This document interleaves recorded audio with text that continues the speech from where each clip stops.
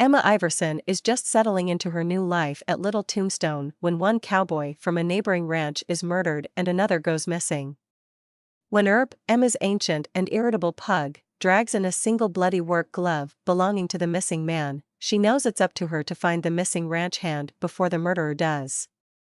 Emma's investigation is complicated by a spate of mail thefts, attempts to turn Earp into a social media sensation, the acquisition of a pot-bellied piglet, and a local eccentric's insistence that his late mother is sending him cryptic messages through the crossword puzzles in the local paper.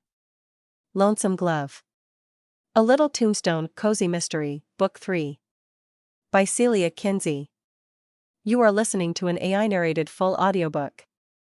If you'd rather read this novel, there is a link to the ebook and paperback editions in the video description. Chapter 1.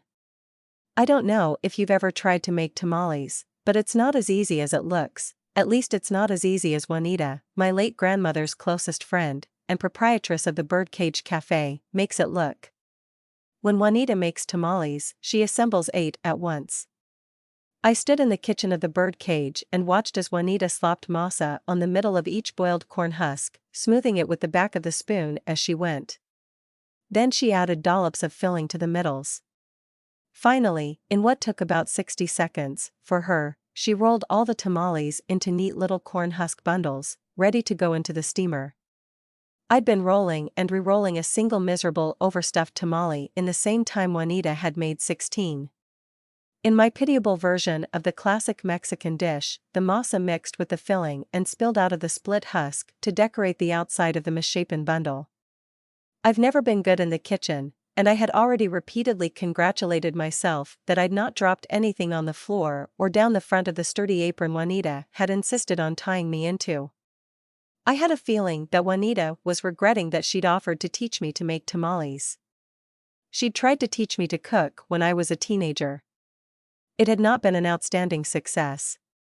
I think Juanita assumed I'd make a better student now that I was past 30. Sadly, untrue. While I disassembled my misshapen abomination against Mexican cuisine in general and corn-based products in particular, Chamomile, Juanita's head waitress at the Birdcage, mentioned that there'd been a recent spate of mail thefts in the village of Amatista. Stealing the mail? I asked as I took a spoon and tried to scrape my masa/green chili/chicken mixture back into the center of the husk. Is somebody stealing mail in general or one person's mail in particular? Roberta Haskell says the money her son's been sending her is getting stolen, but my mother has been keeping a lookout for the envelopes in her mailbag and hasn't seen anything from Roberta's son come through for months. Chamomile's mother, Katie, is one of my tenants in the trailer court out behind the Birdcage Cafe. She's also the village of Amatista's sole mail carrier.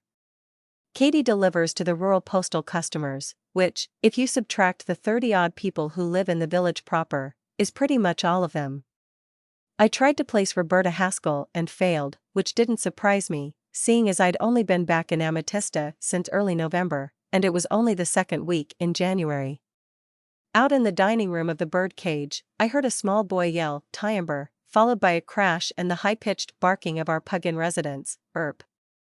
My cousin Georgia, second cousin, if I'm going to split hairs, had insisted that it was high time to take the Christmas decorations down from the dining room, much to her young son Maxwell's sorrow. I suspected the crash had been the aluminum Christmas tree falling over, and doubtless, Maxwell and Earp had had something to do with the toppling of the tree. Does Mrs. Haskell get her mail delivered? I asked Chamomile. Everyone living in the village proper has to go pick up their mail from the bank of boxes in the tiny adobe post office on the edge of town.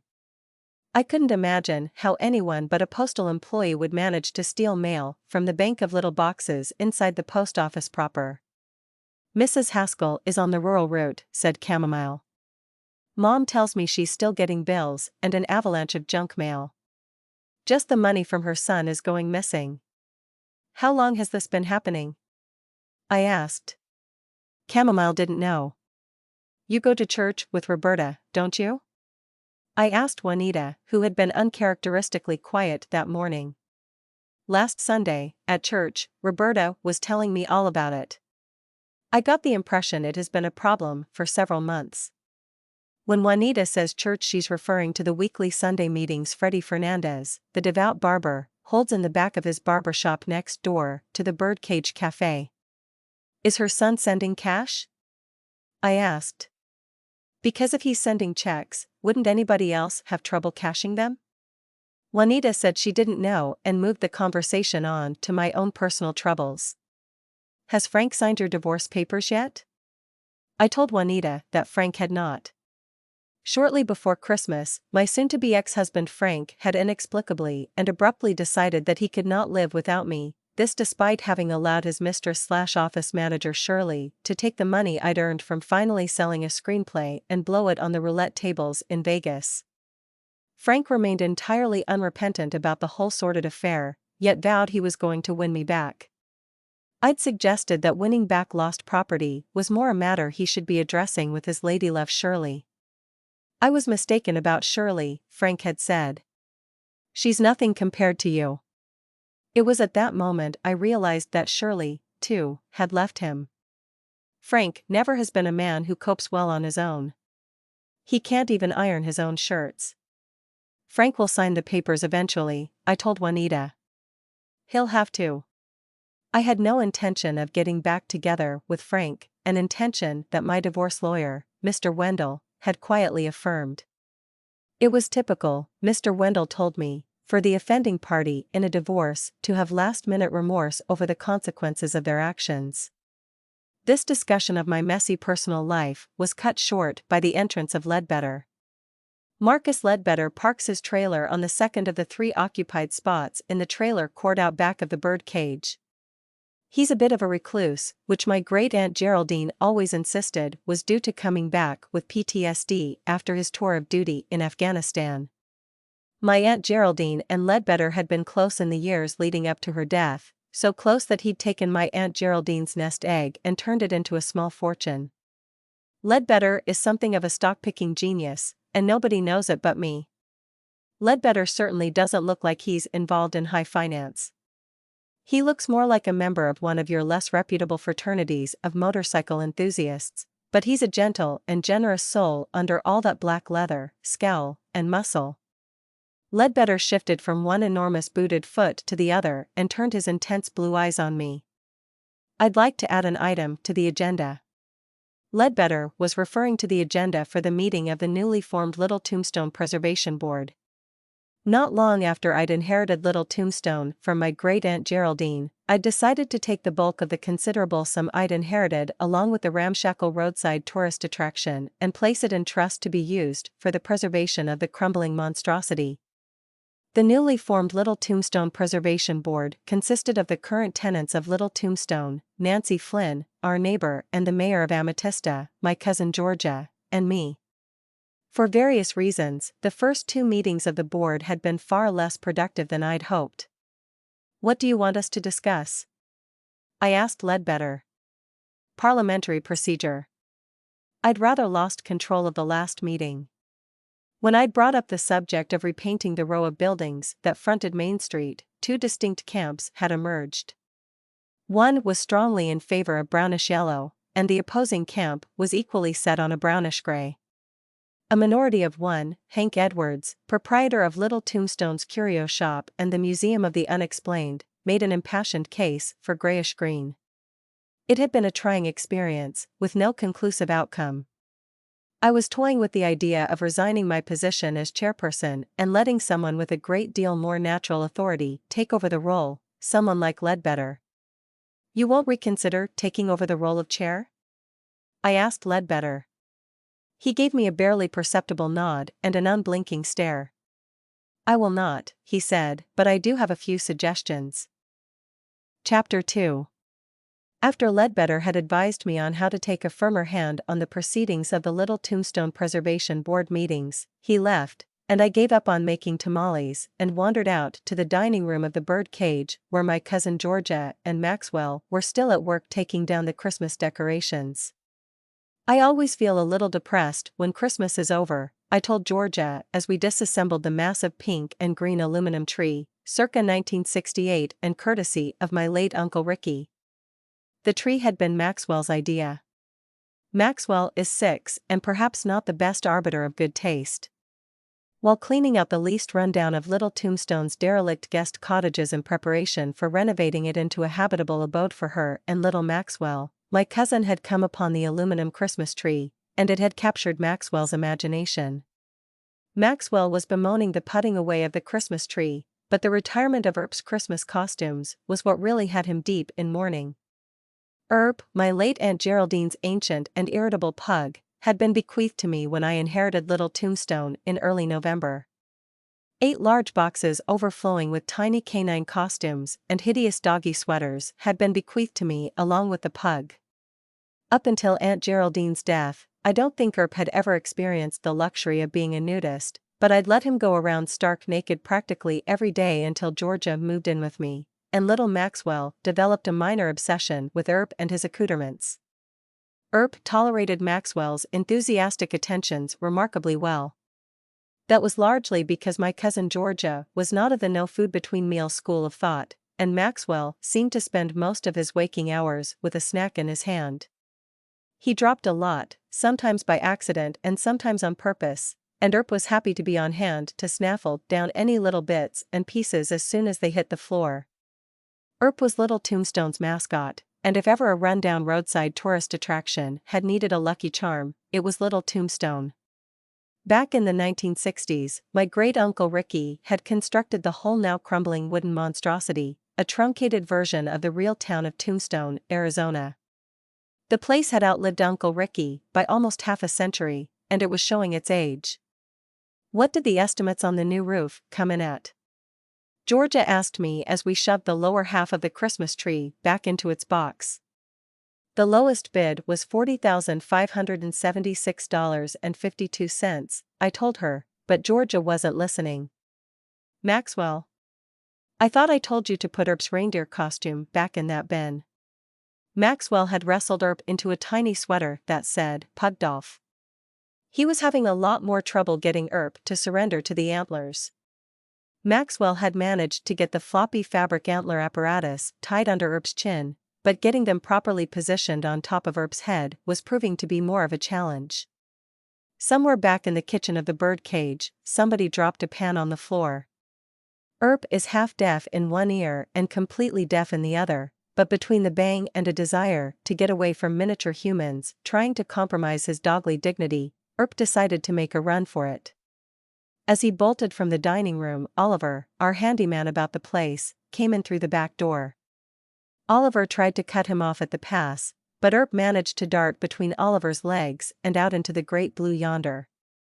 I abandoned the bottom half of the Christmas tree and took off in hot pursuit. It's not that there's anything in the trailer court out back of the bird cage that's particularly dangerous for dogs, it was just that the last time Earp had gone on the lam, he'd not confined himself to sniffing around the trailer court, he'd headed for the wide open spaces, gotten himself covered in cactus spines, and then somehow managed to get himself wedged down a hole in the ground. It had been a trying experience for everyone involved, including Dr. Bagley, the vet who'd had to extract all the cactus spines. There were only 3 slots in the trailer court with tenants, and Earp bypassed them all. As I rounded the corner of Morticia the Psychic's colorfully painted Winnebago, the door swung open, and Hank stepped out.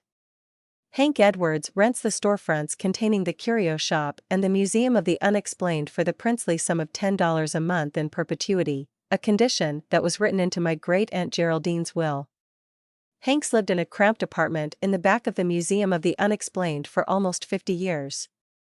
In other words, Hank is a fixture at Little Tombstone and likely to remain so until either Little Tombstone bites the dust or Hank does. It surprised me to see Hank coming out of Morticia's Winnebago. I'd never known Hank to consult the cards about his future. Hank is more receptive to conspiracy theories concerning the fate of humanity at large, rather than the type to try and get a sneak peek into his own personal destiny. I made a mental note to look into Hank's sudden interest in fortune-telling after I'd recovered the runaway Earp. Earp is an elderly dog with incredibly short legs, but, for the moment, at least, the pug was outpacing me. I decided to slacken my speed, in the hopes that he would. I didn't want the poor old thing to suffer from a heart attack. My plan worked, sort of. Earp kept one eye on me and the other on the horizon.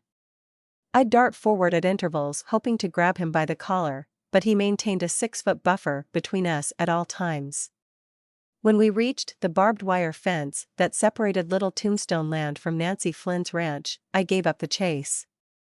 Earp kept going, heading toward the cluster of outbuildings up by Nancy's house. It was a hard quarter-mile uphill to Nancy's place, under barbed wire, and through the cactus.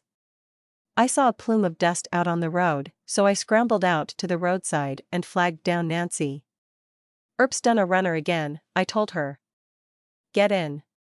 We tore up the road, and as soon as Nancy skidded to a stop in front of her rambling farmhouse, I tumbled out. Earp was just emerging out of the sagebrush. The antlers had shifted around and were now hanging down under his neck. His Pugdolf sweater had sustained a rip, but he appeared free of cactus spines, so I considered that a major victory. I took a dog treat from my pocket and called out to Earp. He started toward me. Apparently, he'd slaked his thirst for freedom and was feeling peckish after his unaccustomed exertion. I was just reaching out to attach the leash to his collar when Nancy started screaming bloody murder. Chapter 3. I was startled by the screams, and so was Earp. I dropped the dog treat, and Earp skittered away around the corner of Nancy Flynn's bunkhouse. Nancy came out the front of the bunkhouse and stood on the porch looking very shaken. It takes a lot to shake Nancy. She's seen a lot of life, she's well past 60, and not much of that 60-plus years has been pretty. In fact, during my first weeks at Little Tombstone, Nancy had shot someone. There were extenuating circumstances, but I mention it because when a woman like Nancy comes out of a doorway with her hands clasped over her mouth and shaking like a leaf, one tends to sit up and take notice. "What happened?" Nancy didn't answer, she just pointed inside. I came up on the porch and peeked through the open doorway. It was a long, old-fashioned bunkhouse unaltered since the early days of the ranch except for the fact that someone had built a bathroom into one end of the long, narrow structure. The main room had 8 bunks in it. They were unoccupied except for one, which had a cowboy lying in it, with his face to the wall. "Sleeping?" I said to Nancy in a hushed voice. She shook her head. He was not sleeping. I crept forward to look at the inert cowboy. I stepped back when I saw that his pillow was soaked with blood. He'd been shot in the back of the head. My hand was shaking as I reached into the pocket of my coat for my phone. I had a hard time dialing. "Who is it?" I whispered to Nancy, as I waited for dispatch to pick up. I don't know why I felt the need to whisper, it was not as if we were going to wake him. "I think it's Jorge." While I was explaining to the 911 operator that the Flynn Ranch had a dead man on the premises, Nancy went down to the other end of the room and gingerly nudged open the door of the toilet with the toe of her cowboy boot as if she was afraid she'd find a second body in the bathroom. She wasn't far wrong. Nancy turned back from the doorway and motioned me over. I looked inside. There was no body, but there was blood, a little trail of blood across the black and white linoleum tiles. It couldn't have been the man lying in the bunk who'd bled on the bathroom floor. He'd clearly been shot as he slept. "I think I'm going to be sick," Nancy said and went out on the porch again. I followed her out and handed off the phone so she could speak to the dispatcher, then picked up Earp's leash from where I'd dropped it and went around the back of the bunkhouse in search of him. I called out, but Earp did not come. I passed the small stable, the barn where Nancy parked her tractors, and continued on to the pig shed. The pig shed was a recent development at the Flynn Ranch. Nancy had decided to diversify by branching out into porciculture. However, these pigs were not ordinary animals destined to end up as ham or pork chops. These were pot-bellied pigs for the pet trade. Nancy currently had 2 breeding sows, one of which had already produced a litter, and it was nestled in amongst the piglets that I found Earp. He was fast asleep, his head resting on one of the pint-sized pigs. Another piglet was futilely suckling on one of the ridiculous antlers which still encircled Earp's neck. I would have found the setup highly amusing if I hadn't been listening for the sound of sirens and trying not to think about the dead man lying on the blood-soaked pillow. I decided to leave Earp where he was. Even if he did wake up, I doubted he'd stray far from the litter. I returned to the porch of the bunkhouse and sat down beside Nancy. She informed me that the police were on their way. "How long has Jorge been with you?" I asked. "A little over a year." "Any idea who might have?" "No." "How many ranch hands do you have right now?" "4. Besides Jorge, there's Jasper, August, and Hugo." I was about to ask if Jasper was the one she'd hired to be her pigman, when, at our feet, a phone began to ring. I looked over at Nancy. She shrugged. I got up and crept down the steps and picked up the phone which lay on the ground.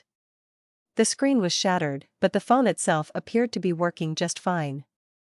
According to the name showing up on the shattered screen, a Janie was calling someone.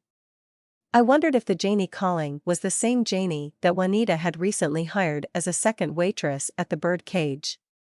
I watched the phone until it stopped ringing and went to voicemail. Almost immediately, it started ringing again. The third time Janie called back, I could stand it no longer. I picked up the phone, raised it to my ear, and went out on the porch. "Who is this?" Janie asked. "This is Emma Iverson from Little Tombstone. I'm up at Nancy Flynn's ranch." "Where's Jasper?" I could hear Juanita singing at the top of her lungs amidst the banging of pots and pans in the background, so I had no doubts I was speaking with that Janie from the Birdcage Cafe. "I don't know where Jasper is. I just picked up his phone because it wouldn't stop ringing." "Where are you, exactly?" "On the porch of the bunkhouse." "Did something happen?" I didn't know what to say, so I didn't say anything. There was silence on the line for a few seconds before Janie spoke again. "I'm afraid Jasper is in danger." "He told you that?" "Not exactly. He started to say something, and then the line went dead." "Did you call the police?" "No." I wondered why. "Well, you'd better come up to Nancy's ranch," I told her. "I think the police are going to want to talk to you."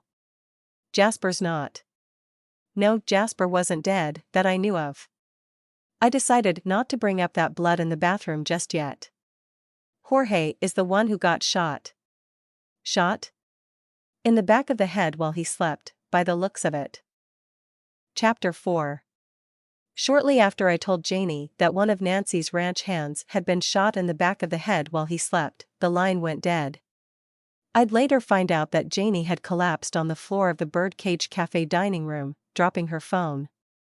I could hear sirens approaching from the highway. I wasn't sure what to do with Jasper's phone. I should have put it back where I found it, or given it to the police when they arrived, but I didn't do either of those things. Instead, I put it in my pocket and went to stand beside Nancy. The police had a multitude of questions, none of which Nancy seemed to have answers for. Nancy had been gone from the ranch for the last 3 hours on an expedition to buy pig feed. She'd neither heard nor seen anything amiss.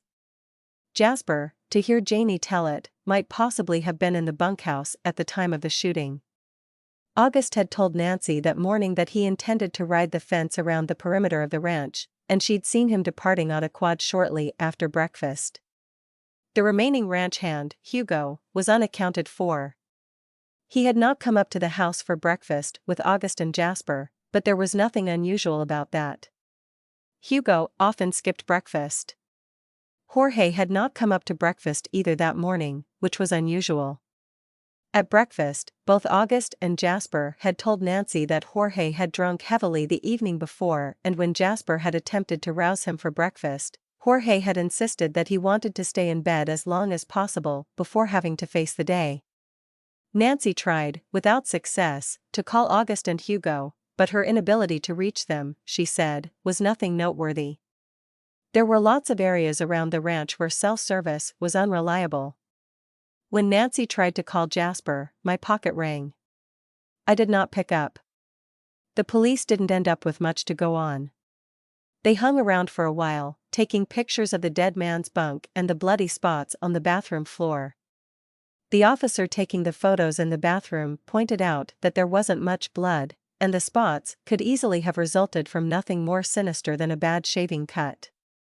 Father Arajo, Amatista's new priest, came and said last rites over the body. I wondered who had called him. When the priest was done, the ambulance, which had been standing by, took Jorge away. I told Officer Reyes that he probably ought to get in touch with a woman named Janie, who worked at the Birdcage Cafe, but after that, I had nothing else to add, so I went back to the pig shed to collect Earp. When I called out Earp's name, he stirred in his sleep and roused himself sufficiently to nip a neighboring piglet's ear, which made the piglet squeal. This roused that piglet's littermates, who let out a chorus of grunts and squeals of their own. I gingerly opened the gate to the pig pen and went inside. Near the back of the pen was a rough ladder going up into a sort of miniature haymow, but instead of containing hay, it contained sacks of hog feed. The ladder had been crudely nailed together, so crudely that someone had torn a chambray shirt on a protruding nail and left a bit of it behind. I looked around to see how Earp had managed to worm his way through the fence and found a pug-sized hole near the back corner of the pen. Since the piglets had already outgrown the hole, and although there were multiple boot tracks in the dirt outside the fence as if several people had been discussing what to do with the breach, it had gone unrepaired. The hole formed a perfect portal for pugs, and I hoped that Earp running off to fraternize with the porcine set was not going to become a daily occurrence. Earp made quite a fuss when I tried to tear him away from his precious piglets. I got the leash hooked to his collar without incident, but then he refused to allow himself to be led out of the pen. In the end, I was forced to pick Earp up and hug his struggling body to my chest, just to get him out of the pig shed. Once outside the shed, Earp calmed down, and I set him on the ground.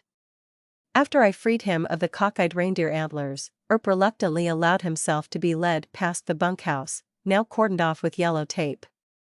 A chill breeze had kicked up, and I noticed that someone had closed the small sash window in the bathroom which had been open earlier, probably to contain the warmth from the wood stove that provided the only heat for the bunkhouse. Earp trotted past the patrol cars. He paused only briefly to sniff one tire and mark another, and we headed off down the long gravel road back to Little Tombstone. Halfway back down the rough road, I could no longer resist the call of nature I'd been fighting off since shortly after I'd abandoned the Christmas tree back at the bird cage to chase down Earp. I spotted a large boulder just off the road where I could do my business unobserved, looped Earp's leash over the branch of a substantial sagebrush, and went behind the cover of the rock. That was a mistake. I was rifling through my pockets for a tissue when I realized Earp was on the loose again. Refreshed from his nap, he'd wrenched his leash free of the sagebrush and was setting a fast clip through the cactus. I feared I was in for another protracted game of round and round the sagebrush bush, when Earp abruptly pulled up short, just off the edge of the gravel roadbed, and sniffed the ground. Earp was so intent with whatever fascinating smell he'd found that he didn't notice me sneaking up on him. I grabbed the leash and looked to see what Earp had found so intriguing.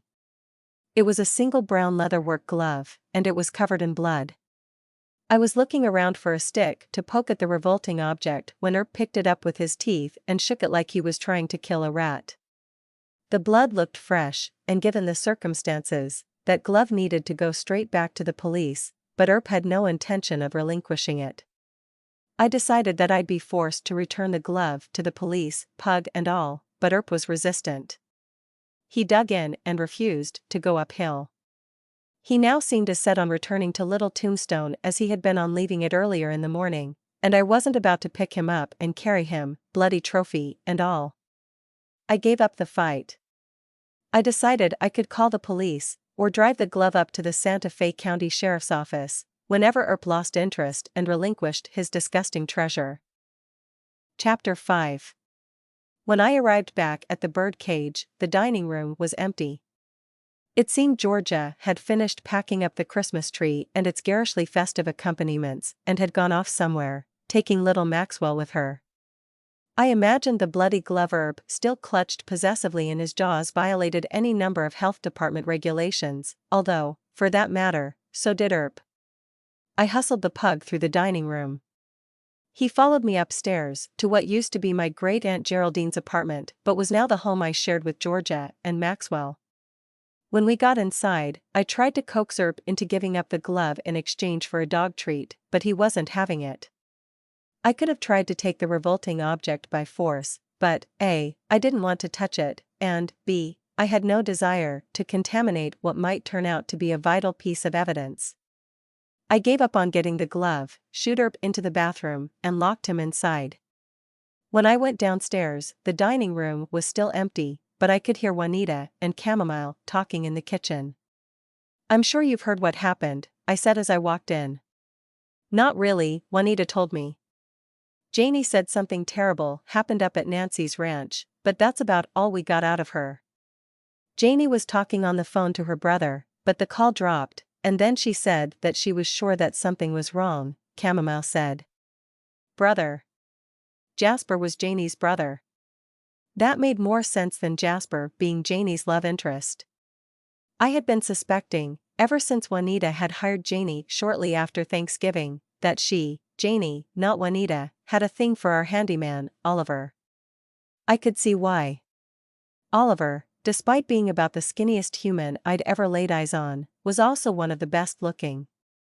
When I'd first met Oliver, he'd sported sufficient facial hair to make Sasquatch grow green with envy, but after he, Oliver, not Sasquatch, had shaved it off, I'd experienced quite a revelation. That man was truly a thing of beauty. Not that I, too, had the hots for Oliver. On the contrary, I hoped he and Janie would be very happy together. "Did Janie go home?" I asked. "I sent her home a little while ago. Not long after she arrived this morning, she got the call from her brother," Juanita said. "Maybe half an hour later she tried to call him back, but she got some woman instead. While she was talking to whoever answered Jasper's phone, Janie collapsed. I called Oliver to take her home. She seemed so upset I didn't want to ask any questions." "What happened?" "I was the woman on the phone with Janie," I said. "I was up at Nancy Flynn's ranch." "What were you doing there?" "Earp ran away, and that's where he ran to." "And?" I wasn't dragging the story out for dramatic effect. I was too traumatized by the whole thing to relish telling the tale. I'd have rather not talked about it, but Juanita and Chamomile were looking expectantly at me, waiting for me to go on. It was about then that I noticed a buzzing in my ears. I felt like my knees might buckle under my weight. "I think the shock is wearing off and the horror of it all is sinking in," I said as I lowered myself to the floor. "I'm not feeling very well." "What in the world happened up there?" Juanita asked again. "We heard sirens." Chamomile was at my elbow with a glass of water. I took several sips before I went on. "One of Nancy's ranch hands was murdered in the bunkhouse." "Which one?" Chamomile asked. She was looking a bit pale. I hadn't been aware that Chamomile knew anyone up at Nancy's ranch. I'd thought she had eyes only for Jason Wendell, Amatista's most eligible bachelor, wearer of handmade Italian leather loafers, and, incidentally, my divorce lawyer. "Jorge was the one who got shot," I said. "Good riddance," said Chamomile. I'm not easily shocked, but her reaction surprised me. Chamomile is honesty personified, a hard worker, and generally gets along with everyone. Aside from her propensity to bat her eyelashes at Mr. Wendell and touch his arm with an irritating familiarity whenever she takes his order, I'd always thought Chamomile to be a thoroughly decent human being. Even the excessive flirtation could be excused by her relative youth. She wasn't going to turn 21 until February. "Why do you say that about Jorge?" I asked. "Why do you think it's good riddance?" "He's a horrible man," Chamomile insisted. "Was a horrible man." "He and Janie used to live together," Juanita said. "I was under the impression Jorge lived on Nancy's ranch," I said. "He does now," said Juanita, "but he used to live in the village with Janie." "Jorge beat Janie up all the time," said Chamomile, her voice growing hoarse and high. "He'd get jealous and accuse Janie of cheating on him, but I don't believe for a minute she was, not that it makes any difference. He had no right to beat her. Janie kicked him out for about the 8th time shortly before she hired on here, but she was dead serious this time, Juanita added, more calmly than chamomile. She got a restraining order, but that man broke it constantly. You think that had anything to do with Jorge being killed? I asked. Neither Juanita nor chamomile thought so. What about Jasper? I asked. What kind of person is he? He and Janie are really close, chamomile said. Janie's a really good person, and I don't think she'd be that close to a bad one. Janie had gotten close to Jorge, I wanted to point out, but I refrained. Good people, I'd learned from bitter observation, did not always attract only other good people into their lives. Extraordinarily kind, generous, and forgiving souls often did just the opposite. They drew the most despicable and unsavory characters like moths to a flame. Chapter 6. When I got back up to my apartment, Earp was clamoring to be released from Durantsville. When I opened the door of the bathroom, he popped out of the opening like a champagne cork and made a beeline for his water dish. I could hear him slurping away as I slipped inside the bathroom to see how much damage he'd done to the bloody glove. Surprisingly, other than being slightly damp from being mouthed and a few stray tooth marks, the glove appeared much as it must have when Earp found it. The blood had dried to a dark reddish-brown. I took a small, clean plastic trash bag from underneath the sink and used my tweezers to pick up the glove by the edge of the cuff. It was then that I noticed the initials on the glove. Bold letters in black permanent marker proclaimed that the owner of the thick leather glove was a J.H. Since I didn't know either Jasper or Jorge's last name, this discovery told me little. I dropped the glove into the plastic bag, tied it securely, and put the plastic bag in my purse. When I walked out of the bathroom, Earp seemed to have forgotten all about the glove. I filled his bowl with kibble to keep his mind off the disappearance of his treasure. I'd selected a brand that claimed to be perfectly suited to the needs of the sedentary senior dog, but Earp didn't seem to appreciate my efforts to maintain his health. He hated the stuff.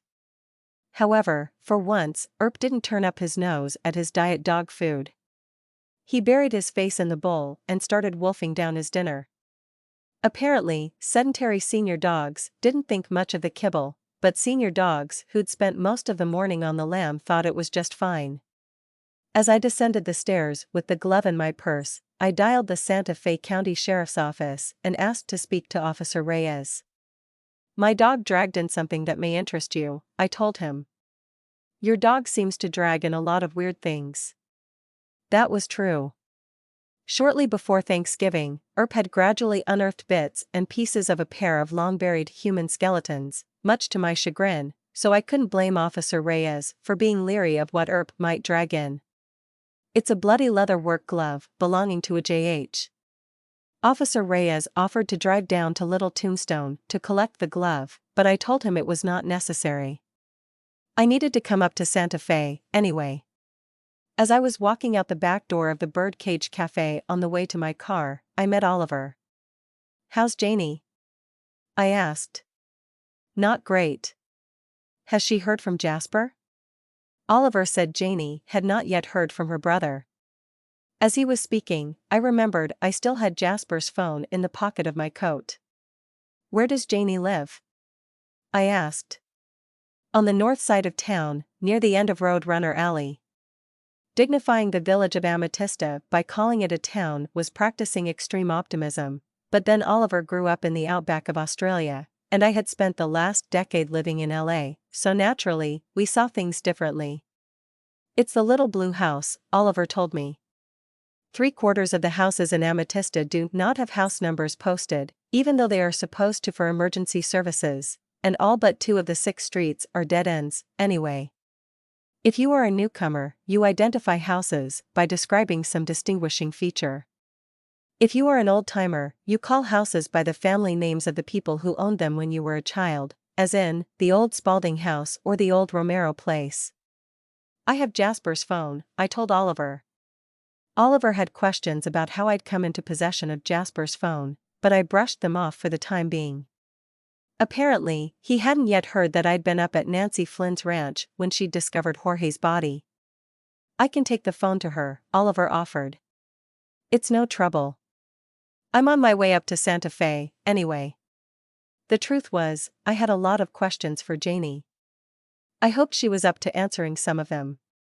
On my way out of town, I took a detour down Roadrunner Alley. Dusk was falling. I pulled up outside Janie's house. There was a light on inside, and the curtains were already drawn. I was about to get out of the car when Jasper's phone started to ring. I wasn't going to answer it, but when I saw the name on the screen, I changed my mind. It was Hugo, one of Nancy's 3 remaining ranch hands. He might have some idea where Jasper had gone. I swiped the screen to pick up the call, but as I did so, the phone slipped from my grasp and fell between the driver's seat and the center console. I was reaching to fish it out when the voice on the end began to talk.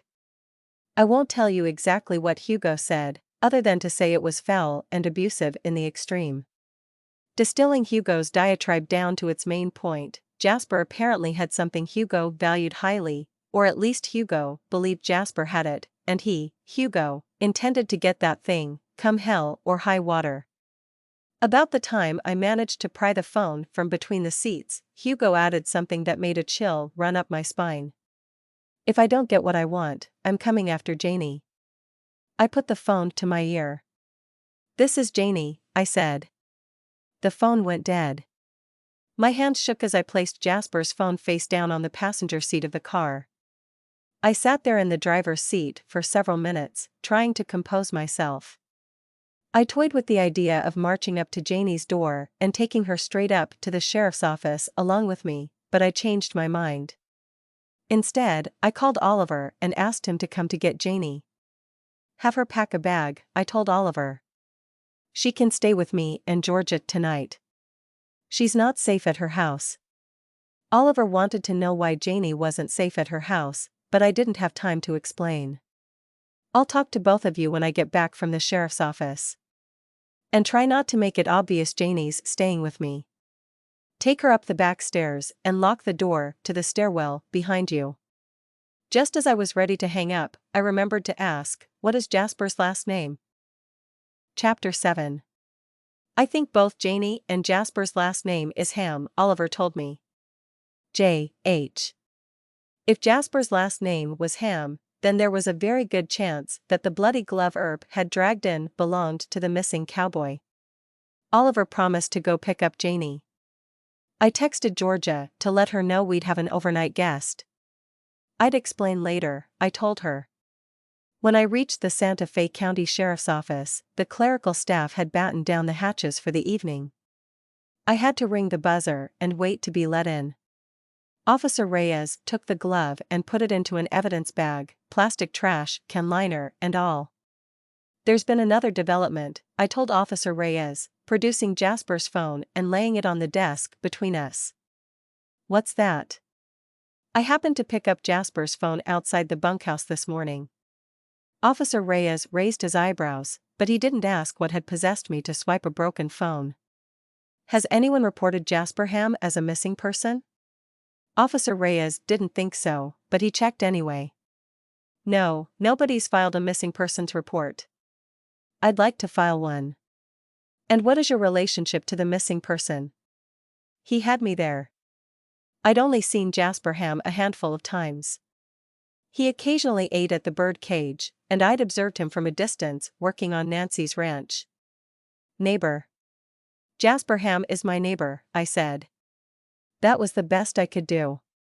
I'll file a report if you're officially asking me to, but have you considered that sometimes people who've gone missing have no desire to be found?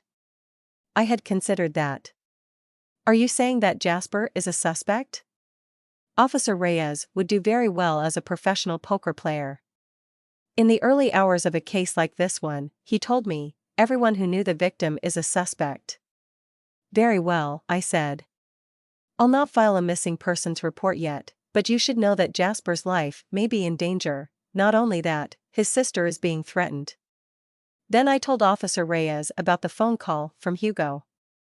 I was gratified to see that he was noting down everything I said, but when I asked him if he intended to call Hugo Montrose in for questioning, his expression went blank again. It was a very unsatisfying exchange, and I left the sheriff's office feeling just as anxious as I had when I'd arrived, and considerably more deflated. When I arrived home, Janie and Oliver were sitting on the couch, Georgia was cooking supper, and Maxwell was attempting to demonstrate to our guests the proper procedure for sweatering a pug. "Why don't you take Earp into the bedroom for a bit?" I told Maxwell, who wanted to know why. The why was that I didn't think he needed to hear that our houseguest was there because someone might be trying to bump her off, but instead, I told Maxwell that we'd appreciate some before-dinner entertainment and that he and Earp should put on a show for us. Good performers, I told Maxwell, always rehearse first.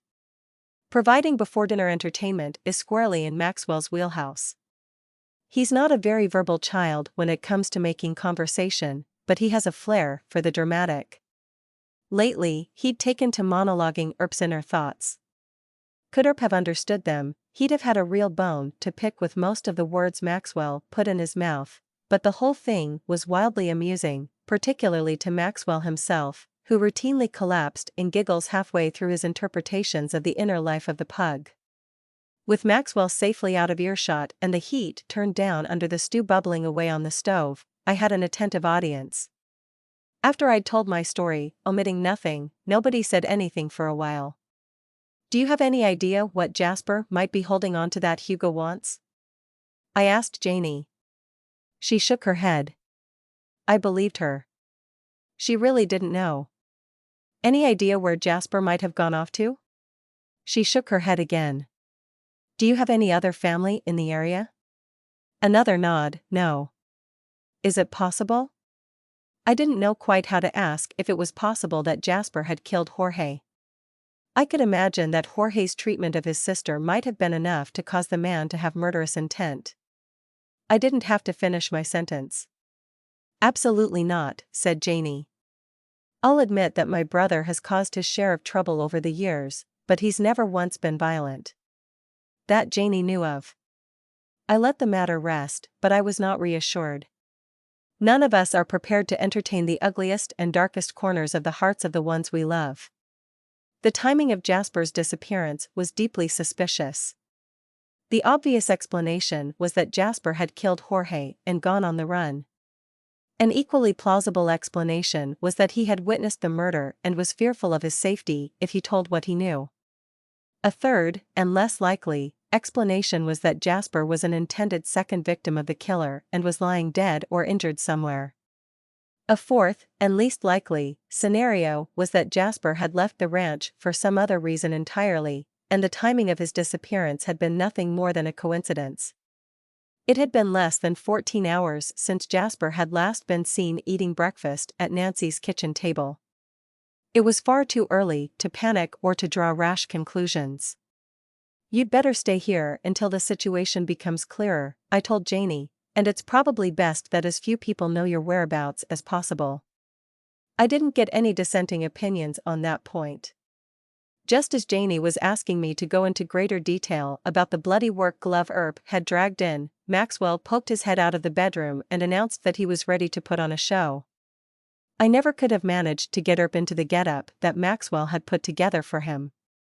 Shortly before Christmas, Georgia, Maxwell, and I had gone to see a performance of the Christmas Carol put on by the Santa Fe Players. Earp, Maxwell announced, was the ghost of Christmas past. The pug had been rendered suitable for the part by being swaddled in toilet paper. One eye was obscured by a curtain of tissue, and when Earp walked, he kept stepping on trailing toilet paper. He was shedding his costume square by square. "Did you stick that paper on with toothpaste?" I asked, sniffing the air. There was a definite bouquet of damp eau de pug and spearmint. "It isn't good to waste," said Georgia. "I know," Maxwell told his mother. "I'm not wasting. Look." Maxwell whipped his toothbrush out of his back pocket, which he seemed to have placed there in anticipation of just such an objection to his off-label use of the toothpaste, and proceeded to demonstrate how one might recover the paste from between the layers of paper. "Stop," Georgia ordered as Maxwell raised the paste-smeared brush to his teeth. Maxwell lowered the brush and pointed out that we could also reuse the paper. "We won't even need to use air freshener," he insisted as he picked up a pasty piece of toilet paper recently shed by Earp and gave it a dramatic sniff. I looked over at Georgia. She was looking slightly queasy. Oliver was trying so hard not to laugh, I thought he might pass out from holding his breath, and Janie was surprisingly mirthful considering that her ex-boyfriend was dead, her brother was missing, and she herself was under threat. "We'll discuss the proper use of bathroom supplies later," I told Maxwell, "but since you've gone to all the trouble to get Earp into costume, let's see what you've got." Chapter 8. Earp, in the starring role of the Ghost of Christmas Past, with Maxwell playing dual roles as Scrooge and the voice of the ghost, proved to be quite a hit. "Old Marley is as dead as a doornail," said Maxwell. "Bah! Humbug!" He then moved behind Earp to signal that it was now the Ghost of Christmas Past who spoke. "I am the Ghost of Christmas Past." Maxwell quavered, then leapt to the side to signal his return to the role of Scrooge. "Bah! Humbug! I am the Ghost of Christmas Past." "Bah! Humbug! I am the Ghost of Christmas Pa." "Are you almost finished?" said Georgia. "I think the stew is sticking." Maxwell cheesed it on the "bah, humbugs," and drew himself up for his closing monologue. "Every stupid who goes around saying Merry Christmas should be broiled in his own pudding." Maxwell broke character for a second to say, "I know you shouldn't call people stupid, but I'm taking tactic license." I think he meant artistic license. I was impressed with the kid's vocabulary. His mother wasn't. "Are you done?" Georgia demanded. "There's more," said Maxwell. "I lost my place." He drew himself up again and thrust out his chest. The Ghost of Christmas Past had long since lost interest in the proceedings. Earp had flopped down on the rug. He more closely resembled a pile of toilet paper than a pug, but he let out a snore from time to time to remind us he was still alive under there. "Every stupid," Maxwell began again. "You already said that part," his mother pointed out. "It's not nice to interrupt," said Maxwell. Georgia pressed her lips together and excused herself to the kitchen. "I'll have to start over," said Maxwell. "Go ahead," said Janie. "Is he all right?" Maxwell pointed at Oliver, who had his face buried in one of the couch pillows. "He's fine," I said. "How about you start again from every stupid? Every stupid who goes around saying Merry Christmas should be broiled in his own pudding and buried with a stake of holly through his heart." "He should." Maxwell delivered his lines in a rush, with one eye on his mother, who was taking down bowls from the cupboard and banging them down on the counter in a marked manner. "Bravo!" I said and started the crescendo of applause. "Well done," said Janie. "You should be videoing these performances and posting them to the internet," Oliver said. He'd managed to regain his composure sufficiently to take his head out of the couch pillow for Maxwell's final lines. "Seriously, Georgia. This pair has star quality." Maxwell took this praise in stride, and, ever the gracious performer, insisted that Earp also take a bow. Getting Earp to take a bow involved hauling the pug up from the floor, grasping him around the abdomen, and turning him toward the audience while pitching forward at a precarious angle. This maneuver required leaning heavily into the coffee table for support. Earp remained somnolent throughout. Maxwell was gratified to get no less than 3 encores. "Why don't you get Earp out of that costume?" said Georgia at the conclusion of encore number 3. "The food is ready." Oliver stayed for supper before retiring to his room in the tiny under-renovation 8-room motel that adjoined the trailer court behind the bird cage. Janie walked him to the bottom of the stairs, and, judging by the length of time they loitered at the bottom, they were quickly moving out of the friend zone. I was happy for them. At least, I would have been happy for them if I hadn't been so worried about the continued health and safety of Oliver's new ladylove. I slept fitfully on the couch that night, with Earp curled up at my feet, still smelling of fresh mint and festooned with fragments of toilet paper. Janie had been resistant to me giving up my bed, but I had insisted. I wasn't motivated primarily by an impulse to be generous. I wanted to be the one closest to the door in case we should get any unwelcome night visitors. Before I went to sleep, I checked the locks on all the windows, even though we were on the second story. I then went to the bottom of the stairwell and tried the knob. I went back upstairs and double-locked the apartment door behind me. Then I retrieved a driver from my late Uncle Ricky's set of golf clubs that Georgia and I had stashed in the coat closet until we figured out what to do with them. My Uncle Ricky hadn't used the clubs to play golf, he'd used them to hit rocks at rattlesnakes. I figured anything that could dispatch a rattlesnake could dispatch a venomous human, so I placed the driver within easy reach. My precautions proved to be wholly unnecessary. I woke up to bright sunlight and the smell of frying bacon. "Did you sleep all right out here?" Georgia asked. I stood up, stretched, and promptly tripped over the driver I'd left beside the couch. "Where's Janie?" I asked Georgia as I rubbed the tender spot on my shin where I'd just pitched into the coffee table. "In the shower," said Georgia. "Keep an eye on her," I said. "Don't let her go anywhere on her own." "Where are you running off to? Don't you want any breakfast?" Georgia demanded. "I'm going up to Nancy's ranch. I'll eat when I get back." "Don't you think you're in deep enough as it is?" Georgia eyed the bathroom door and raised her eyebrows. "I can't help myself." "Well, come straight back," said Georgia. "If you're just looking for a way to occupy your mind, I have a little problem of my own I'd like to discuss with you." Chapter 9. I texted Nancy and told her I was coming up. She doesn't take kindly to unexpected visitors. By not taking kindly to them, I mean she's been known to point a shotgun in the direction of trespassers. Nancy texted back and informed me that the gate was unlocked and that I could drive straight up to the house. I intended to have a word with Nancy, but when I got there, instead of knocking on the front door of Nancy's home, I headed for the bunkhouse.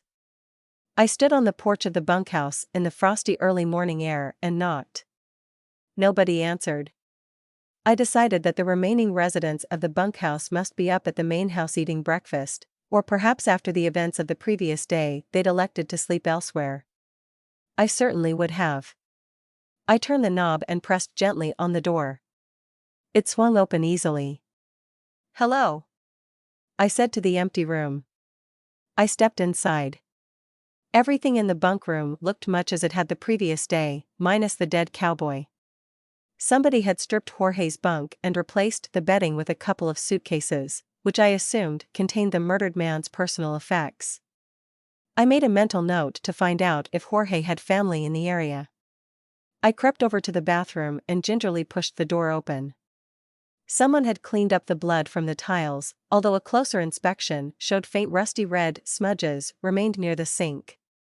I hoped the police had taken samples to determine who exactly had been bleeding all over the place. There wasn't much to see in the bath, so I returned my attention to the bunk room.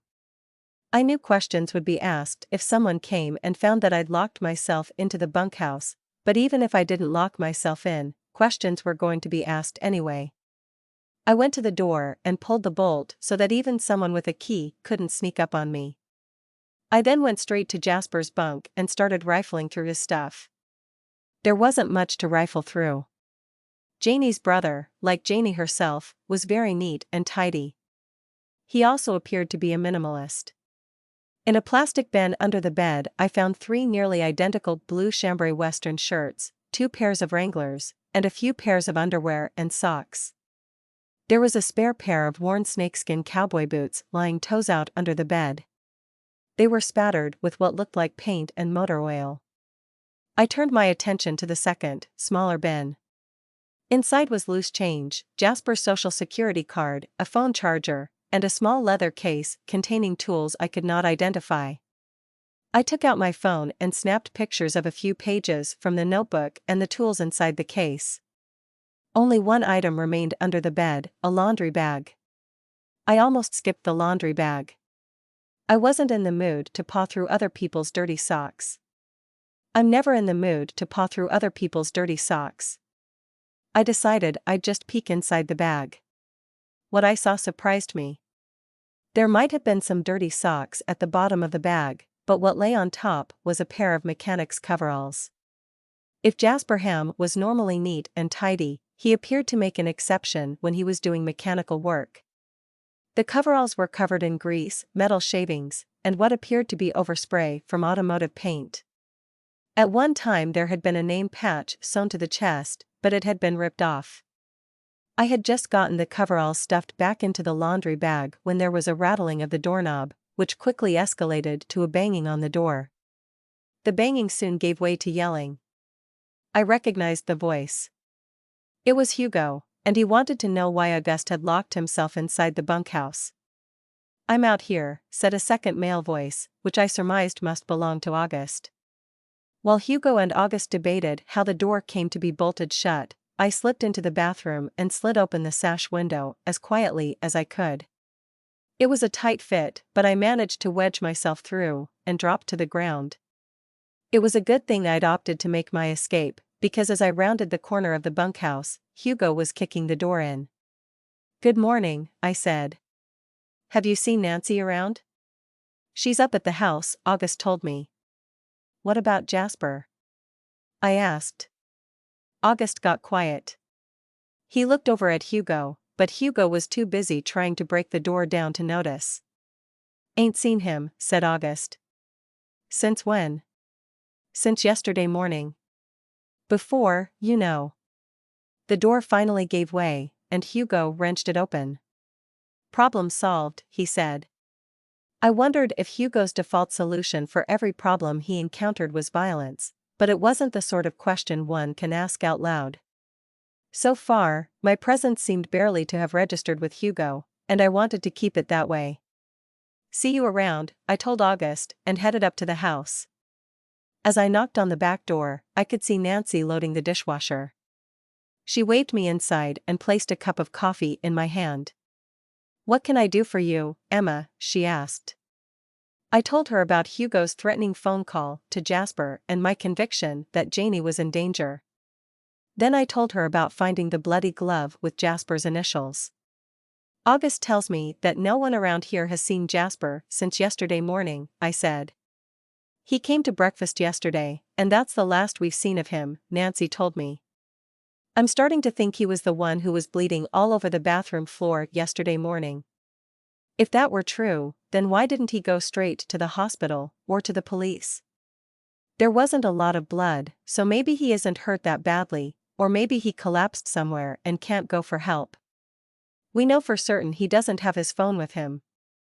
Nancy shrugged. "Have you ever known Jasper to fight with the others?" I asked Nancy. "No. I thought Jasper, Hugo, and Jorge were like 3 peas in a pod." "Oh?" "Practically every evening after they're done working, they go off somewhere. Together? Jorge and Hugo do, for sure." "What about Jasper?" "I often see him leaving in the evenings after supper, but he usually borrows Auguste's truck." "Where do they go?" "I have no idea. They just work for me. I'm not their mother." I thought Nancy was a bit defensive, but I guess I'd be feeling a bit defensive, too, if one of my employees had gotten shot dead in his sleep while I was in town buying pig feed. "Are you sure Auguste wasn't in the habit of going out with the others in the evening?" I asked. Nancy told me Auguste seemed to have gotten along fine with the others, but that he stayed in evenings to study for his GED. She also pointed out that Auguste was at least a decade older than the other 3 of her hands, and that might have made a difference in how they'd bonded. Every time I go down to the bunkhouse, I see Auguste's study materials spread out on the table by the window. That table next to the wood stove? I know Auguste studies every evening because I can see his hat through the window. He wears his hat inside? I'm not sure he even takes it off to sleep. I think Nancy was joking. "How are you going to get along with Jorge gone and Jasper missing?" I asked. "Jasper is my pigman, and I can carry on with feeding and watering them until he shows up again, but..." "If he shows up again," I wanted to point out. "But..." "Jasper is a real animal lover and takes terrific care of my pigs. He's such an animal lover that he would have refused to raise animals for anything but pets. He's the one who talked me into the potbellies. He's a vegan." "A vegan cowboy?" The first I've ever come across, Nancy admitted. Exactly how vegan is Jasper? At first, Nancy didn't grasp what I was getting at. I explained that I wanted to know if Jasper's veganism extended to a distaste for all animal products, or if his prohibition against exploiting our fellow creatures only extended to what he put in his stomach. Nancy said she'd never felt the need to keep tabs on the wardrobe and personal care product choices of her hands. She left off the bit where she called me an idiot for thinking she'd concern herself with such things, but I could tell she was thinking it. What about the pigs? I asked. Who's taking care of them? I can go out there morning and evening and throw a little feed in the troughs for the sows, but it's the runt of the litter I'm worried about, Nancy said.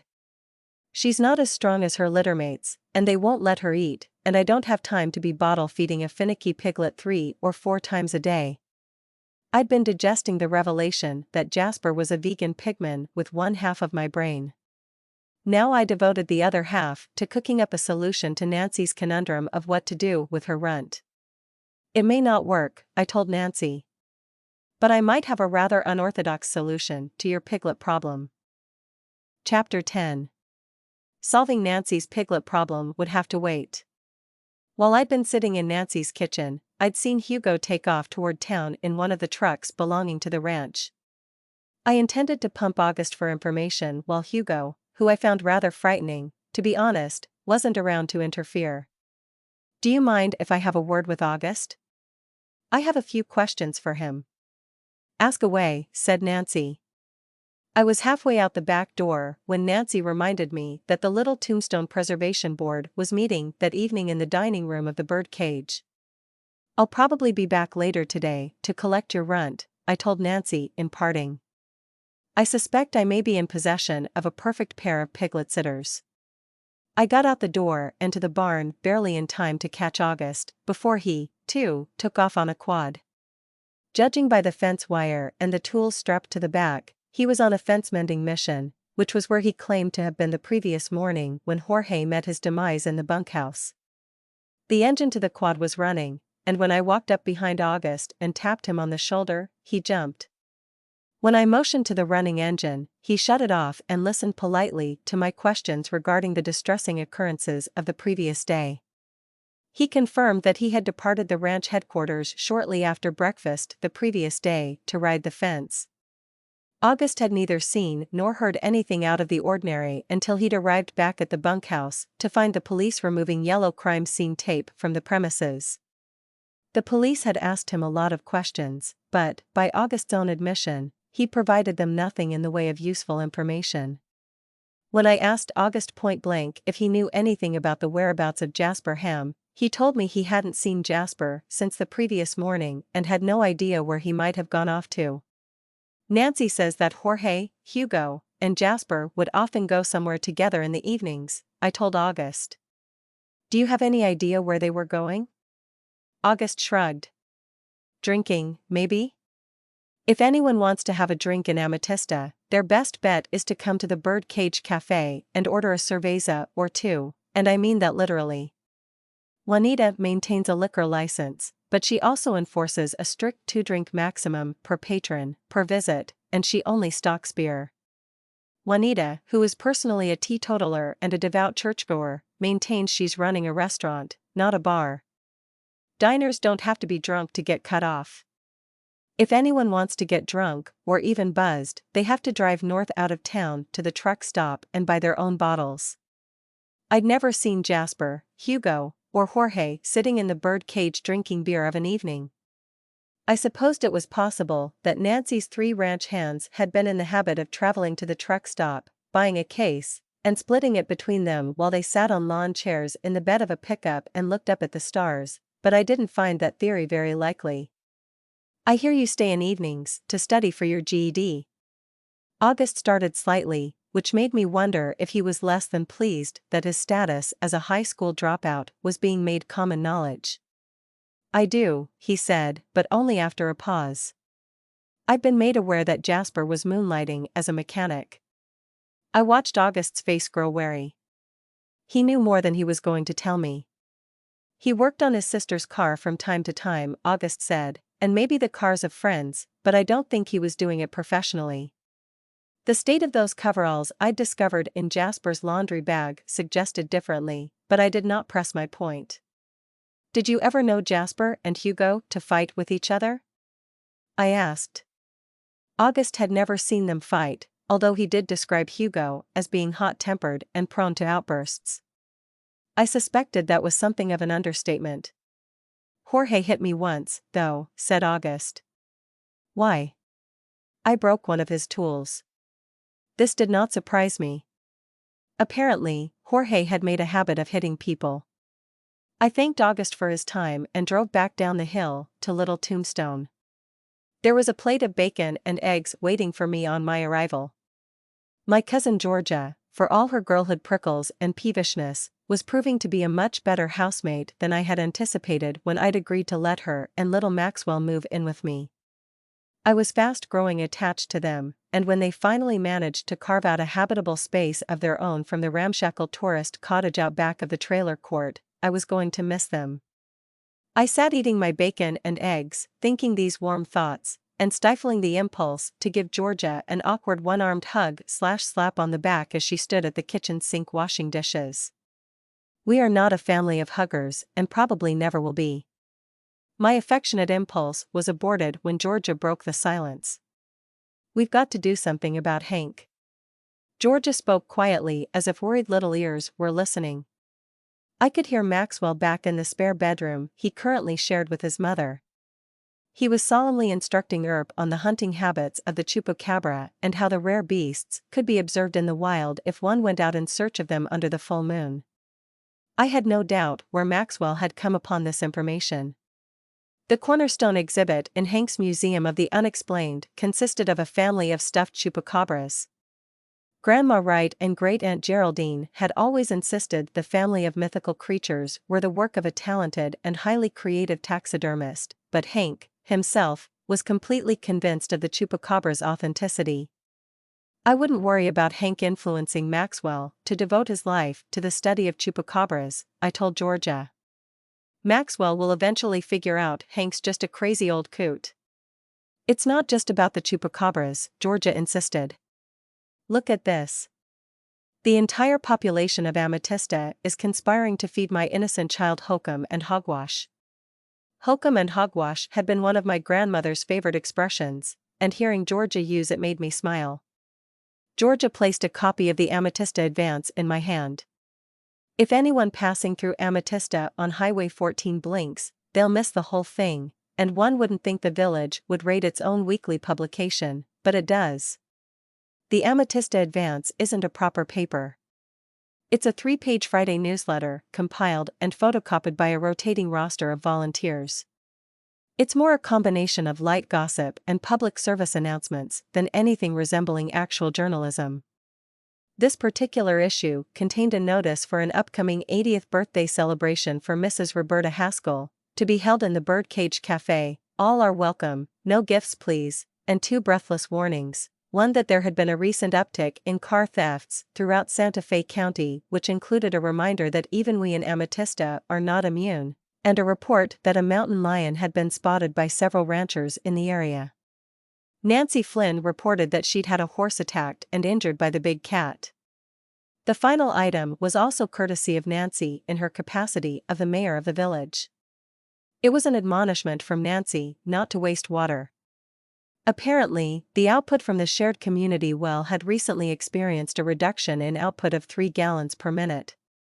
What am I looking at here? I asked as I stared at the rumpled newsletter. Georgia jabbed her finger at the last page, leaving a soapy water spot behind. At first, I thought she was referring to the poem by Katie the Mail Carrier. The poem was entitled An Ode to Junk Mail and probably wasn't destined to be shortlisted for any literary prizes. I wouldn't personally have chosen to rhyme circular and perpendicular, I told Georgia, but this is the Amatista Advance, not some. I'm not referring to the poem. Look at the crossword. The crossword puzzle was a relatively new addition to the Amatista Advance, and no one seemed to know who came up with it. It was always submitted anonymously, slipped into the drop box of the city hall, which is just a room pasted onto the back of the post office. What about the crossword? Georgia jabbed at the page again, this time dripping so much water the letters blurred together on the half-finished crossword. Is that Maxwell's writing? I asked. Chapter 11. That is Maxwell's writing, my cousin Georgia said as I looked down at the apparently offensive crossword. Maxwell may be only 6, but despite possessing a naivete appropriate to his age, his unwavering belief in the existence of chupacabras being a case in point, he is a precocious and voracious reader. Maxwell is so precocious that Georgia quit her engineering job to freelance so she can homeschool him. What does this have to do with Hank? I asked. Read the clues. 1 down, your favorite sandwich, answer BLT. 2 down, your first dog, is this some kind of personalized crossword? Georgia said it wasn't that she knew of and admonished me to keep reading. I scanned the clues for some sort of theme and found one. 8 across, another name for Sasquatch, answer, Bigfoot. Keep going. 9 down, giant fish from Norse mythology. Continue. 12 across, a mythological bird of prey. Rock. Georgia couldn't restrain herself from answering. A survey of the rest of the puzzle referenced Nessie, the abominable snowman, and chupacabras. Needless to say, said Georgia, Hank's recently become a big fan of whoever puts out the Amatista advanced crossword puzzle. I toyed with the possibility that Hank was the creator of the crosswords, but when I floated the theory, Georgia shot it down. You should see him when he talks about the crossword, Emma. He's coming to view it as the highlight of his week, the man's obsessed. Crossword puzzles are hardly the most questionable thing Hank has become obsessed with over the years.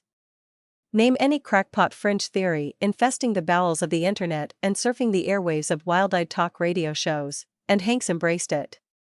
Still, I couldn't quite grasp the intensity of Georgia's distress over little Maxwell's budding friendship with the old eccentric. She herself confirmed that she believed the man to be fundamentally harmless, but then it wasn't my 6-year-old son who was at risk of becoming the world's youngest conspiracy theorist. I can't keep Maxwell inside all day, said Georgia, and as soon as he goes out, the first thing he wants to do is take Earp over to visit Hank. Can't you tell Hank to exercise discretion in what he says to Maxwell? As soon as the words left my mouth, I realized how foolish a suggestion that was. Hank means well. He really does. Hank was undoubtedly already exercising discretion, in his own way. I had not, for example, yet heard Maxwell parroting theories concerning any collusion between the Illuminati and the medical-industrial complex. Maxwell had expressed no affinity for the flat Earth theory, nor was he convinced that planet Earth was perpetually teetering on the brink of an alien invasion. Probably, educating Maxwell about the feeding and breeding habits of chupacabras was Hank's sincere attempt at giving the boy a wholesome lesson on local flora and fauna. It's entirely coincidental, I told Georgia, but I may have inadvertently hit upon a solution to your problem of keeping Maxwell occupied in his free time. What's your solution? How would you like to have Maxwell foster a piglet? I might as well have substituted chupacabra for piglet. Georgia did not start out enthusiastic, and she grew even less so when I explained that the piglet in question would need to be domesticated as an indoor pet. Maxwell will enjoy bottle feeding the piglet, I persisted, and Earp will keep it company. You know, when Earp ran away yesterday, he made a mad dash for Nancy's pig shed. That pig won't stay little, Georgia said under her breath. There'll be practically nothing for you to do. Won't there? I already clean up after a boy and a dog, and... There was a pause after that. I think Georgia was debating whether to point out that she also cleans up after me. She didn't have to say it out loud. It's true. Georgia does clean up after me. I'm not as messy as Maxwell or Earp, but Georgia is naturally more orderly than I am. I tend to drop and spill things. I'm not a complete and utter slob, but I do let things get to a point far beyond what Georgia can stand. She's such a clean person that if I leave a glass on the coffee table, she'll swoop down and whisk it away the second I've drained it. I could understand why Georgia was leery of adding a pot-bellied pig to our already chaotic domestic setup. I'll help, I promised. If somebody doesn't take the piglet, the vet said he might as well. Oh, all right, said Georgia, but in return, I'd appreciate if you'd apply that devious brain of yours to some way of getting Hank to stop filling Maxwell's head with nonsense about chupacabras. I didn't give Georgia a chance to have second thoughts. I went straight back up to Nancy's and collected the piglet. By the time noon rolled around, an over-the-moon Maxwell had announced that a porcine baptism was imminent. When Maxwell revealed that orange juice would be involved, I refrained from pointing out that to be considered efficacious, baptisms must be performed with water. I suggested that an outdoor baptism was called for. I also suggested that if he wanted a congregation to witness the solemn ceremony, he'd best wait for the lunch rush to be over. 2 in the afternoon was, to say the least, an unfortunate moment for Father Arajo to make an appearance at Little Tombstone. The tiny adobe chapel on the outskirts of Amatista had gone for years without a priest, but shortly before Christmas, the Diocese of Santa Fe had made a decision to resurrect the flock. Not that there were many faithful amongst the villagers to resurrect, not unless Father Arajo planned on raising the literally dead and buried from their ancient unmarked graves on the hillside above Little Tombstone. Most of the Christianity-inclined of Amatista attended the non-denominational Protestant service led by Freddy Fernandez, the devout barber, who held regular Sunday meetings in his barber shop next door to the Birdcage Cafe. We had assembled outside the back of the Birdcage, Juanita, Chamomile, Janie, Oliver, Georgia, and me. Maxwell tethered Earp to the steps of Ledbetter's trailer. He then insisted that we wait for Ledbetter to take his place amongst the congregation before anointing the piglet's head with a cross of roll-on antiperspirant. I didn't know that pigs sweat, said Janie. They don't, said Georgia. Pigs have very few functional sweat glands. That's why they like to wallow in the mud. What about that expression, sweating like a pig? Oliver asked. Georgia set us all straight.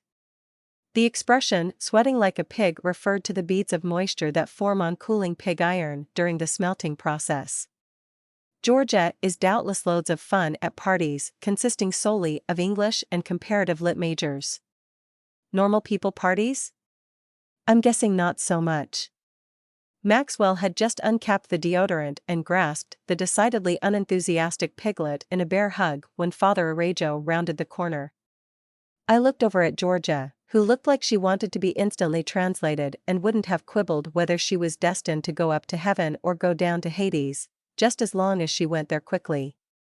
Georgia is not what I would call a serious Catholic, but she is Catholic enough for her son to insist that new babies in the family ought to be baptized, and she's also Catholic enough to know that mock baptisms involving piglets, antiperspirant, orange juice, and who knew what other absurdities might come off as more than a smidgen sacrilegious, no matter the innocence and sincerity of the pint-sized officiant. Nobody said anything, including Father Arajo, who paused on the outskirts of our little congregation and observed the proceedings. It was fortunate that Maxwell did not notice we had been joined by a more qualified dignitary. I don't think Georgia could have survived Maxwell requesting that the Reverend Father complete the ceremonial rites in his stead. Maxwell's memory of the components of the ceremony appeared a trifle murky.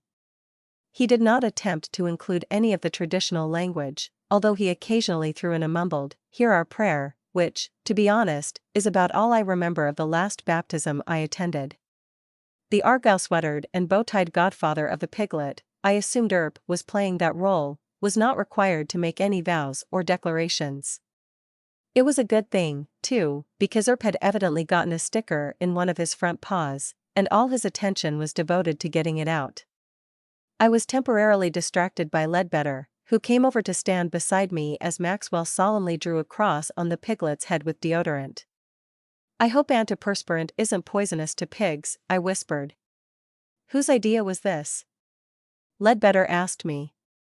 Please tell me this isn't happening, Georgia said in an anguished undertone as she nudged me in the ribs with her sharp elbow. Chapter 12.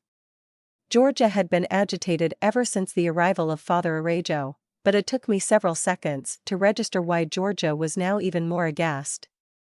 Georgia pointed discreetly at her son, who, in lieu of a piglet-sized white gown of purity, was attempting to insert the squirming pig's hindquarters into a pair of ladies' extra-large snowy white briefs.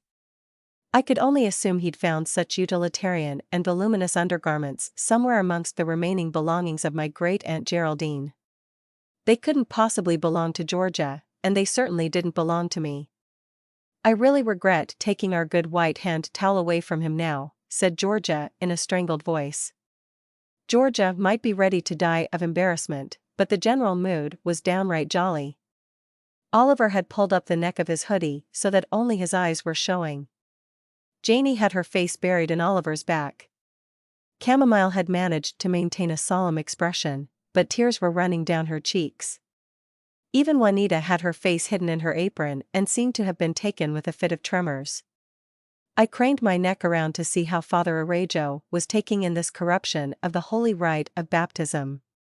Judging by the redness of his face, he was either incensed or amused. Judging by the twinkle in his eye, it was the latter. Only the actual baptism remained, which was quickly dispensed with by a liberal sprinkling of orange juice to the squirming piglet's head. "What's the pig's name?" I yelled out when Maxwell took a bow, something I'm pretty sure no priest has done at the end of a baptism. "Ever." "Hercules," said Maxwell. "I dub thee Hercules." He then whipped a ruler out of his back pocket and gently thwacked the poor piglet on the left haunch, then the right, and finally on the top of the head.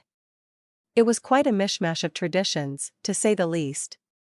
"Long live Sir Hercules," said Oliver, as he pumped his fist in the air. After that, the crowd broke up quickly, probably so everyone could lock themselves in somewhere and howl without hurting little Maxwell's feelings. I stayed behind to make sure the newly christened Hercules and the piglet's canine godparent made it back inside safely. I didn't think Georgia still had the capacity to do anything but apologize to Father Arajo. "Why Hercules?"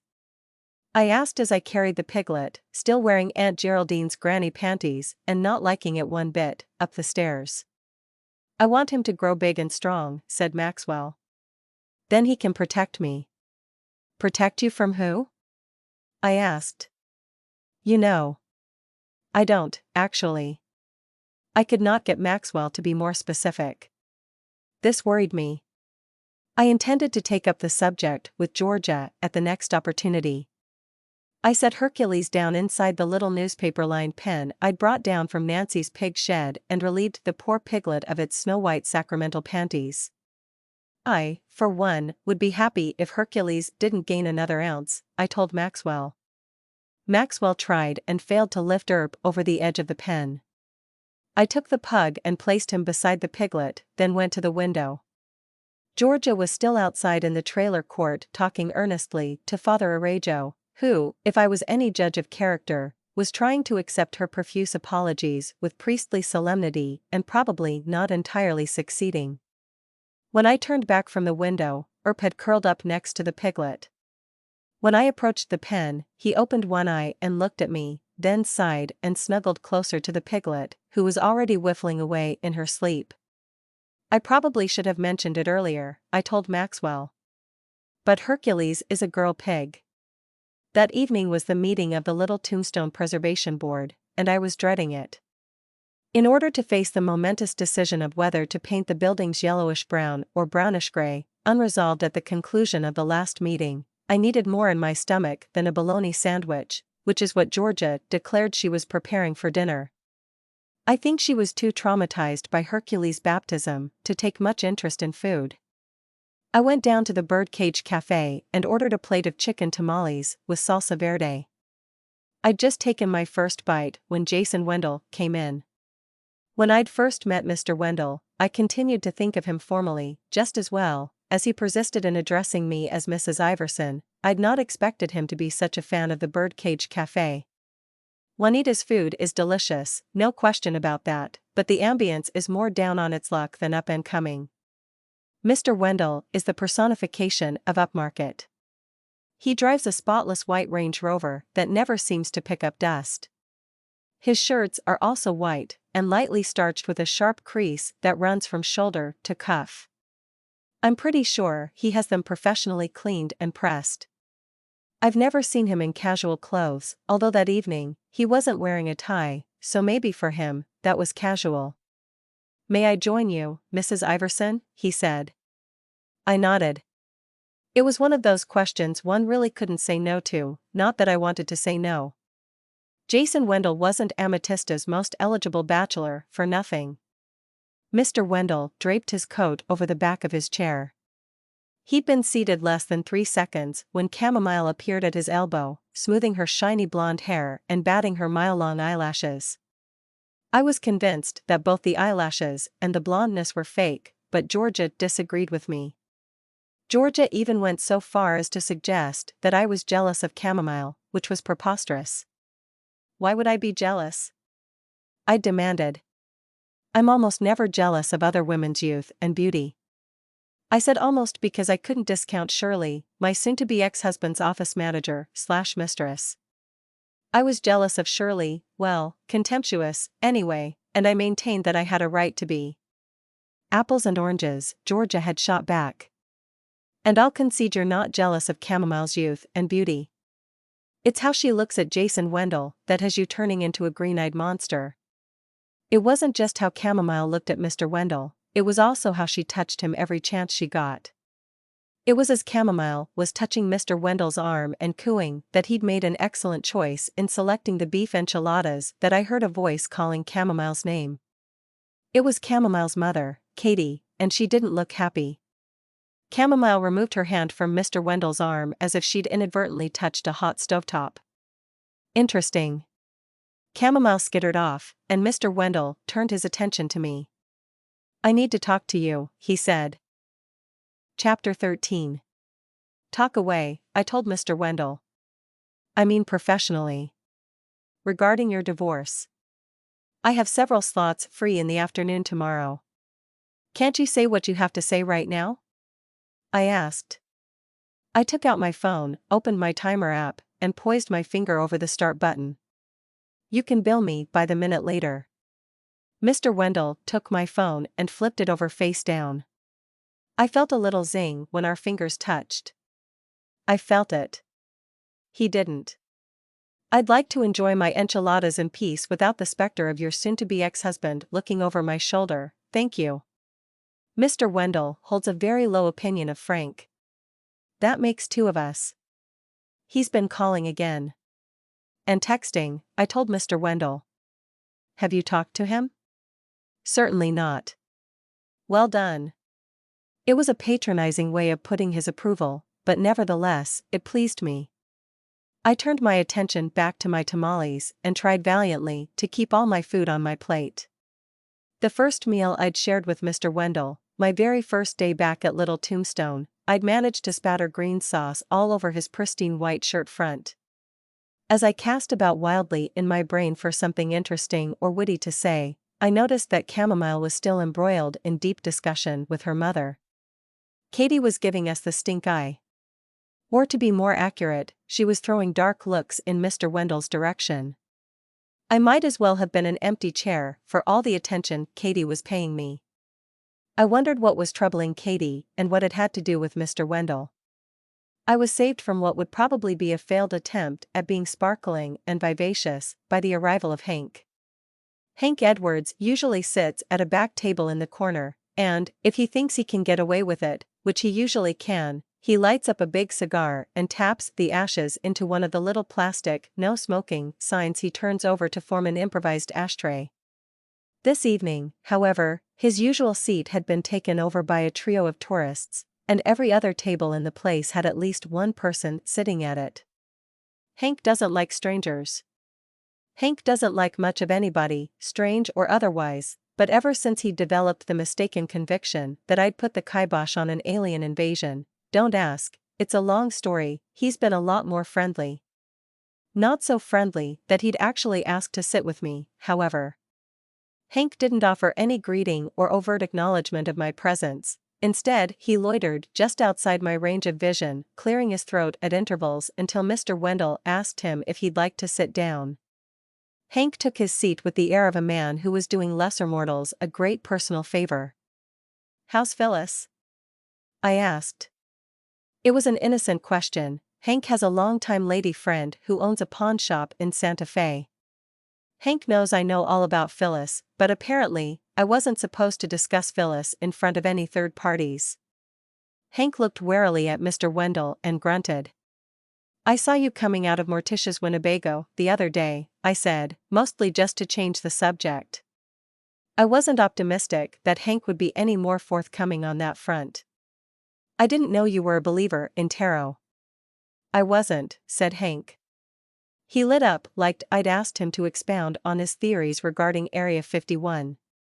I thought it was all a bunch of bunk, but lately, I've seen the light. Oh? I looked over at Mr. Wendell, who was transparently amused. Jason Wendell has not ever been a believer in tarot and has most certainly not seen the light. I'm an agnostic, tarot-wise, but when it comes to Morticia in particular, I know her success has more to do with her ability to stretch out a reading she charges by the minute than it does any metaphysical phenomenon. By successful, of course, I mean Morticia makes enough to pay her lot rent on time, buy groceries, and keep herself supplied with patchouli. Morticia offers the first 10 minutes of her readings free, but she always makes sure to have some breakthrough revelation just prior to the 10-minute mark. She then expands the reading to take up however much time she believes the client has on them in bills and loose change. I'd never had Morticia read my cards, but I had discovered that in day-to-day life, she's surprisingly taciturn for a woman who makes her living off the gift of gab. What made you see the light when it comes to tarot? I asked Hank. Morticia knows things, said Hank. Things nobody else knows. Like what? It's not only that, Hank continued, ignoring my question and looking even more wild-eyed than usual, which is saying a lot. She's helped me establish a line of communication with my late mother. Oh? I looked over at Mr. Wendell, but he was distracted. Chamomile had gone back into the kitchen, but Katie continued to stand against the wall and glare at him. He was finally noticing what I'd noticed 10 minutes earlier. Katie Perkins hated Jason Wendell's guts. How did Morticia put you in touch with your mother? I asked Hank. She didn't. She only helped me see that my mother has been speaking to me all along. Oh? I really hoped Hank wasn't hearing voices in his head.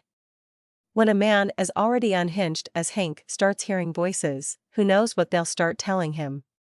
How are you communicating with your late mother? She's speaking to me through the crossword puzzle. Chapter 14. I went upstairs to brush my teeth. I had no desire to stand up in front of the entire Little Tombstone Preservation Board only to find out later I'd had bits of cilantro stuck in my teeth. When I returned downstairs, the dining room had cleared out considerably, although several residents of Little Tombstone were lingering over drinks or desserts as they killed time waiting for the meeting to begin. Katie was sitting alone drawing patterns in a drift of salt that had spilled on the table. She started when I asked if I could join her. You seem worried about something, I said. I wanted to ask what she had against Mr. Wendell, but coming right out and asking seemed far too direct. Everything's fine, said Katie in a voice that suggested she did not expect, nor even desire, that I believe her. It's tough being a mother. Not that I know anything about motherhood personally. Frank didn't want any kids, and I was ambivalent. Considering how things turned out, it's probably a good thing we didn't have any young ones to drag through the mire of what was shaping up to be a messy divorce. Katie heaved a sigh and drew another circle in the salt. Is this about Jason Wendell? I asked. Katie looked me in the eye for the first time. I know you two are friends, and I have nothing against the man personally, but I wish my daughter would set her sights on someone more suitable. You mean you wish Chamomile would date someone her own age? I do. I'm not sure Jason Wendell has any intention of. I certainly hope not, said Katie. He's at least 10 years older than she is. I hoped Mr. Wendell wouldn't return Chamomile's affections either, but I wasn't too eager to examine why I felt that way, so I changed the subject. I've been hearing rumors that Roberta Haskell is having her mail stolen.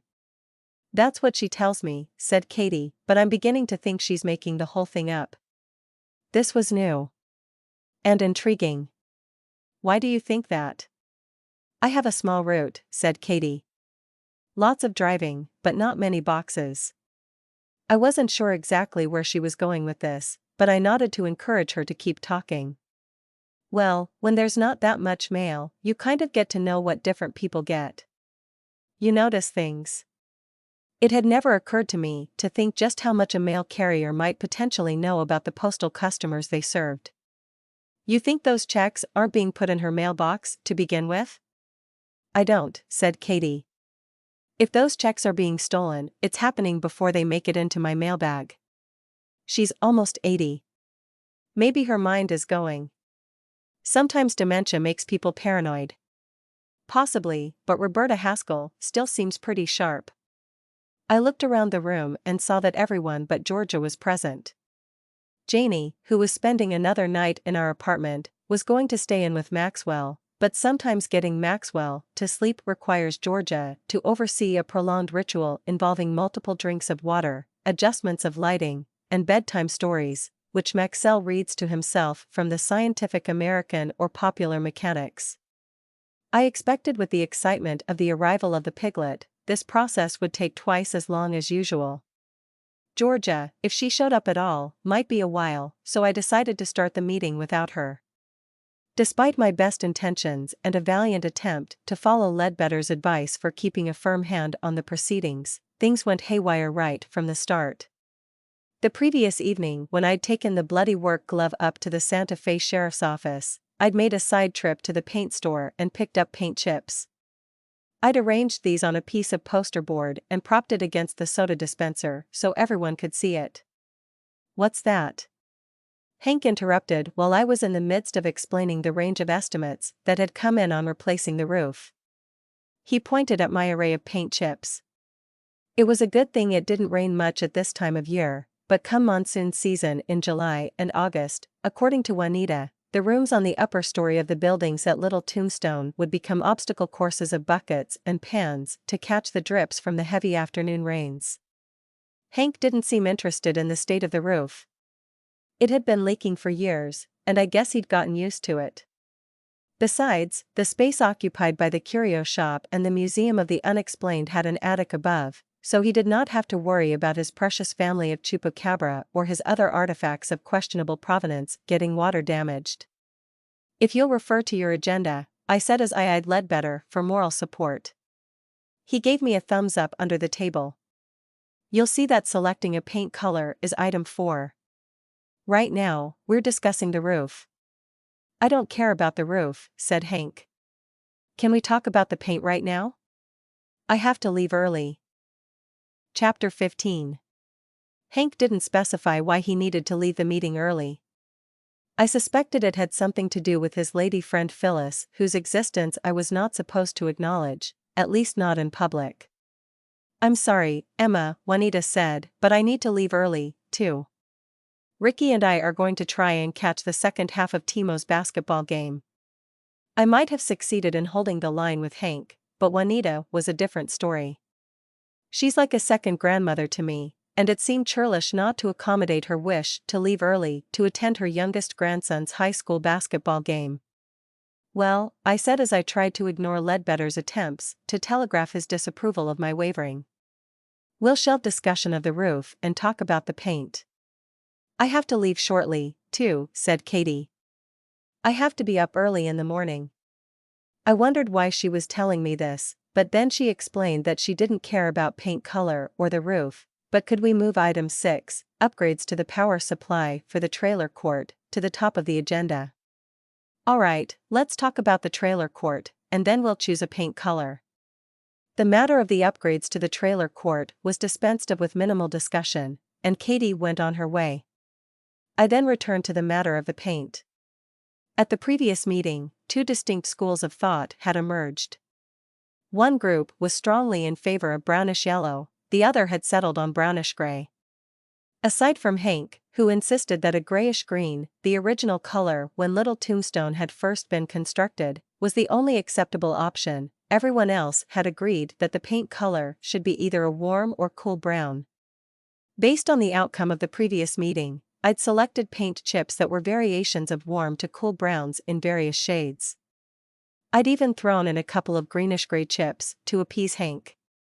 I held up the poster board with the carefully arranged and numbered paint chips and explained that we were going to take a simple show of hands and narrow down the samples by removing those that didn't get any votes until we'd reduced the selection down to a single chip. I felt very clever about my paint chip poster board. What could possibly go wrong?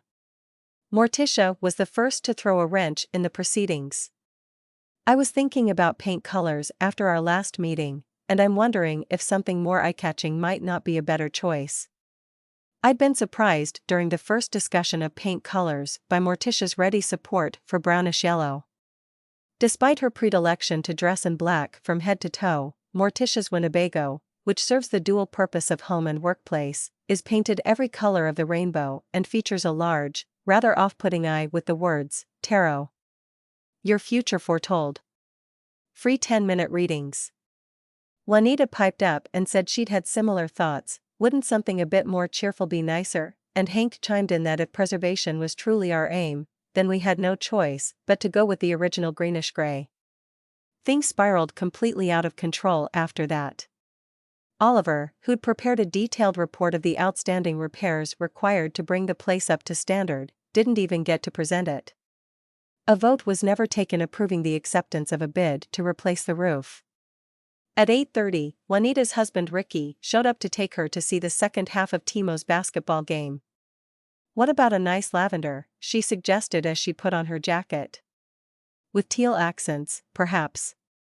This suggestion was not met with enthusiasm by anyone except Morticia. Hank, who'd already been standing by the door with his coat on, also took his leave, but not before insisting we not take a vote on paint colors without everyone present. I looked over at Ledbetter, who had his head in his hands. I'm not sure if he was trying not to laugh or cry.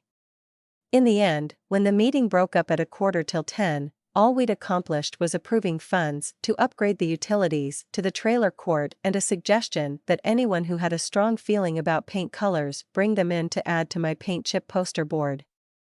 I don't think paint chips are really big enough to make a good decision on color, said Georgia, who'd arrived about the time Hank and Juanita had been leaving. Don't you think it might be better to paint sample swatches on the backside of a building or something? You know, so we could see how they look in the daylight?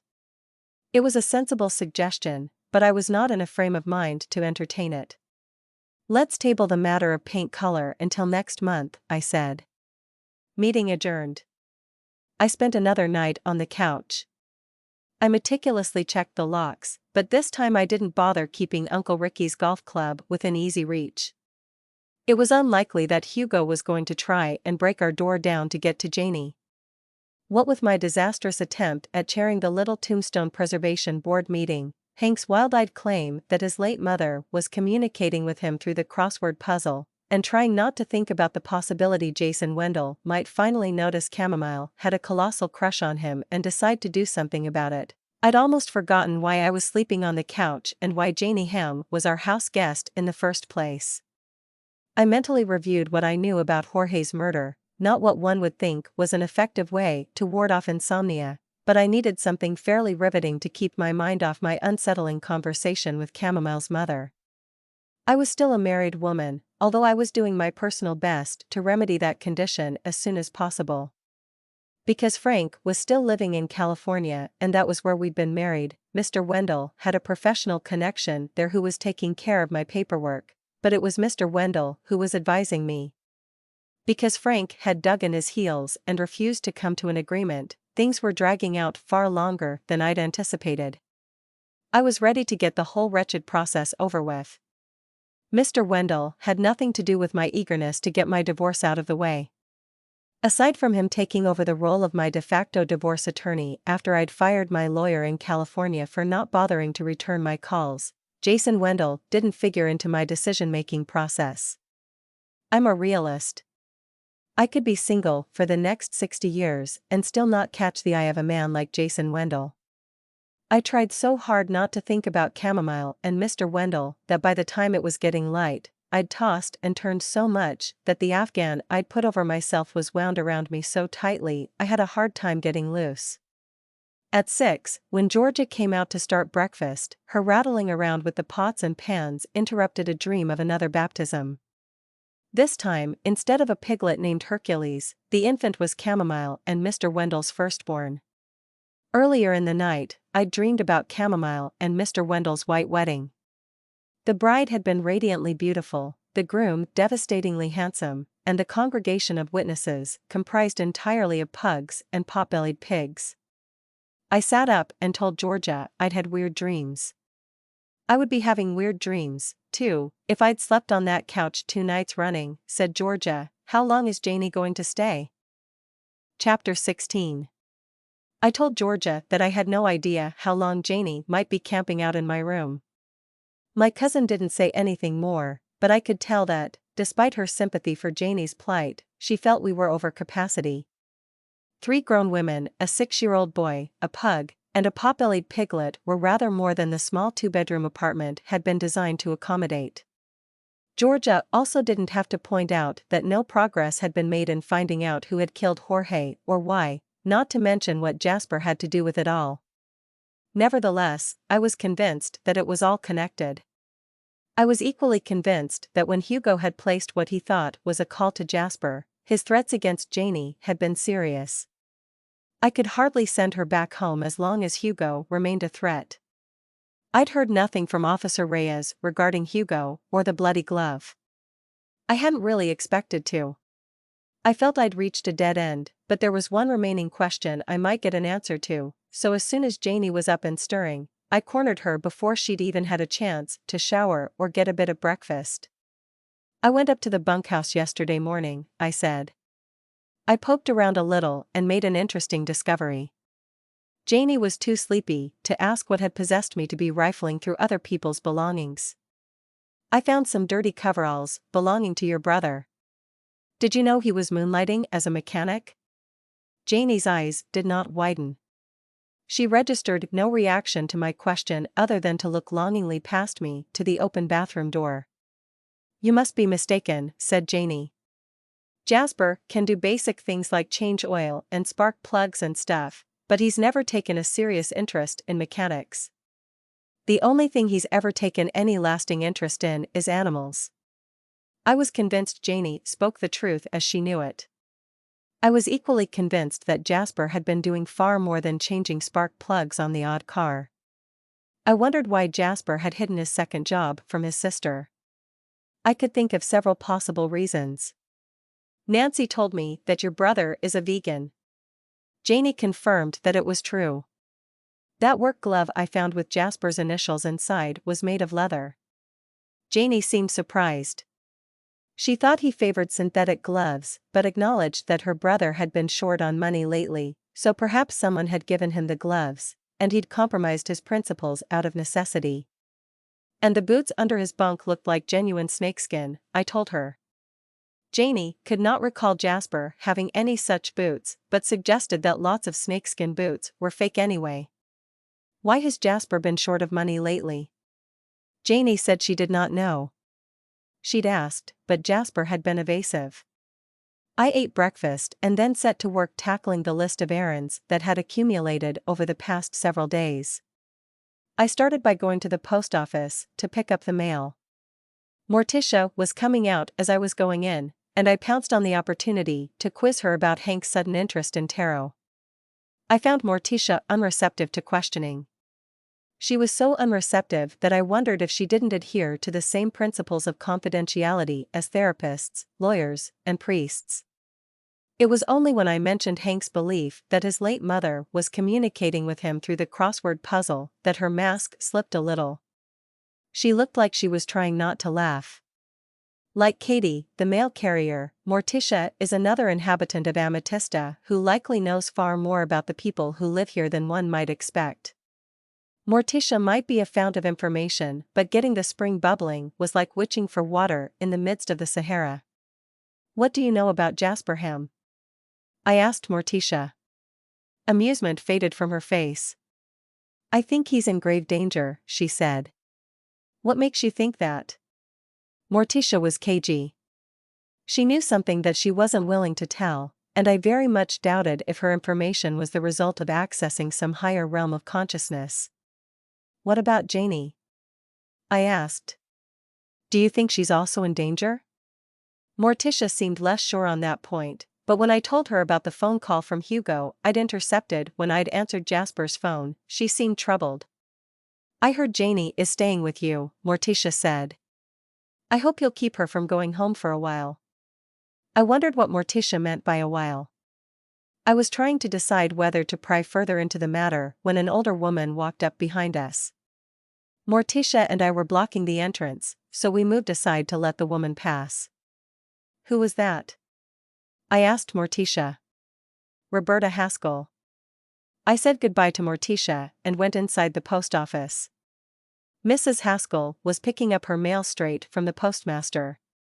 When Mrs. Haskell turned around from the postmaster's tiny window, which reminded me more of the teller's booth in an old West bank than a place to pick up one's mail, she had a stack of envelopes clutched to her chest. I introduced myself, and she extended her free hand. "I've heard a lot about you," Roberta said. I couldn't tell from her tone if I should consider that a good thing or not. I decided it was probably Juanita who'd been talking, and in that case, it was undoubtedly a more positive portrayal than I deserved. Juanita is so fond of me she's inclined to gloss over my flaws. "I've heard a lot about you, too," I told Roberta. "I hear you've had some important mail go missing." Chapter 17. When I asked Mrs. Haskell about her missing mail, her face crumpled. "It's the money my son sends me every month," she said. "It's been stolen for 3 months straight. That's why I've had my mail forwarded straight to general delivery so I can pick it up at the window." "Where does your son live?" "Denver." "Can't he replace the checks?" "It's cash he's sending. I depend on that money. Rural Electric is threatening to turn my power off." "Does your son send you cash every month?" Mrs. Haskell nodded. "Can't you ask him to send a check instead or wire the money or something?" I did ask him about sending a check, but he told me there's some problem with his bank account. It was at that moment that I questioned if Mrs. Haskell's son had been sending any money in the first place. "Did he used to send checks?" I asked. "Up until 3 months ago. It was only after he started sending cash that the money started going missing." I was not having charitable feelings for Mrs. Haskell's son. Why didn't he just tell his mother that he couldn't, or wouldn't, be sending her money each month any longer? I was convinced I'd cracked the crux of the matter when Mrs. Haskell said something which made me rethink my assumptions. "I know who's stealing the money," she said. "Oh?" "It's Juanita Gonzalez." You know, sometimes when you think you've heard somebody say something, yet you can't bring yourself to believe those are the actual words that just came out of their mouth? That was one of those times. "You mean Juanita Gonzalez, who owns the Birdcage Cafe?" Mrs. Haskell nodded. "The Juanita Gonzalez who goes to church with you?" Mrs. Haskell nodded again. "What makes you so sure she's the one who's stealing the money?" My voice was shaking, and I had my fists balled up in my coat pockets, but Mrs. Haskell didn't seem to notice how upset her words had made me. "I know she's doing it." "How?" "Because she brings me a basket from the community food pantry the 5th of every month, and that's the day the money is supposed to come." "That's all you're going on?" Mrs. Haskell finally realized I was angry. "It's not just that," she said defensively. "Twice I've seen her going through my mailbox. She doesn't know I saw her, but I did. I think she feels guilty about it, though, because at church last week somebody tucked a $100 bill into my Bible. I'm sure it was her." I had no trouble believing that Juanita might have hidden a $100 bill in Mrs. Haskell's Bible. I had a far harder time believing that the same $100 had ever been Roberta's in the first place. There's not a living soul on this earth I'd be more shocked to find out was stealing money from impoverished senior citizens than Juanita Gonzalez. I'm not saying the woman is a saint, but she's about as close as we're likely to see to one in this cruel world. I was too upset to continue on the subject, so I changed it by asking Roberta about her upcoming 80th birthday party at the bird cage, an odd choice of venue considering that she believed the proprietress was stealing her blind. "Oh, yes," said Roberta, "my son will be coming into town. He's paying for the whole thing. Be sure and come. You can meet him. He's a brilliant surgeon, you know." A brilliant surgeon who apparently operated on a strictly cash basis, even when it came to sending his mother money through the post.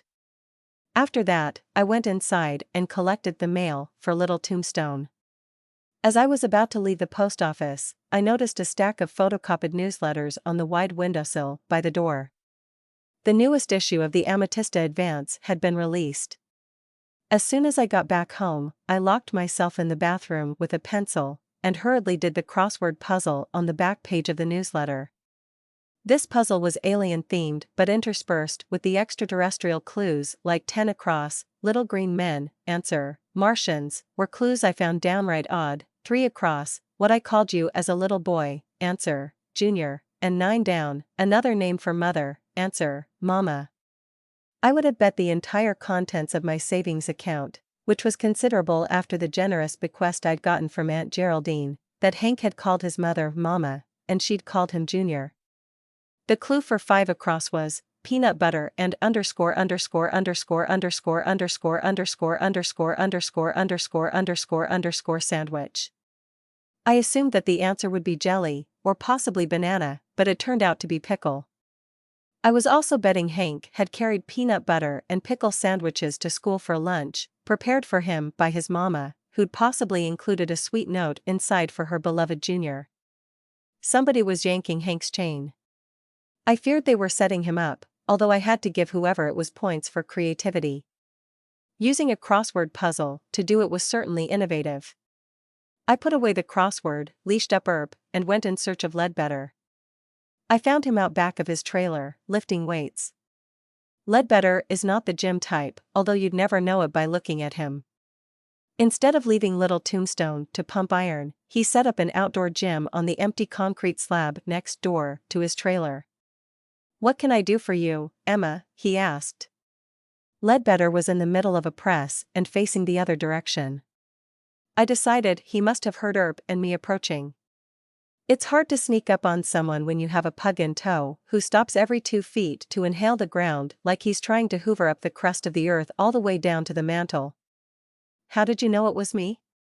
"Shadow," said Ledbetter, sitting up and turning around to face me. "Recognized the, whatever that thing is you do with your hair." "Ponytail." I looked into Ledbetter's unblinking blue eyes and then down at my shadow, which fell across the bench. That man could be outright unnerving sometimes. It was this unnerving quality which made Ledbetter the ideal person to appeal to for help, although Earp certainly didn't seem to be picking up on Ledbetter's intimidation factor. The pug had his front paws up on one of Ledbetter's massive calves and was licking his kneecap. "I want to tail Hugo Montrose this evening," I told Ledbetter. "Hugo? Nancy's ranch hand?"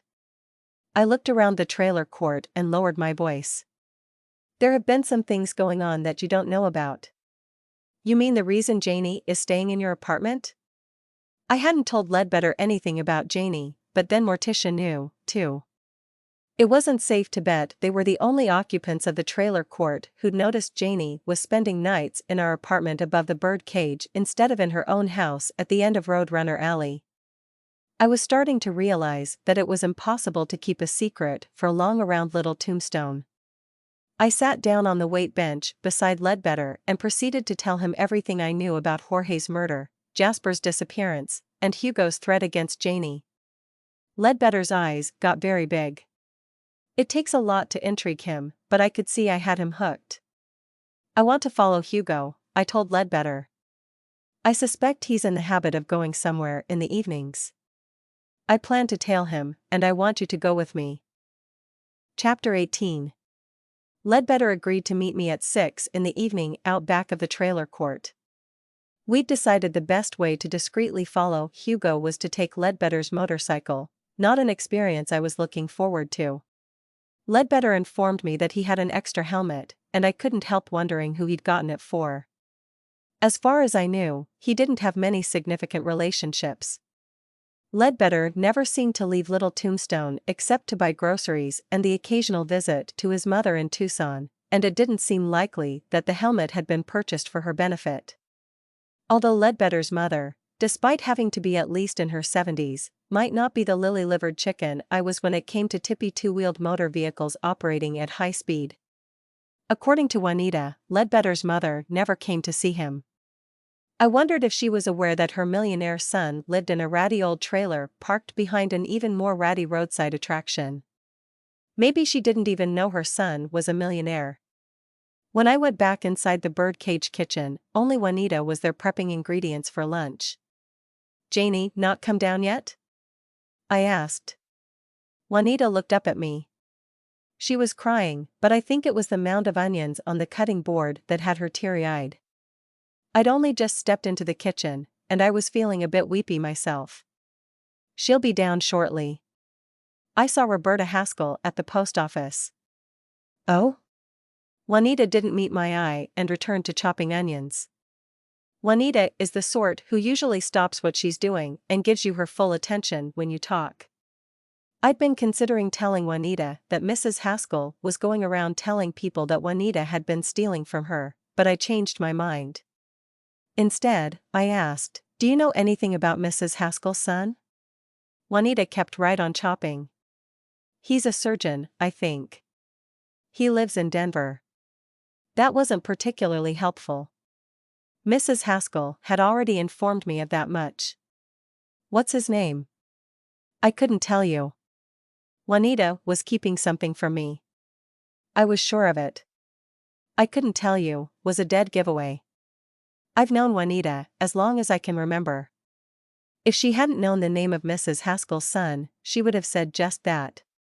Instead, she'd stated that she couldn't tell me, so her refusal to divulge the name of Mrs. Haskell's son would not technically be a lie.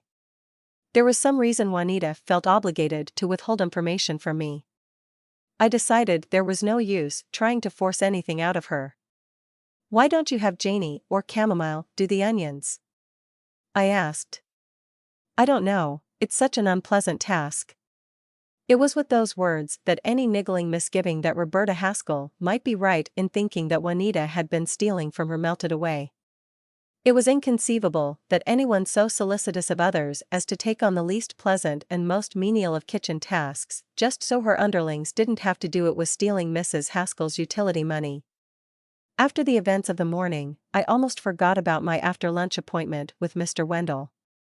I was late, but when I arrived, red-faced and breathless from speed walking from one end of the village to the other, all that was required of me was to sign a couple of papers that Mr. Wendell's California connection had faxed to him the previous day. "What are these all about?" I asked. So far, Frank's refused to agree to anything I ask for on principle. "They are affidavits regarding your income and personal assets should the divorce end up in court, which is appearing increasingly likely." I hadn't asked for alimony. I hadn't asked for the house. I hadn't even asked for one of the cars. I certainly hadn't asked for the advance for my last screenplay back from Shirley. If I had asked, I don't think Frank could have recovered the money even if he'd wanted to. According to him, he and Shirley had broken up, and she was no longer his office manager. Frank had said he didn't know what had come over him. It would never happen again. He'd followed up that rare show of contrition with a ripe gem about how he'd been enticed into infidelity because I'd been inattentive to his needs. To sum up Frank's line of reasoning, everything had, in some fundamental way, been my fault. Well, mine and Shirley's.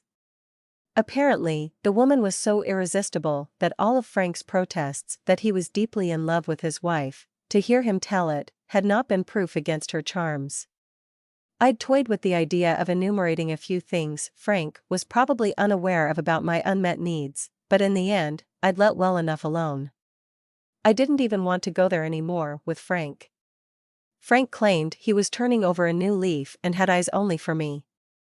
However, my sources on the ground in LA, my friends Erica and Sophie, had informed me that while it appeared to be true that Frank and Shirley had parted ways, Frank had been seen at various venues around town with a statuesque redhead on his arm. Further digging by my friends had revealed that the statuesque redhead was none other than his new office manager, Madeline. I fully expected Frank to claim that he and Madeline were strictly professional, but I had evidence otherwise.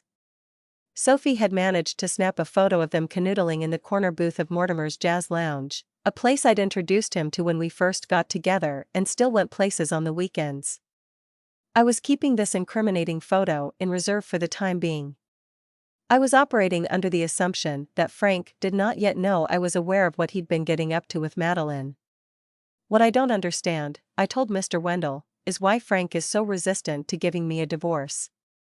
Mr. Wendell developed a sudden interest in straightening out the already precisely aligned stack of papers on his desk. I think you have a theory about Frank, I said. You just don't want to tell me. Chapter 19. When I suggested that Mr. Wendell had an as-of-yet undivulged opinion about Frank's inexplicable resistance to signing the divorce papers, he turned his attention from the stack of papers he'd been pretending to straighten to the row of pens beside it. He began to line up the pens in exact parallel with the edge of the papers, a procedure which appeared to take all his powers of concentration. You're supposed to be advocating for my best interests, I said.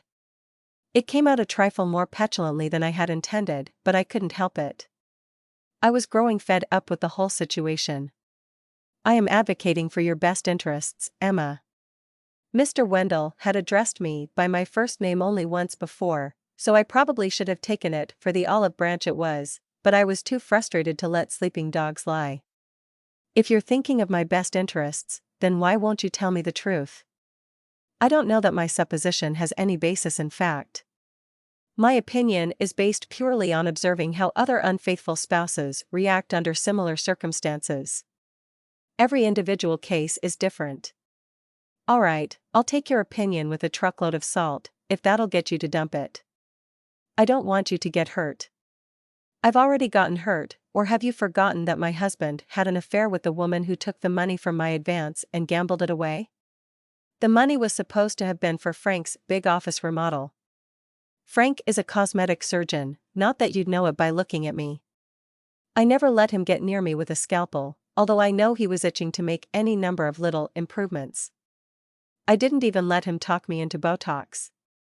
Have you considered that maybe this has been going on for a long time? Mr. Wendell asked. You mean the thing with Shirley? I doubt it. He only hired her a year and a half ago. I didn't mean Shirley specifically. Oh. I could hear my breath whooshing out as I said it. I stared at Mr. Wendell, who was looking at me the way you look at a baby bird that's fallen from its nest. He clearly felt sorry for me, but hadn't the slightest idea whether his efforts to help were going to make things better or worse. You mean you think there were others? I asked. I think it's quite likely. Before Shirley? Probably. But what does that have to do with him not wanting to give me a divorce?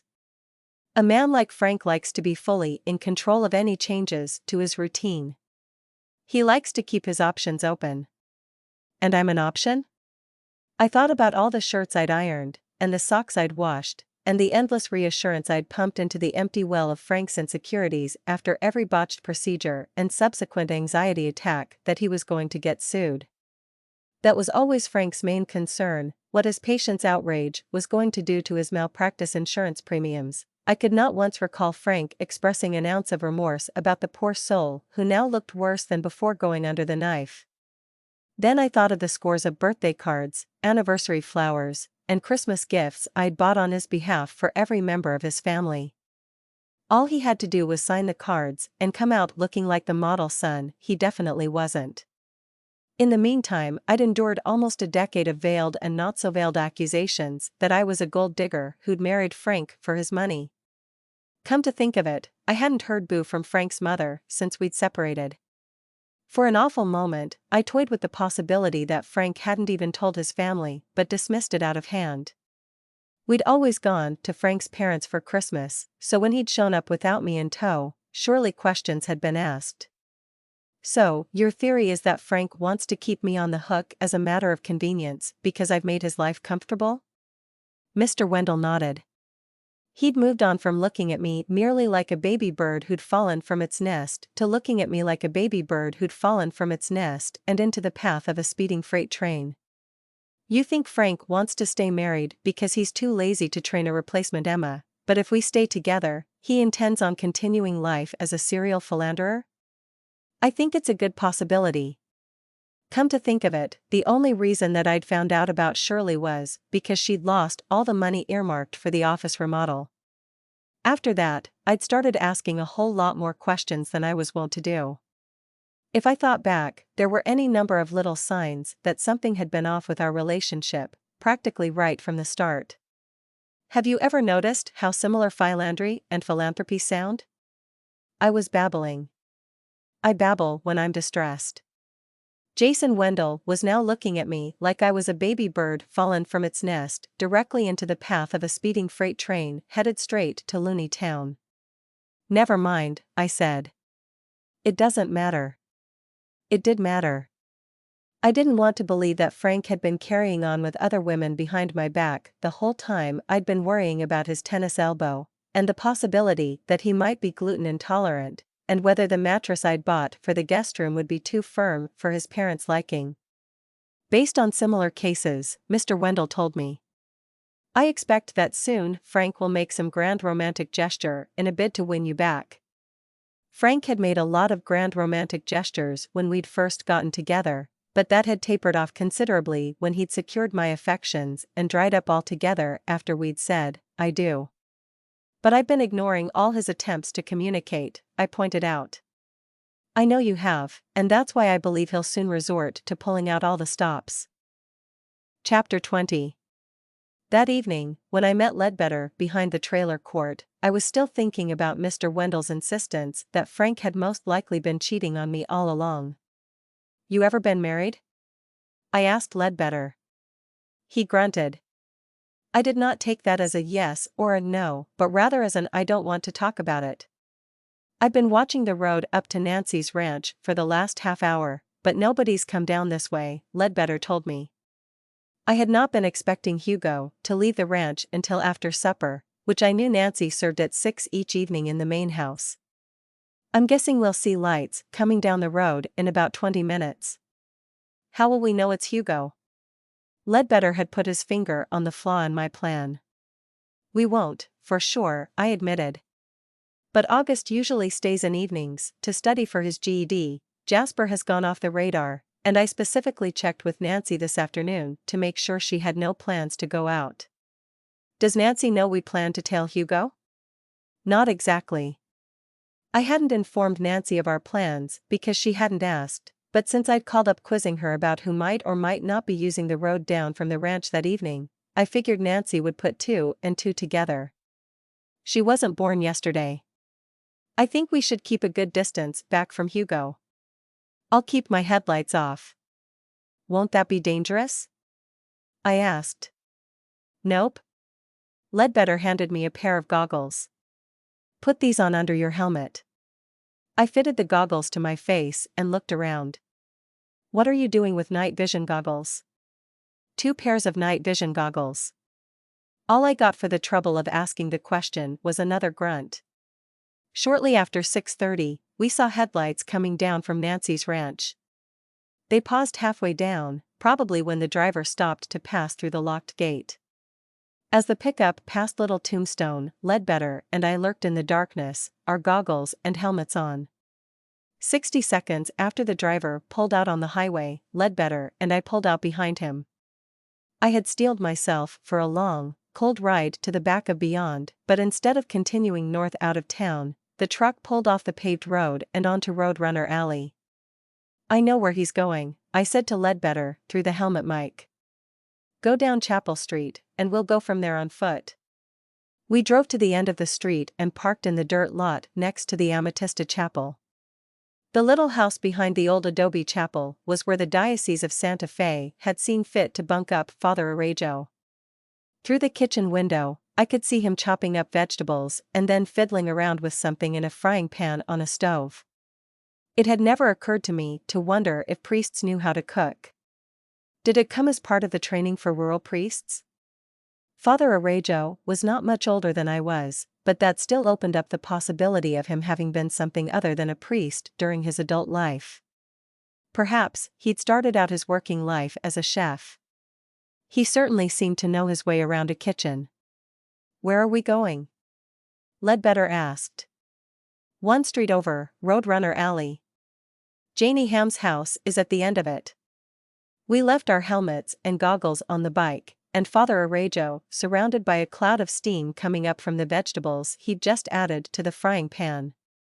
When we reached Janie's house, her car was parked out front. I'd encouraged her to leave it there so it would be less obvious that she was sleeping elsewhere. Taking it to Little Tombstone and then leaving it overnight would have been a dead giveaway to her whereabouts. I looked around, hoping Hugo wasn't out in the street with us. "There's his truck," Ledbetter whispered. "He's still in it." Ledbetter pointed down the street. The truck had parked in front of a derelict old house, flanked by vacant lots. The driver was sitting in the truck, lights off, probably assessing the situation. The moon was full, which made it easy to see, but had the disadvantage of making it easy to be seen. Ledbetter tugged my elbow, and I withdrew even further into the shadows. After a couple of minutes, the driver got out of the truck and gingerly closed the door behind him. There was no question it was Hugo. He walked down the street, stopping to look around from time to time as if he expected that he might be followed. This made me wonder if there wasn't someone else interested in Hugo's nocturnal activities, or at the very least that Hugo was afraid there might be. Hugo disappeared around the back of Janie's house. Ledbetter and I crept from the shadows. By the time we peeked around the corner of Janie's back porch, Hugo was kicking the back door in. He was doing it quietly, or as quietly as one can kick a back door in, which is to say, not very. "Somebody's going to call the police," I said. "Maybe it should be me." Ledbetter stopped me. "There's more at stake here than burglary," he said.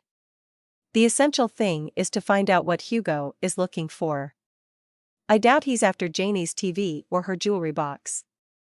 We skulked away into the sagebrush behind the house for a few minutes, just to be sure that no one was going to call the police. I thought it likely Hugo would come back out the same way he'd gone in, and if he found whatever he was looking for he'd come out carrying it. It was Ledbetter's opinion that it was best to let Hugo get on with his work undisturbed, and I had to agree with him, although the occasional crash issuing from the open back door gave me pause. Poor Janie was having her place trashed, and Ledbetter and I were standing by and letting it happen. The police never came. I guess no one ever called them. Janie lived at the end of the alley, and the one house opposite hers remained dark. After 20 minutes, Hugo came out the back door, seemingly empty-handed. The way he kicked the porch swing so hard it came back and slammed him in the shin was further evidence of his failure to find what he was looking for. I may have giggled a little as Hugo yelped in pain until Ledbetter shushed me. "Let's go," he hissed in my ear. "Where?" "The bike. Otherwise, we'll lose him." I predicted that Hugo would go straight back to the bunkhouse, but I was wrong. Instead of heading back up the hill to Nancy's ranch, Hugo drove past the road up to the ranch, past Little Tombstone and south out of town. We tailed him at a distance for less than a quarter mile when he turned off Highway 14 and out through the cactus and sagebrush on a little-used track. "You ever been out here?" I asked Ledbetter. A crackly voice filtered back through my helmet. He had not. We were headed in the general direction of the old amethyst mine in the hills above Amatista, but I didn't think the road we were on was the one that led to the entrance. In fact, the rough track was veering back in the direction of Nancy's ranch and Little Tombstone, although a small rise obscured any view of lights from the ranch or the village. I didn't know where we were heading, and I never got to find out because Ledbetter abruptly headed off the road and into the sagebrush. "What are you doing?" I demanded as we bumped to a halt, and Ledbetter cut the engine. Chapter 21. "Somebody's turned in behind us," said Ledbetter. As we lingered off the side of the road, under cover of darkness, the vehicle passed by us. what was that? I asked as we watched the taillights receding into the desert. I think it was a semi pulling a car hauler. I'd come to the same conclusion. The semi-tractor had been pulling an empty trailer with slots enough to haul at least half a dozen cars, although it was impossible to count them in the darkness. When we got back on Ledbetter's bike, I was surprised when he turned back towards the highway instead of tailing the semi. I want to see where they're going, I protested. Let's go back tomorrow, said Ledbetter, when we've better assessed the situation, and the place isn't crawling with people. I thought the crawling with people part was most likely an exaggeration, but I was forced to concede that Ledbetter was probably wise in aborting our mission. We had no idea where we were headed and what we would find when we got there.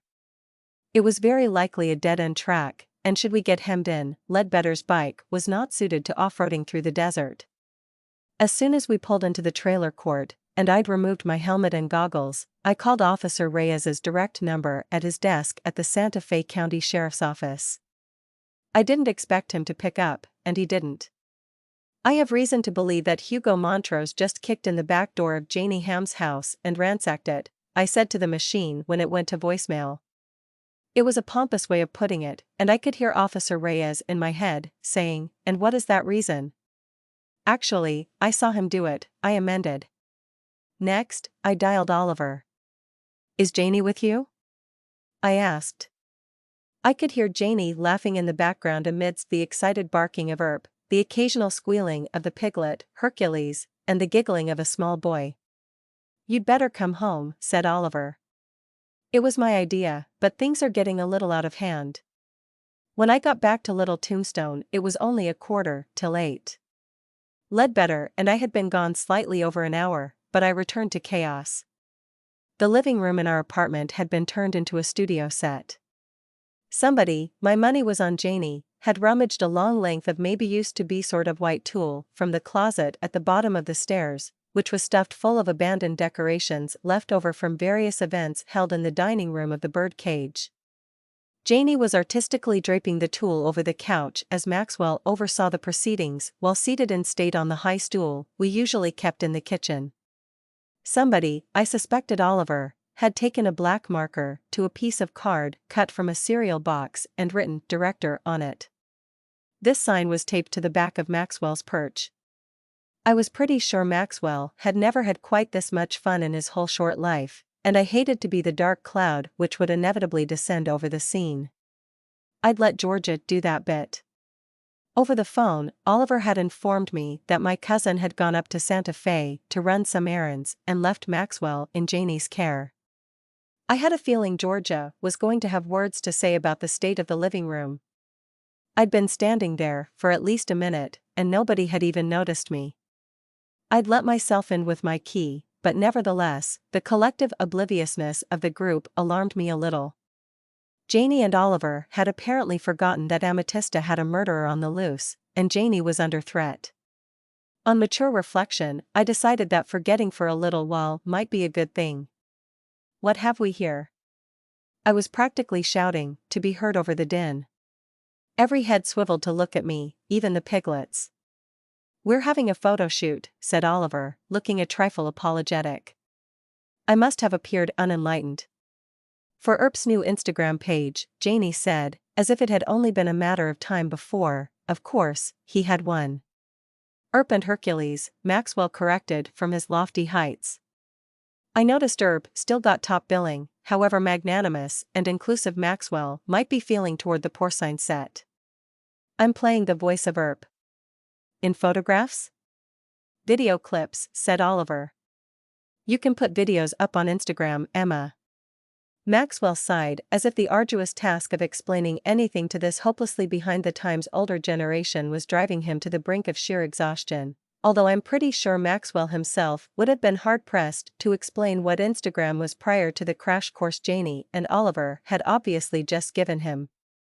Georgia was going to be less than pleased by Maxwell's, some might say, premature introduction to social media. Despite being lax on the snack foods front, Georgia allows Maxwell only 15 minutes of closely supervised time on his mother's tablet each day and purely for educational purposes. Maxwell is not allowed to watch television at all. In fact, when Georgia and Maxwell moved in, we'd moved Aunt Geraldine's television into the same closet that housed Uncle Ricky's golf clubs. Despite my initial resistance, I hadn't missed it much. "What's the concept here?" I asked. Earp was wearing a pink sparkly bow tie and a little red fedora he persisted in trying to remove by rubbing his head against the arm of the couch. His efforts to dislodge his headgear only served to further entangle him in the tool. I anticipated that, at some point, Earp would transfer his animosity from the fedora to the tool itself and attempt to overcome this ephemeral adversary by biting chunks out of it.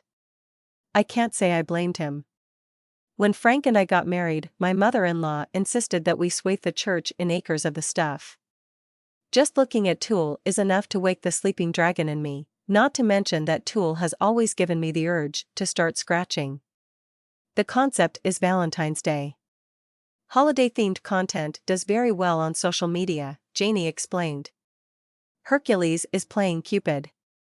Janie pulled back a mound of tulle to reveal that Hercules had been fitted with a dish towel diaper, a practical touch, which I fully endorsed if the piglet was to be allowed on upholstered furniture. In addition to the diaper, someone, probably Maxwell, had fashioned a pair of wings from a couple of white foam meat trays. The wings had been tied on with a length of tinsel garland left over from the none-too-tasteful holiday decoration of our living room. The finishing touch was a tinsel halo, which had drooped rakishly over Hercules' left eye. "Where's Cupid's bow and arrow?" I asked. Exhausted, probably by resistance to being fitted for her costume, Cupid had fallen asleep, but she roused herself sufficiently to open her one unobscured eye and look at me reproachfully as if to say, "This never would have happened back at the ranch." Chapter 22. It was just as I was trying to formulate a tactful way of saying that Georgia might be less than thrilled with both the mess in the living room and Maxwell being up well past the usual commencement of his lengthy going-to-bed routine when the woman in question walked through the door. I won't say there wasn't some eyebrow-raising, but Georgia remained relatively calm. She merely pointed to the clock over what used to be the TV stand and announced that filming could recommence when it wasn't past Maxwell's bedtime. She then started striking the set by winding up the tulle. It was unfortunate that she didn't realize that she'd rolled up Hercules with it until she tried to lift the net monstrosity from the couch, discovered it was curiously heavy because it contained a juvenile pot-bellied pig and had to unroll it, release the piglet from captivity, then roll it up all over again. "You're mellowing in your old age," I couldn't help saying after Oliver had left. Janie had locked herself in the bathroom, Maxwell was in bed reading himself to sleep, and Earp was snuggled up next to a snoring Hercules in the pen in the corner of the kitchen.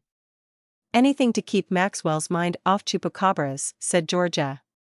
It was only as I was lying on the couch, on the brink of sleep, that I remembered I had forgotten to tell Janie that her house had been ransacked.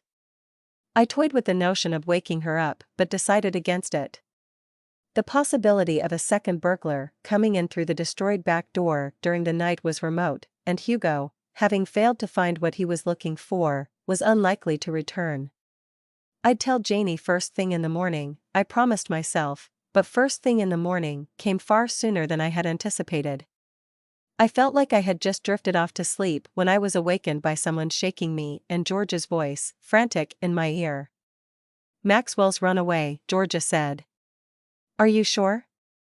I sat up and looked around the apartment, bleary-eyed. Why would Maxwell run away? That kid's having the time of his life. "It's the night of the full moon," said Georgia, grimly handing me a piece of paper. "I found this on his pillow." The gist of the note, which was remarkably cogent for a 6-year-old kid's "I'm running away" letter, admonished us not to worry if we awakened in the middle of the night to find Maxwell's bed empty. He'd merely gone out to observe chupacabras in their natural environment. He'd be back before dawn. "I'm going to tie Hank Edwards into a knot tomorrow morning," said Georgia. "I'm going to turn him inside out. I'm going to boil him with his own pudding? Run him through the heart with a stake of holly?" Not very creative, I know, and shamelessly lifted from Dickens. That too. My mouth was dry, so I stood up and stumbled into the kitchen while I processed this startling turn of events. I'd just turned on the tap when I noticed that the door of Hercules' pen was open. "I don't think it'll be much comfort to you," I told Georgia, "but Maxwell's taken Earp and the piglet along for protection." After that, things got a bit chaotic. We woke Janie up, put on our coats, collected what flashlights we could find, and went down to the trailer court to rouse reinforcements. It took 10 minutes before we'd managed to wake up Oliver, Morticia, Ledbetter, Chamomile, and Katie. Georgia insisted that we let Hank sleep through the proceedings.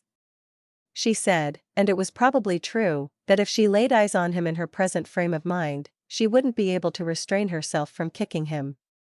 I figured Hank wouldn't be much help in a search through the dark desert over rough ground anyway, so I seconded her decision.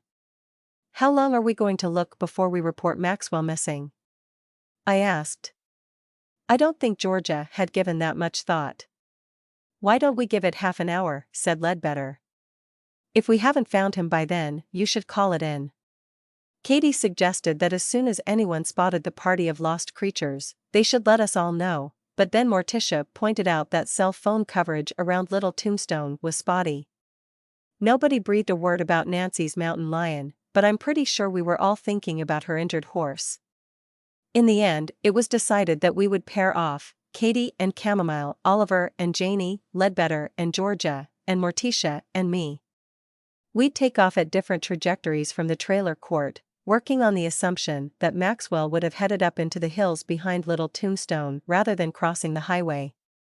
At the end of half an hour, Georgia and Ledbetter would return to the trailer court, and if no one had shown up with Maxwell, Earp, and Hercules in tow, Georgia would call the police. The rest of us would stay out and keep looking until either the search was called off or a team of professionals came to replace us. Before Morticia and I headed off in the general direction of the mine, I grabbed my cousin Georgia around the waist and squeezed the stuffing out of her. We're not a family of huggers. I didn't even hug Georgia like that after her twin sister died, but I could see she was terrified that something would happen to Maxwell before we found him. The chances of Maxwell spotting a chupacabra were 0 to none. The chances of a marauding mountain lion spotting Maxwell and his animal companions were also remote, but hardly out of the question. I tried not to think about what the big cat had done to Nancy's horse. The horse would recover. A smaller creature would not be so lucky. I had a flashlight, and so did Morticia, but the moon was so bright we ended up switching them off. The flashlights helped illuminate what was underfoot, but they ruined our ability to see very far into the distance. Every few minutes, we'd stop and take turns yelling for Maxwell, but only silence answered back.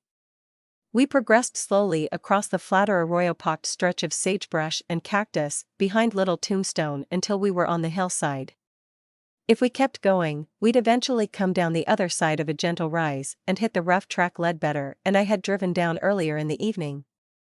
I decided I'd better fill Morticia in on what we might find, should we keep going long enough, so I told her how Ledbetter and I had tailed Hugo. "A car hauler?" Morticia asked. She seemed about to say more, but didn't. "I think we ought to keep our flashlights off and our voices down when we get over the top of this rise," I said. I hadn't told Morticia about the dirty mechanic's overalls or the burglar's tools I'd discovered in Jasper's things, but I had a feeling that if I did, this would come as no surprise to her. Morticia did not argue with my prohibition against lights and noise, although searching for a small boy in a dark desert while being unable to call out to him was something of a handicap. The half-hour mark on the search passed by just as we reached the top of the rise and looked down the other side. I checked my phone inside my jacket for missed calls or texts, but there were none. "I don't have coverage up here," I told Morticia. Morticia checked her phone. She did. "I didn't know there were any buildings down there," Morticia said, pointing to the base of the rise. "Looks like an abandoned ranch complex." We moved slowly down the other side of the hill in the darkness, taking extra time to look around us, hoping to spot Maxwell and his menagerie. I fervently hoped that Maxwell had decided to take another tack away from the trailer court.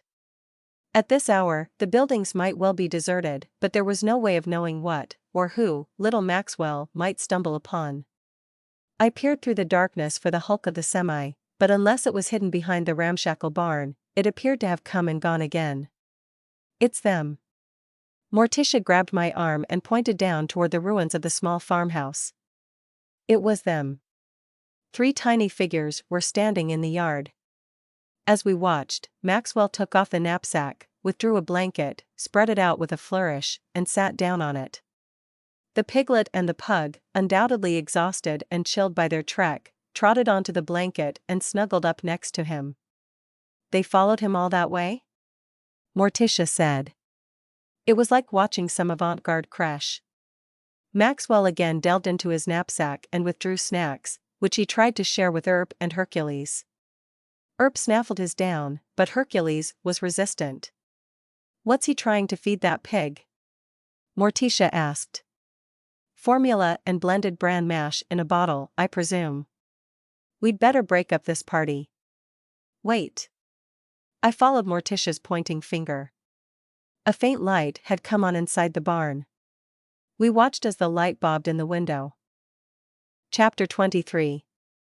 We had to do something, so Morticia and I started to creep towards the boy, the pug, and the piglet while keeping a wary eye on the faint light bobbing in the window of the abandoned barn. In retrospect, it might have been wise to alert the others to our whereabouts, but we were so focused on removing Maxwell and his companions from harm's way that it didn't occur to us. We'd probably have had to go back to the top of the rise to get reception anyway, and based on what happened next, that would have been the wrong choice. I'd just gotten close enough to the blanket to try and get Maxwell's attention without having to yell when the light in the window of the barn disappeared. I sprinted forward, but before I could warn Maxwell to stay silent, he'd sprung to his feet. His sudden movement startled the piglet, who let out a squeal, and Earp gave a sharp bark. There was no use staying quiet any longer. Run! I told Maxwell and pointed to Morticia standing 20 yards away next to a large boulder. Why, said Maxwell. That's the problem with smart kids. They need lengthy explanations for everything. Georgia was the same way as a child. I'll tell you later. Run to Morticia. What about my backpack? I'll get it, I said. You promise? I promise. Just run to Morticia. I could see the bobbing light rounding the corner of the house. Whoever had been inside the barn had come out to investigate.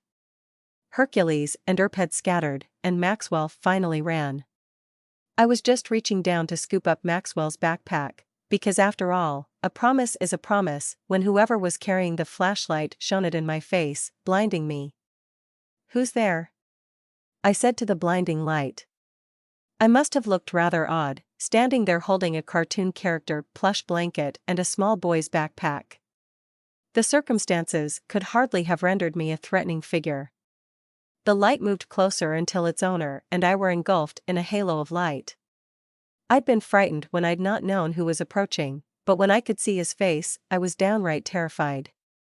It was Hugo Montrose, and he was far from happy to see me. We were looking for Maxwell, I said, brandishing the blanket and the backpack like a shield. Who's Maxwell? My cousin's 6-year-old. He ran away. Then where is he now? Hugo demanded. I don't know. I think you're lying, said Hugo. I guess he thought I'd brought along the juvenile accoutrements as a cover so I'd have an excuse if I was caught skulking around. I hoped Morticia had gotten safely to the top of the hill and had succeeded in calling for reinforcements. I tried not to worry about where Earp and Hercules had gotten off to. You followed me last night, said Hugo. I wanted to ask which time he was referring to, the time we'd followed him to Janie's house or afterward when we'd followed him down the dirt track. My delivery driver saw you, said Hugo, clearing up my question, but doing nothing to settle my nerves. You and that crazy trailer guy were watching us. I considered denying it, but I didn't think he'd believe me. It had nothing to do with you, I insisted. We were looking for Jasper. Hugo moved the light closer to my face as if trying to decide if I was telling the truth or not. "That makes two of us," said Hugo. I had just let out a breath I didn't realize I'd been holding when Hugo pulled a handgun from inside the front of his coat and pointed it at my head. It was one of those moments when you can't quite believe what your eyes are seeing, but there was no time for the full terror of what was happening to sink in because, within a second, Hugo was hit from behind with some heavy object and slumped to the ground. Both the flashlight and the gun fell from Hugo's grip. As my eyes tried to adjust to the darkness, I searched for my savior, but whoever it was had disappeared, taking whatever object that had felled Hugo with him. I didn't know what to do with the inert body on the ground. I picked up the flashlight and assessed the damage. Hugo was bleeding, but not heavily, from a gash on the back of his head. I checked his pulse, which was strong and even. I was trying to decide whether to climb up to the top of the hill in the hopes I'd still be able to get cell reception or head down the dirt track for the highway when I saw flashing lights coming up the dirt track. Morticia must have called the police, and they'd arrived far faster than I could have hoped for. In retrospect, I'd realized that sufficient time had passed for the police to respond to George's call about Maxwell. Officer Reyes and company had been in the dining room of the bird cage, taking down a report from Georgia when Morticia had called for help from the top of the rise above the abandoned buildings. I looked down at Hugo lying at my feet and back at the approaching patrol cars. I realized I had a decision to make, to tell the truth or not to tell the truth. I decided to go with the truth, no matter how crazy it made me sound. However, I'd stick strictly to the facts. I would not, under any circumstances, let on that I was completely convinced that the faceless form in the darkness, who'd clobbered Hugo on the head and probably just saved my life, was Jasper Ham. Chapter 24. Shortly after 3 patrol cars arrived, a fire truck with a couple of paramedics showed up. While they were working on Hugo, he regained consciousness. I was standing nearby, still giving my statement to Officer Reyes, when I heard Hugo asking to speak to the police officer. When the officer bent down to hear Hugo's words, I stopped speaking and strained to listen. Whoever was trying to kidnap the kid hit me over the head. Nobody had been trying to kidnap Maxwell, I was quite certain of that. Maxwell had very much taken off from Little Tombstone of his own volition. "Oh," the officer said. The officer sounded slightly skeptical, but Hugo stuck to his story. He'd been awakened by August, who'd come to the bunkhouse to collect his flashlight. August had told him that Maxwell was missing, and Hugo had headed out on August's heels to search for the boy. I didn't believe a word of it. When Georgia had suggested calling Nancy and asking for help in the search, I'd specifically put the kibosh on the idea. Nancy, I trusted. The current occupants of her bunkhouse? Not so much. Unless someone else had called up to Nancy's after Morticia and I had taken off, there was no way that August would have been in a position to inform Hugo about the missing Maxwell. I would have bet good money that at that very moment, August was lying in his bunk, fast asleep. I was guessing Hugo had concocted his story while he lay on the ground listening to the chatter going on around him. I didn't believe a word of Hugo's story, but the officer seemed to. An ambulance came and took Hugo away. I had hoped that the officers might decide to search the property, but they didn't seem interested in anything but getting out of the cold. The wind had picked up, and the formerly tolerable winter's night was growing increasingly uncomfortable. I was worried about Earp and Hercules. I imagined the pug and the piglet, most likely separated from one another, were freezing and hopelessly lost. I explained to Officer Reyes that Maxwell had not left home alone. The officer went to his patrol car and returned with a bright searchlight. We walked away from the hubbub and shined the light into the sagebrush as I called out to Earp, who might answer, and Hercules, who probably wouldn't. I got no answering barks or squeals. No pug nor piglet emerged from the shadows cast by the saguaros, no tiny faces peeked around the back of the small boulders which littered the hillside. I was getting a sick feeling in my stomach. I felt almost as ill as I had in the seconds after Hugo had pointed his gun at me and then been swiftly struck to the ground. I decided to check the perimeter of the buildings. I walked around the side of the barn, resisting the urge to peek inside the window where I'd seen Hugo's light, although I might have been less resistant to temptation if Officer Reyes hadn't been at my elbow, and I'd been in control of the powerful light he carried. I continued around to the back porch of the old house. It was there that I found Earp and Hercules, curled up together in a nest of old gunny sacks, fast asleep. I rooted around in the junk on the back porch and found a length of old baling twine, which I fashioned into a leash for Earp. I woke him up and tied him to one of the porch posts while I contemplated how to contain the piglet. In the end, I resorted to wrapping Hercules up in a dusty gunny sack and tucking her under my arm. She squirmed a little to begin with, but quickly calmed down. I think both animals were exhausted from wandering around for hours in the dark and the cold. I certainly was. I rode back to Little Tombstone in the back of a patrol car with Earp on one side and Hercules on the other. I would have been allowed to ride in front, but the officer informed me that animals were not allowed up front for safety reasons. I don't know if you've ever been locked in the back of a police car. It's a very confining feeling, and I found myself stroking Earp's head to calm myself. Hercules responded to the warmth of the patrol car by slipping off the seat to rearrange the floor mats. While the piglet left her gunny sack unattended, Earp managed, unnoticed by me, to get a hold of one corner and start shredding it with his teeth.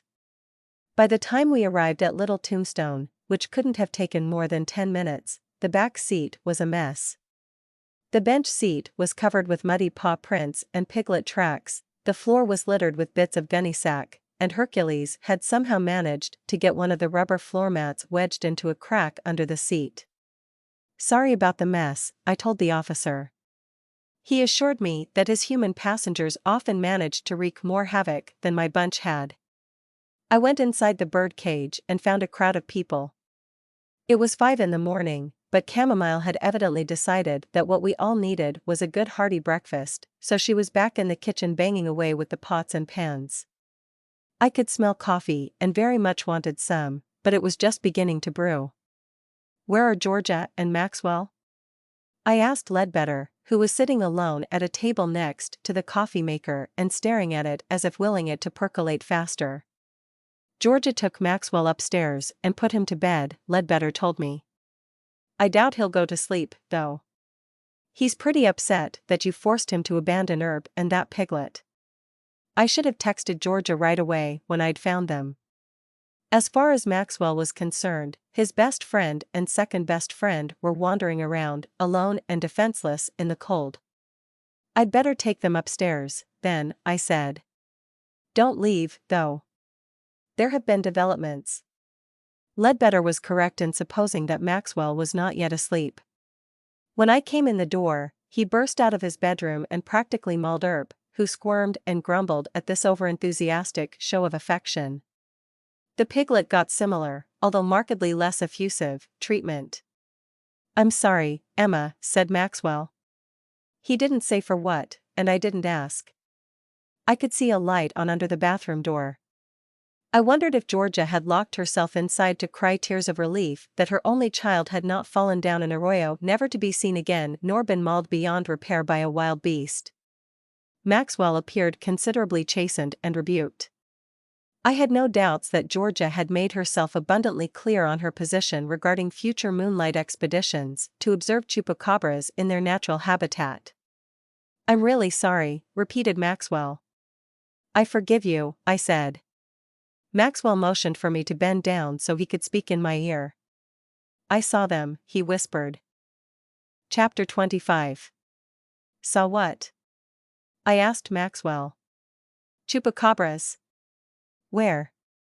"Out there." Maxwell made a sweeping gesture which took in every acre of sagebrush for miles around. I smelled them and saw their glittering eyes. To this day, I don't know what Maxwell saw out there. It may have been a band of coyotes or a skulk of foxes whose eyes he'd seen shining in the darkness. The stench, which Maxwell had attributed to the chupacabra's trademark odor, was likely a decomposing cow or deer.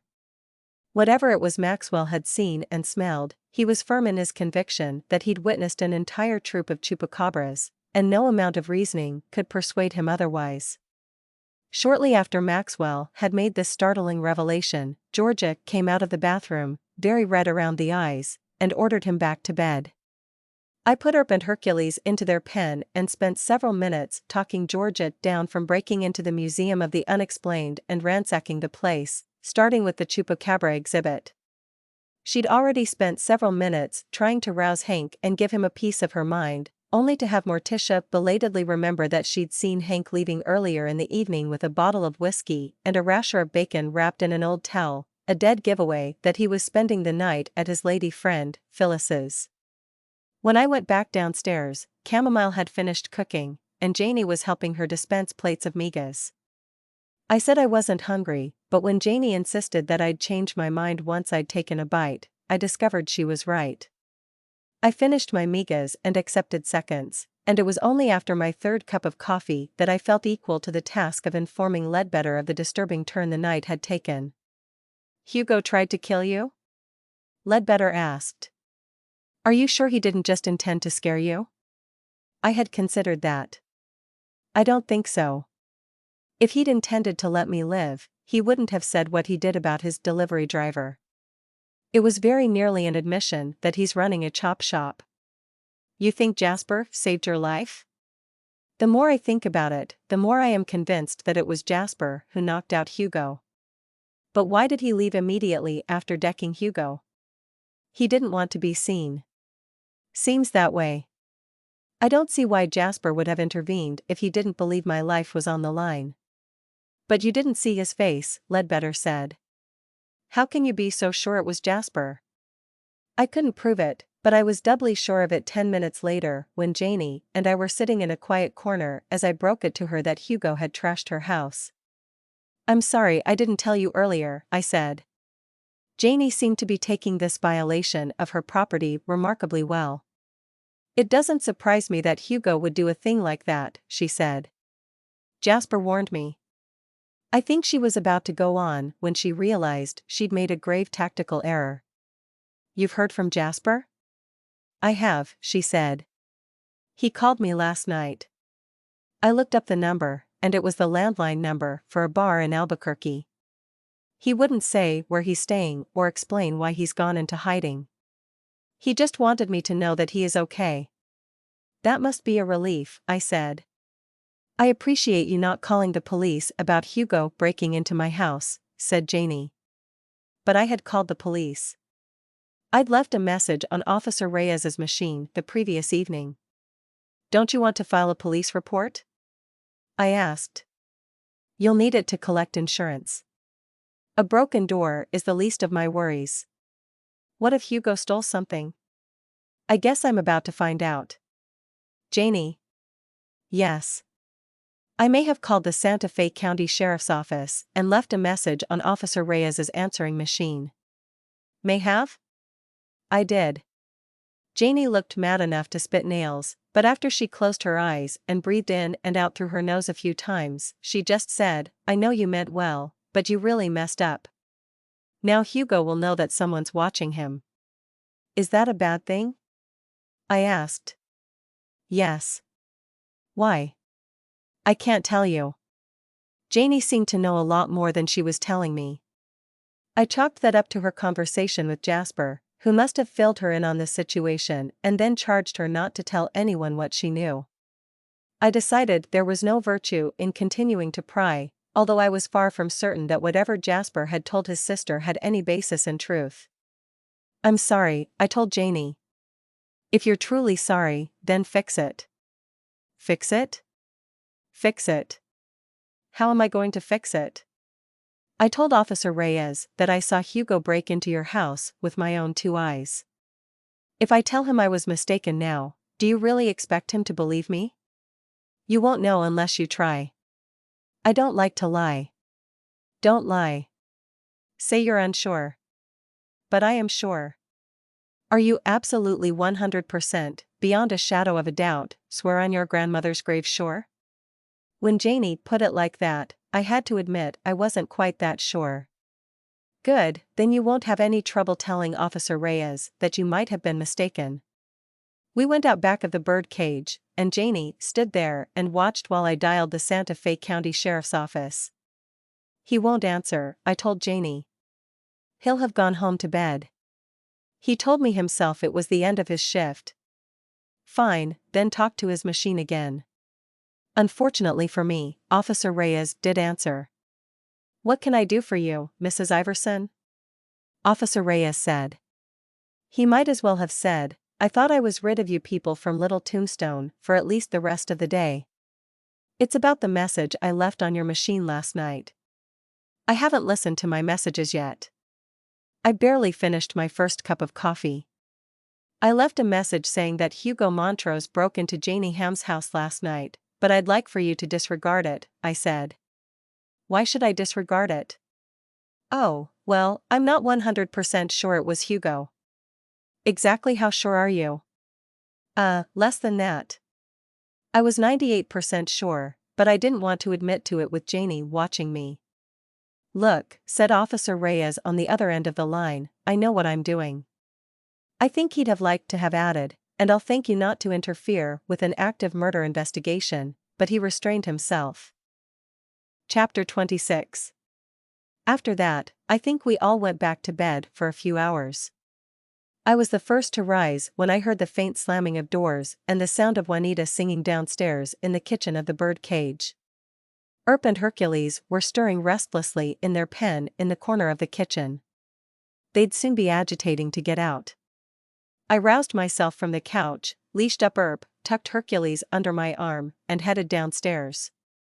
As I passed the kitchen door, I told Juanita that we'd had quite a night, and she followed me out back while I filled her in. As we talked, Earp and Hercules, who seemed well on her way to being house-trained, did their business. "Maxwell wasn't hurt, was he?" Juanita asked at the conclusion of my tale. I think she'd have also inquired after the welfare of my little menagerie if the creatures hadn't been there right under her nose, looking the very picture of vim and vinegar. "Maxwell is fine. He's over the moon because he believes he saw them." "Saw what?" "A troop of chupacabras. Hank will be thrilled." I think Hank had best avoid any mention of chupacabras for the next 5 years or so, at least in George's presence, I said. "She's the one who's worse for the wear." "Well, you can hardly blame her. I'd have been terrified if one of my little ones had gone missing like that." Juanita has 6 children, 2 boys and 4 girls. They've all flown the coop except for the youngest, Jose, who's a constant trial, not in a getting into trouble with the law sort of way, but more along the lines of staying up all night gaming so he doesn't make it up on time to get to his classes at the Santa Fe Community College. According to Juanita, he also waits until the half-eaten plates of food he takes up to his room start to mold before he thinks about bringing them back down to the kitchen. But what makes Juanita really on edge is that Jose keeps a ferret in his room, to which he claims a great attachment, but I suspect it's more to keep his mother out of his space than anything. "How is Jose doing?" I asked. Juanita just heaved a deep sigh and announced she'd better get back to the kitchen. "Should I wake Janie up and send her down?" "It must be past time." "No," said Juanita, "let the girls sleep. I can manage without them." I toyed with offering to help but decided I wouldn't put Juanita to the trouble of turning me down. The only thing I'm any good at is washing dishes, and there wouldn't be many of those until after lunch. I took Earp and Hercules back upstairs, where the whole house was stirring. Janie was in the shower, Georgia was frying up eggs, and Maxwell was sitting inside the pen in the corner of the kitchen so as to be absolutely sure of not missing Earp and Hercules when they returned from their jaunt outside. "I had a terrible time restraining Maxwell from going out in search of you," Georgia said in an undertone, as if it were somehow my fault that the pug and the piglet had to be taken outside to answer the call of nature. "They're not robots," I pointed out a bit petulantly as Maxwell fell on the pug and the piglet as if they'd been separated for a millennium. "Dogs and pigs have little digestive systems just like we do, or would you prefer robot pets?" "Yes, absolutely," said Georgia, "and while we're on the subject, I look forward with great anticipation to the era of robotic children who can be powered down in the evening." I suppose that would eliminate the possibility of waking up in the middle of the night and finding they'd run off into the wild blue yonder. I yearn for the day. Georgia smiled for the first time since she'd shaken me awake in the wee hours of the morning. I shouldn't be so upset. It's not like he wasn't found safe and sound. I don't suppose Maxwell was ever in any actual danger. I decided this was not the time to bring up the fact that Hugo had pointed a gun at my head seconds after Maxwell had fled into the darkness to join Morticia. With any luck, Georgia might never have to find out. I'm going up to the ranch again this morning, I said. Why? I have some unanswered questions. Don't we all, said Georgia as she slammed down a plate of fried eggs on toast in front of me. She then stood over me and watched while I ate it.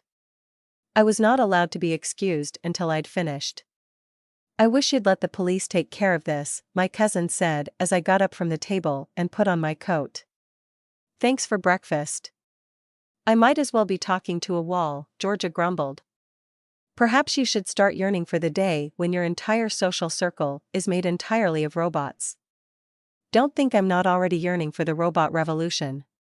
If the robots revolt, wouldn't that actually be worse than just dealing with uncooperative humans? Any robot worth his motherboard would be smarter, stronger, more. That's when Georgia threw the dish rag at me. Don't touch the dishes, I told Georgia. I'll do every last one of them when I get back. I meant it, I really did, but it was useless to offer. I don't do dishes up to Georgia's exacting standards. For one thing, I usually forget to put bleach in the rinse water, plus Georgia isn't able to settle down to anything else knowing there are dishes piled up in the sink covered in bacteria, which is doubtlessly procreating up a storm and plotting to bring humanity to its knees one case of food poisoning at a time. On the way out the back door of the bird cage, I dialed Nancy. This time I'd make sure Hugo and August were out of the way before I started sticking my nose in where it wasn't wanted. When I told Nancy I'd like for her to accompany me on a look around her bunkhouse, she wanted to know why. I'll tell you in person when I get up there. I just want to be sure that neither Hugo nor August are around. August went into town this morning, said Nancy. Hugo is back from the hospital with a bandage on his head. I still can't quite get a straight story about what happened to him during the night. You probably won't, I said. I'll tell you when I get there, provided Hugo isn't listening. I can send Hugo off on an errand that needs doing anyway, Nancy said. He claims to be perfectly fine. I gave Nancy half an hour to get Hugo out of the way. If I never saw Hugo Montrose again in this world or the next, it would be too soon. Having someone point a gun at your head has a tendency to dim any future pleasure in their company, as far as I'm concerned. As I sat at Nancy's kitchen table and told her what had happened the night before outside the abandoned ranch house, I watched her face. Curiosity morphed into concern, which soon became outrage. Hugo told the police he pulled a gun on you because he thought you were a kidnapper? That summed up the situation rather neatly. There's nothing I can do, really. It's just believable enough of a story, given the circumstances, that I don't see how I'd ever convince a jury that Hugo had any intention of killing me. But I didn't tell August or Hugo that Maxwell was missing. I had no idea myself. The police may be interested to hear that at some point, but for now, I'll fire him, said Nancy. As soon as Hugo walks through that door for lunch, I'll send him packing. The fact that he'd been packing was what had led to the problem in the first place. I don't think you should, I said. I didn't tell you so you'd fire him, I told you because I thought you ought to know what kind of person you were dealing with. I also told you because I'd like your help. If you don't know all the behind-the-scenes stuff, what I'm going to ask for won't make sense. What are you asking for? Several things, but first, I'd like to search the bunkhouse again. Nancy raised her eyebrows when I said again, but she didn't ask any more questions. She grabbed her jacket, and we crossed the yard to the bunkhouse. As we walked, I asked her about the abandoned ranch next door. Nancy said she hadn't been out there for years, but that the buildings were actually on Flynn Ranch land. I decided to wait until I was sure to inform her that at least one of her employees was running an illegal enterprise out of her property. "That used to be my older brother's ranch," said Nancy. "He inherited it from our grandfather. It came to me when my brother died." "Did you inherit your portion from your grandfather?" "Grandpappy didn't believe women should be ranchers. Thought they were temperamentally unsuited. I bought my place with my own money when I was 28. Nancy's grandpappy was clearly a poor judge of character, not to mention a good old-fashioned sexist. "I have lots of fond memories of the place," said Nancy. "My brother and I used to play bunkers in the root cellar." "Bunkers?" "We'd pretend we were being bombed and go down into the root cellar and shoot at the enemy flying over through the vent pipe." That should have been Grandpappy's first clue that his granddaughter was up to managing a ranch. "I almost died there, you know," said Nancy. "Fell down the old well. Fortunately, it's not very deep and only had 3 feet of water in it." I wanted to ask more, but now was not the moment for hearing Nancy's reminiscences. We'd reached the bunkhouse. We hatched a plan, and I went inside. Nancy stayed out on the porch with a broom in her hand. The porch didn't really need sweeping, but if anyone approached, she'd appear to be cleaning, not loitering. If she started whistling Home on the Range, a little on the nose, I know, but it was Nancy's idea, I'd know that someone was coming. I would cover my tracks and hightail it out the bathroom window. If Nancy switched from Home on the Range to Wipeout by the Beatles, discovery was imminent. I was skeptical that Wipeout was a song that lent itself to whistling, but Nancy gave me a few demonstration bars. I made a mental note that should the village of Amatista ever stage an amateur talent competition, Nancy should enter as the whistling queen. When I got inside the bunkhouse, only 2 bunks had any personal belongings attached to them. The bunk that had belonged to Jorge was bare, and while Jasper's bunk was still made up, both the plastic bins and the laundry bag, which had been stashed underneath his bed, were missing. I stuck my head out the door and asked Nancy if anyone had come to take anything away. "Yesterday morning, a couple of police detectives came and took away Jorge's things," she said. "I'd tried to locate some family member, but all the police had on record for next of kin was his ex-girlfriend, and she'd taken out a restraining order against him." "What about Jasper's things?" Nancy didn't know. The police might have taken them, too. I wondered if someone had finally filed a missing person report on Jasper. I knew Janie hadn't. I'd asked. I went back inside and started with Hugo's belongings. I found absolutely nothing of interest, so I turned to the belongings under August's bed. The suitcase was just a bunch of clothes, but the contents of the cardboard box beside it turned out to be a lot more interesting. Inside was a whole stack of mail, some opened, some not, all addressed to a Mr. Augustus Taylor. They'd been sent to 3 different addresses, one in Des Moines, one in Denver, and one in Omaha. I didn't dare unseal the closed envelopes, but I took out one of the letters from an envelope that had been torn open. It was a credit card statement, and the number in the balance due box made my eyes spring from their sockets. August, or Mr. Augustus Taylor, if you preferred, had racked up an enormous amount of debt for a man who should have had virtually no expenses besides putting gas in his old truck, buying the odd pair of jeans or boots and a few beers on the weekend. Clearly, he'd not been taking good advantage of the room and board Nancy provided for her hands. I spread out 3 of the envelopes and snapped a photo of the addresses. I concluded that August had been having his mail redirected to Amatista, but why from 3 different home addresses in 3 different cities? I was just removing one of the other open bills from the envelope when I heard Nancy start sweeping vigorously and whistling. It wasn't Home on the Range, it was Wipeout. Chapter 27.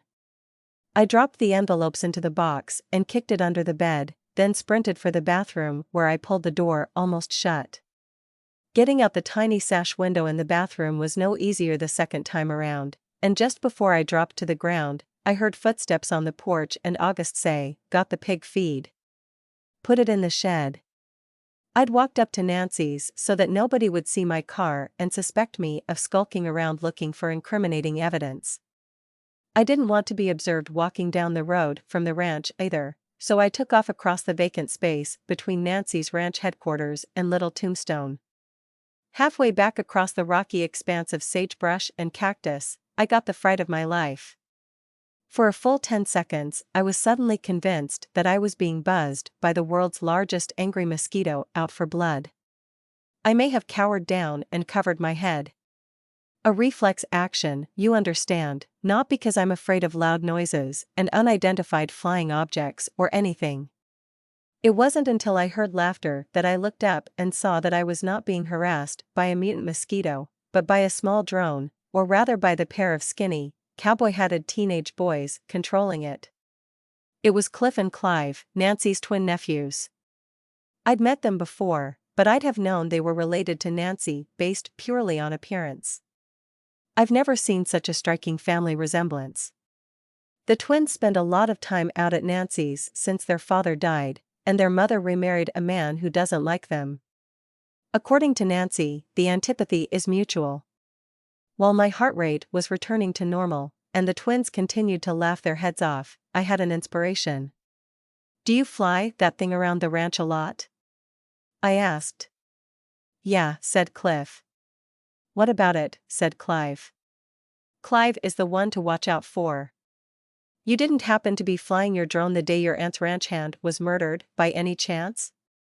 Cliff looked at the ground and shuffled his feet, but Clive looked me straight in the eye. "Somebody already asked about that." "Who?" "None of your beeswax. Were you flying it over the bunkhouse? What's it worth to you?" The kid was shaking me down for money. I was a little shocked, but maybe I shouldn't have been. I'm sure the Amatista rumor mill had done an excellent job of spreading the word that I'd inherited an impressive stash of cash from my great-aunt Geraldine. "Are you trying to start a bidding war?" I asked. "Maybe I am, maybe I ain't." "Fine," I said as I rifled through my pockets and pulled out 320s. "Nah," said Clive, ignoring Cliff's tugging at his sleeve. "The other guy will give me more." "How do you know?" "Besides, I already promised it to him." I couldn't figure out if the kid was lying to me. I decided it didn't matter. "How much would it take for you to hand over all the footage from the day of the murder?" Clive and Cliff withdrew behind a boulder and conferred for a few minutes. They thought I couldn't hear, but I caught snatches. Cliff was nervous about the whole thing. It seemed he wanted to go to the police with what they had, but Clive disagreed. He argued that here was their chance to make bank. $500, said Clive when they came back to stand in front of me. 500 cash and you give me every second of footage you've gotten for the past 3 weeks. 3 weeks, said Cliff. There are hours of. All the better, I said. For $500, I have high expectations. Clive hemmed and hawed and then agreed. I have one additional condition, I said. You are not to tell your other. I wasn't sure what to call him, but I finally settled on buyer. You're not to tell your other buyer who you sold the footage to. I also suggest, for your personal safety, that you take a copy of every bit of footage you give to me straight to the police. Why should we? Said Clive. Whoever wants that footage doesn't want the police to see it, I said. How do you know that? I didn't want to scare the kids, but they needed to know what they were dealing with. Last night, someone threatened to shoot me because I've been doing a little amateur investigation into who killed Jorge. Cliff's eyes got big, but Clive just upped his swagger, clearly his default reaction to getting scared. Let me take a guess at who wants that footage, I said. If I get it right, you have to tell me. Why should we? Said Clive. There's an extra $100 in it if you give me 3 guesses. 2 guesses. Fine. I stuck out my hand to shake on it, then said, it was Hugo Montrose, wasn't it? I watched Cliff's face. He was the more honest of the two. And the most scared. Wrong, said Clive and made that buzzer sound they use on quiz shows when somebody gives an incorrect answer. I looked at Cliff. He shook his head. I decided neither boy was lying. I get one more guess, I said. The boys watched me as I tried to decide between my other two suspects. I had been 80% sure it had been Hugo that had wanted the footage, but it seemed I'd been wrong. Was it Augustus Taylor? Clive didn't answer right away. He didn't have to. Cliff's face told me everything I needed to know. Bring your footage down to the bird cage by noon, I said. When you hand over the footage, I'll hand over the cash. At 11:45, we made the exchange in the back vestibule of the bird cage. When Clive handed over the USB, I insisted on inserting it into my laptop and scrolling through the files. There were at least 20 hours of footage. It would take me forever to get through it all. You've made a copy of this for the police? I asked. Clive said, yes, but Cliff's face said no. I decided not to press the matter. Even if the boys presented the police with 20 hours of footage, I doubted the Santa Fe Sheriff's Department would have the resources to get someone to sit through it all looking for something which might not even be there. I'd scour the footage myself, and if I found anything that seemed significant, I'd take that clip to Officer Reyes. I handed 300s to Clive and 300s to Cliff and told them to take it down to the local bank and open themselves a savings account. Clive openly scoffed at the notion, and Cliff didn't seem to think much of it either, although he was less rude in his protest. I don't really care what you do with the money, I said. Just don't get involved any further with August Taylor if you can help it. If he asks for the footage, give it to him, and for Pete's sake, don't try to shake him down for money like you did me. I thought. That man's dangerous, I said, and the same goes for Hugo Montrose. Why are you? You should also know that your aunt is in full possession of the terms of our little transaction. I called her a few minutes ago.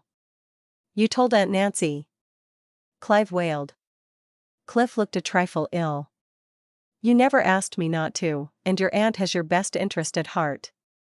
The twins didn't appear to be so sure of Nancy's best interests, but cut short their indignant protests when I floated the idea that, should I suggest it, their aunt would likely be more than happy to drive them up to the Santa Fe Savings and Loan and help them open a college fund account and oversee their first deposit.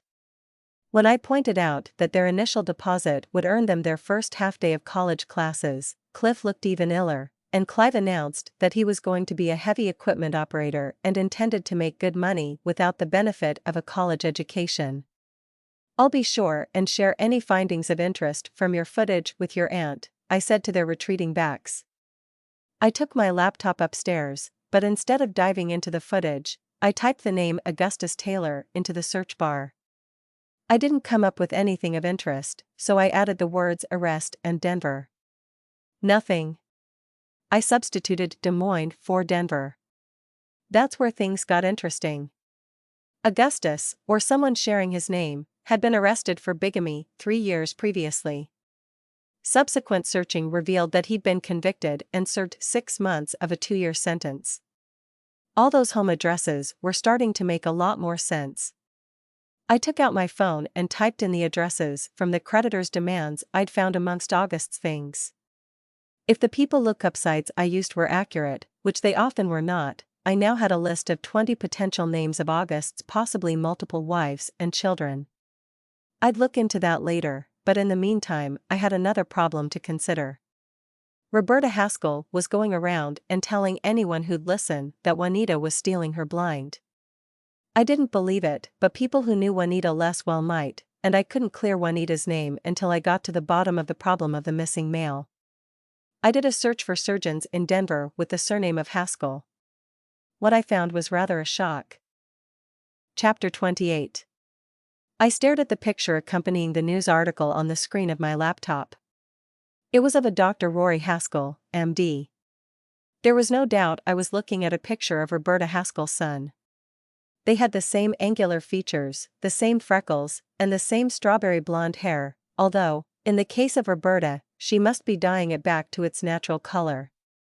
Dr. Haskell, according to the article, had been sued by the family of a patient who died on the operating table. Not only that, but a subsequent investigation into the circumstances surrounding the patient's death had resulted in the suspension of Rory Haskell's license to practice medicine. I'd already been 90% sure that Roberta's son had stopped sending her money months ago, but now I was certain. Not only had Roberta's son stopped sending money, most likely because he was probably under an equal or greater financial strain than was his mother, Rory Haskell was also concealing from his mother that his lucrative and respectable career was most likely over. Poor Roberta. She had no idea that while she was going around bragging to anyone who would listen about her surgeon's son, Rory was no longer practicing medicine and likely on the brink of bankruptcy. Rory should have told his mother months ago, but I could understand why he hadn't been able to bring himself to do it. That's the thing about lies, regardless of how well-intentioned, the longer you persist in clinging to them, the harder they are to let go of. I was just mulling over what to make of this startling revelation about Roberta's son when Georgia came up and told me I'd better come downstairs to the bird cage. "Frank's here," said Georgia. "My Frank?" I asked, although I hoped he wouldn't be my Frank for very much longer. "That's what he said." Georgia hadn't ever met Frank, even though I'd been married to him for nearly a decade. I'd invited her to the wedding, but I hadn't expected her to show up, and she hadn't. After that, I'd always visited Amatista alone. Frank never took much interest in my family, and it seemed easier, somehow, just to plan trips without him. "You'd better get down there," said Georgia. "Frank's landed a hot air balloon in the middle of the street, and I don't think he intends to allow the pilot to depart until you've heard what he has to say." "I'm not interested in what Frank has to say." "I'm afraid the village of Amatista doesn't agree with you," said Georgia. "And I think you should steel yourself for the banner." "What banner?" "There's a big banner on the side of the balloon that says, 'I'm sorry, Emma.' He's sorry he got caught." "I don't see how that changes a thing." "I didn't finish telling you what the banner says." "Oh?" "It says, 'I'm sorry, Emma. Please take me back.'" Georgia had taken my jacket off the hook by the door and was holding it out to me. "Please tell me you aren't taken in by all this over the top. You're not going to tell me I should take him back, are you?" Georgia was shoving my arms into my jacket, but she paused and came around to look me in the face.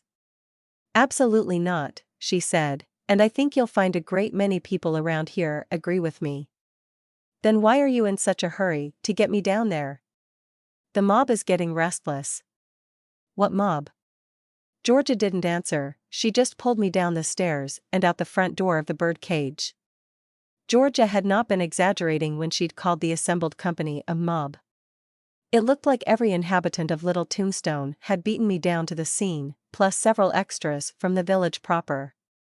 If Frank had been hoping for a warm and encouraging reception, he had miscalculated badly. Juanita was standing on the steps of the boardwalk that fronted the bird cage with a carving knife clutched in her shaking hand. She was flanked by Chamomile and Janie, who were sending Frank looks that could have killed. Oliver stood beside Janie holding a machete. I think he'd been clearing sagebrush out back of the trailer court. Ledbetter was unarmed, but then he didn't need to be. I thought the way Chamomile and Janie were looking at Frank was intimidating, but Ledbetter looked like he'd enjoy nothing more than tearing Frank limb from limb. I was wondering where Hank was when the front door of the Museum of the Unexplained opened, and he emerged carrying an enormous ceramic cockopelli. I wasn't sure why he'd chosen that particular object, but I'd later learn that he intended to threaten to beam Frank over the head with it, should the situation escalate. "Emma," said Frank, his voice fairly dripping with nervousness and something more like affection than I'd heard in his voice for ages. "You shouldn't have done this," I said. "But I wanted to." "But I didn't want you to." "But I wanted you to want me to." "But I don't." "I won't. I never will." "We're done, Frank." My little speech got a smattering of applause from the assembled company on the front steps of the bird cage. This threw Frank off for a beat or two, but he quickly regained his composure. I suspected he'd touched down in the street anticipating sympathy and support from any onlookers. It was becoming increasingly clear, to me at least, that far from getting sympathy and support, Frank would be lucky to leave without coming to grievous bodily harm. "Get back in the balloon, Frank," I said.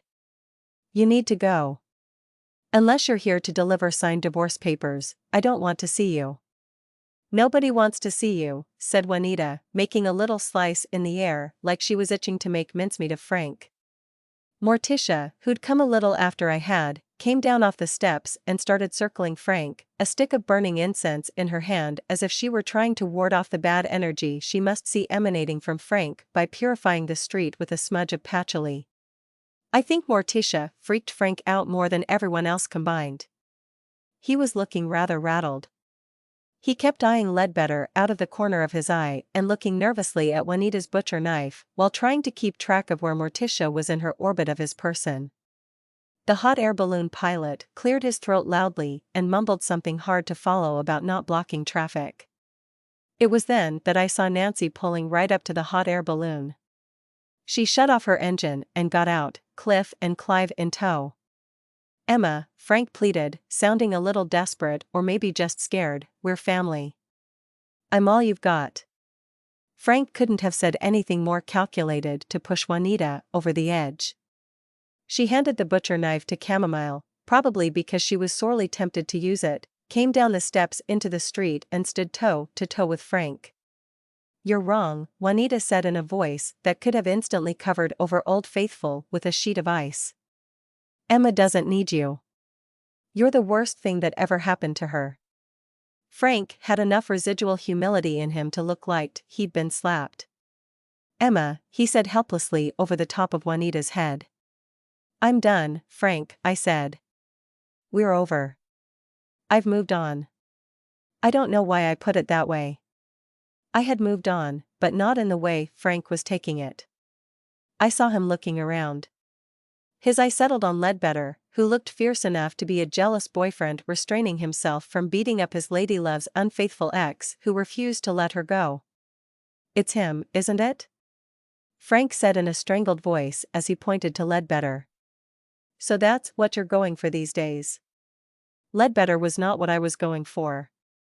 In fact, I'd never felt the slightest spark of attraction between us, although I'd grown enormously fond of the man, and judging by the expression on his face, he thought enough of me to involve himself in my personal affairs.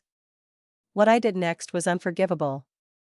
I think I said what I did out of desperation to get the whole horrible scene over with, Frank back into that balloon, and, hopefully back to California, never to show his face in Little Tombstone again in this life or the next. Yes. Yes, he is what I'm going for these days, I said. So, you're chasing after old men now, said Frank. Guess he must have money. Ledbetter is hardly what I'd call old, although he is technically old enough to be my father if he'd gotten an exceptionally early start at procreating. And he certainly was rich, although Frank couldn't possibly know that. Every little potshot my in-laws had made over the years about my supposed status as a gold digger crashed over me in a red tide of anger. Angry little spots started dancing in front of my eyes, and I could hear myself huffing out of my nose like a bull preparing to go after the matador. If Chamomile had handed me the butcher knife, I'd probably have gone straight to work, reducing Frank to tiny bite-sized cubes to feed to Nancy's sows. I was so angry that I said the absolute worst thing possible. Chapter 29. Ledbetter and I are very much in love. It was right after I said that I realized that sometime during the past couple of minutes a spotless white Range Rover had pulled up behind Nancy's truck, and Jason Wendell had gotten out. I didn't realize how close Mr. Wendell was standing behind me until he took an abrupt step back and tripped over the Cockapelli doll Hank had tired of clutching in his arms and set down at his feet. Mr. Wendell fell backwards and toppled the Cockapelli with him, breaking off the poor thing's head. It was in the confusion of Hank's distress over the senseless destruction of his tchotchke, and Jason Wendell's distress over the condition of his pristine dove-gray trousers, that Oliver sprang forward with his machete and started hacking away at the lines the balloon pilot had tethered to the posts holding up the boardwalk of the bird cage. "Hey," the balloon pilot yelled. "Stop that." I couldn't blame the poor man. What he'd thought would be a straightforward romantic gesture was turning into something quite different.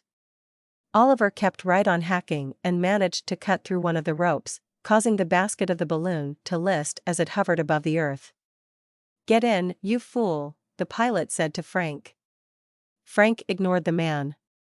He reached out to grasp me by both arms, a move that made Ledbetter take a step forward, and Juanita take hold of Frank's wrist and try to wrest me from his grasp.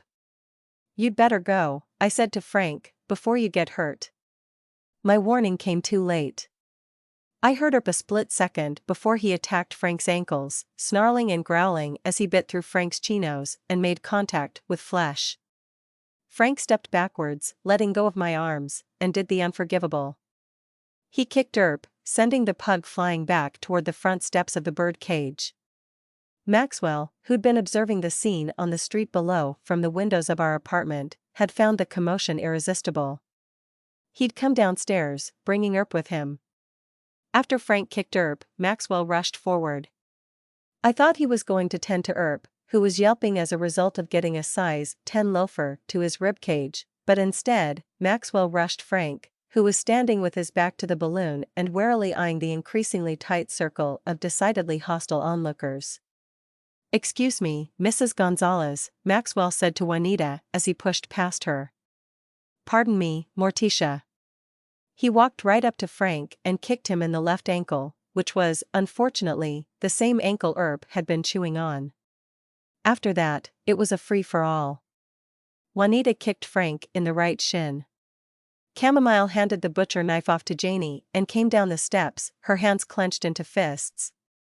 I could see Hank out of the corner of my eye, advancing with the decapitated cockopelli raised over his head. "Ledbetter," I said. "Do something." It seemed he'd just been waiting for the word. He walked up to Frank, grabbed him around the waist, hefted him over his shoulder in a fireman-style rescue carry, and unceremoniously plunked Frank into the listing basket of the balloon. Oliver had hacked through the second rope anchored to the boardwalk, and Ledbetter untied the single remaining anchor. "Finally," said the pilot and gave the burner a burst of fuel. The balloon began to rise, in slow motion.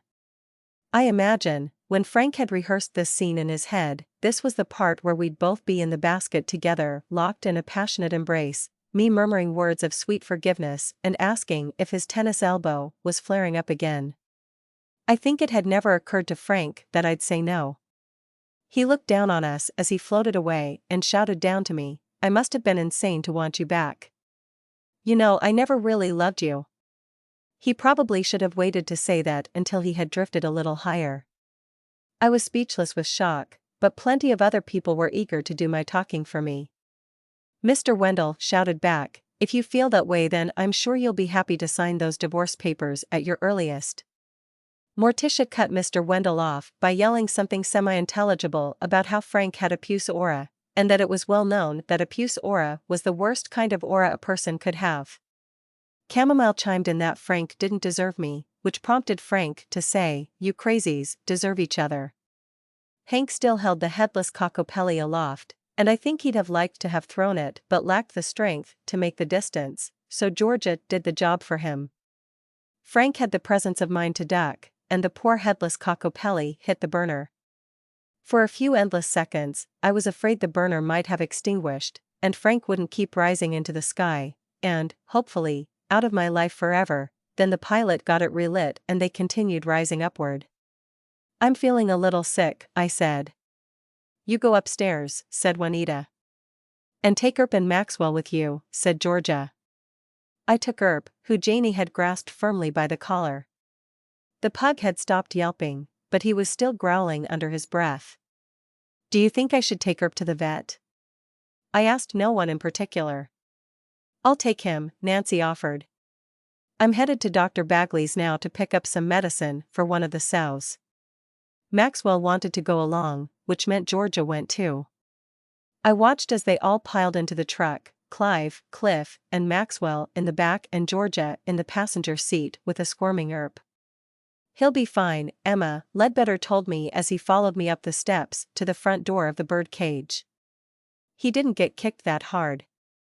It was at that moment that I discovered that my face was wet, and I didn't even know how long I'd been crying. "I'm sorry about what I said," I told Ledbetter. "I never should have involved you that way." I may have paused in the middle of my little speech to hiccup. "That's all right. You know I don't." Love me? Yes. I know. Ledbetter smiled at me, clearly not disappointed. But you're well on your way to falling in love again. No, I sputtered. I'm not. I didn't mean with me, said Ledbetter, finally flustered. I'm not interested in, I meant. He meant Jason Wendell, said Janie. We were in the empty dining room of the bird cage. Janie had snuck up on us sometime during the conversation. I was glad Chamomile wasn't with her. That's exactly what I was getting at, said Ledbetter. See, said Janie. I'm not the only one who noticed. Georgia had noticed too. That made at least 3 people. I dearly hoped Mr. Wendell hadn't. I couldn't think of anything more futile and pathetic than developing a hopeless unrequited crush on my own divorce lawyer. 2 hours later, Georgia and Maxwell returned with Earp. The vet says he's fine, said Georgia, which is more than I can say for you. I'd spent the whole time she'd been gone crying my eyes out. I'd tried hugging Hercules, the only remaining living thing in the apartment, but it turns out that pot-bellied pigs don't like having the stuffing squeezed out of them. You're sad, said Maxwell as if this had just occurred to him. It must have been the tears that wouldn't stop running down my cheeks that clued him in. He trotted off to his room, Earp at his heels, and returned with a copy of Scientific American and a half-eaten Snickers. It's the new issue, he said. Sit down on the couch, eat the candy, and I'll read you a story. Georgia made me a cup of tea, and I sat on the couch nestled between Maxwell and Earp. Hercules came and curled up at my feet as I ate my Snickers, sipped my tea, and listened to the latest advances in AI. Frank had been wrong. My little Tombstone family and I didn't deserve each other. They were too good for me. Chapter 30. I didn't go out for the rest of the day.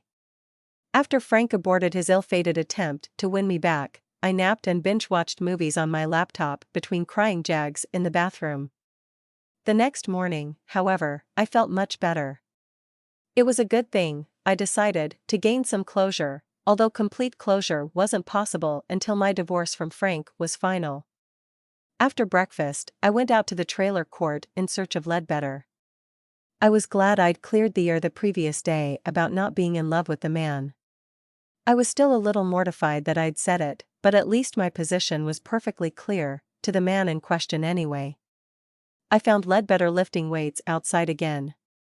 I want to go back out to that abandoned ranch, I told Ledbetter. Why? I want to find out what's going on out there. Why? Because it might have something to do with Jorge's death. Isn't that a police matter? It was. It might have something to do with Janie. This seemed to be a more compelling argument. Ledbetter had continued doing curls with a free weight, but when I said that about Janie, he put the weight down and gave me one of his signature unblinking stares. It might be best not to involve yourself any further. If you will recall, Hugo pulled a gun on me 2 nights ago. I think that's about as involved as a person can get. Hugo obviously knows you're on to him. I think that's a very compelling reason to lie low. Ledbetter wasn't wrong. It was just that I couldn't bring myself to stand by and wait for things to play out on their own. It wasn't that I didn't trust Officer Reyes to do his job, it was just that I was more acutely aware than ever that a police investigation along strictly professional lines might well result in a hot mess and a cold case. I have to go back, I said. If you won't go with me, I'll find someone else who will. I wasn't sure who else I trusted to stay cool in a crisis, and it would be a crisis if I returned to the abandoned ranch only to discover I was not alone there. When do you want to go out there? Ledbetter asked. It seemed he didn't trust anyone else to go out there with me, either. I'll call Nancy and make sure that Hugo is otherwise occupied, I said. Nancy assured me that Hugo was making repairs to the pig shed, and she'd keep an eye on him to make sure he didn't leave the ranch. What about August? I asked. I sent him into town. He probably won't return until after lunch. I wasn't sure if I should be concerned with keeping tabs on August's whereabouts, but it was better to be safe than sorry. We rode Ledbetter's bike out to the old ranch and parked it around the back of the house in a small lean-to where somebody would have to walk right up to it to notice it. "Where shall we start?" I suggested the barn. I was curious what Hugo had been doing there the night I'd seen the light in the window. The barn was the largest of the buildings, and if the place was functioning as a chop shop, then it was the most likely candidate for a place to strip down, reassemble, and repaint stolen cars in an attempt to render them undetectable by the police. Ledbetter and I approached the barn with caution. The large double doors on the front were closed and double-locked with beefy combination padlocks. We continued and found a small side door that was also locked but had only a flimsy residential knob. "Go around the corner," Ledbetter told me as he poised his hand to bang on the door. I withdrew around the corner. Ledbetter banged on the door for a few seconds, then joined me out of sight, and we both listened to the silence. "I guess no one is here," I said. "Let's wait a bit longer," said Ledbetter. Another few minutes passed with no response from within, and Ledbetter repeated the process, banging even louder this time. There were still no signs of life. We crept from our place of concealment around the corner of the barn. Ledbetter took hold of the knob, placed his shoulder to the door, and shoved all his considerable weight into it, but the door didn't give. "Stand back," said Ledbetter. "I don't think you should break it down," I said. "Won't that give away that somebody's been here?" "Does that matter? What if Hugo comes back and removes all the evidence? If we find evidence, won't we be alerting the police right away?" Ledbetter had a point. "I don't think Nancy will like it if we break the door down." "I thought Nancy told you that she hadn't been out here in years." "Who do you think installed these locks? Hugo or one of his associates?" Put in context, breaking the door down didn't seem like such a terrible idea. "If we break it down and find nothing, I'll pay Nancy to have it repaired," said Ledbetter. Ledbetter took a short run at the door and kicked it in. The door splintered away from the frame. Ledbetter reached inside and turned the button on the lock. "Ladies first," he said. We stepped inside. We found more or less what I had expected to, minus the stolen cars. There were 2 commercial jacks to allow for raising cars off the ground. There was a plethora of tools and a very professional-looking paint booth. A large diesel generator powered the place. "This is not a small-time operation," said Ledbetter. "I think the police will be very interested in this." He took his phone from the pocket of his jacket. "Do you want me to call it in, or do you think it would be better to contact Nancy and let her do it?" "Wait," I said. "I'm not done looking around. Isn't this chop shop what you were looking for?" "Yes, but what else are you hoping to find?" "I don't know exactly, but I don't want this opportunity to go to waste." "You want to search the haymow?" Ledbetter pointed up to the empty loft over the main room. "I was thinking of exploring the rest of the ranch." "The house?" "I was thinking of climbing down the well." "The well? Why?" "Just a hunch there might be something interesting down there." "How do you plan to get down an old well, and more importantly, back out again?" "That," I said, pointing to a long aluminum extension ladder that had been used to access the haymow. "How deep is this well?" said Ledbetter, looking exceedingly skeptical. "A ladder won't do much good unless it's an exceptionally shallow well." "Nancy seemed to think it was shallow," I persisted. "She fell down at once and almost died." "I'd say that's a compelling reason not to go down that well voluntarily." "I still want to try." Ledbetter was far from eager to participate in my plan, but he took charge of the ladder. I picked up a coil of rope laying over one of the stalls, and we went out of the barn in search of the well Nancy had told me about. It took us a while to find it, and in the process, we found the old root cellar Nancy had also referenced. "We should search the cellar, too, while we're at it," I told Ledbetter. A peek into the root cellar confirmed that it was dark and dank, and Ledbetter said he preferred to get one unpleasant task out of the way before committing to any others.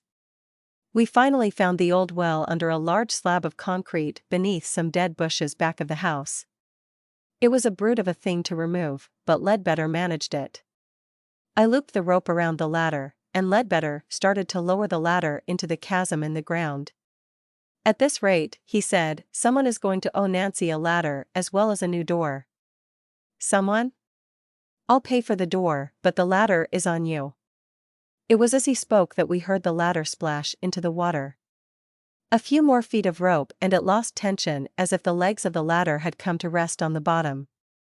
Already? I said. Ledbetter peered down the well using the inadequate aid of the light on his phone. Looks like it really hit bottom. I'd say the top of the ladder is only about 6 feet down. You'll have to go down on the rope until you hit the ladder. Can't you go down? I asked. I could, but if anything goes wrong, I'm not sure the rope would hold me. Are you saying I should go down? I'm afraid so, said Ledbetter. I can pull you back out if it comes to that, but you couldn't do the same for me. Ledbetter tied one of the loose ends of the rope around my waist and wrapped the other around his forearm.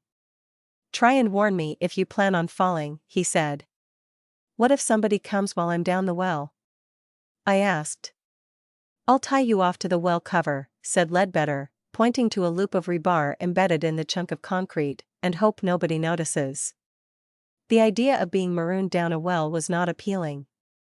What about you? I asked. What will you do if somebody comes?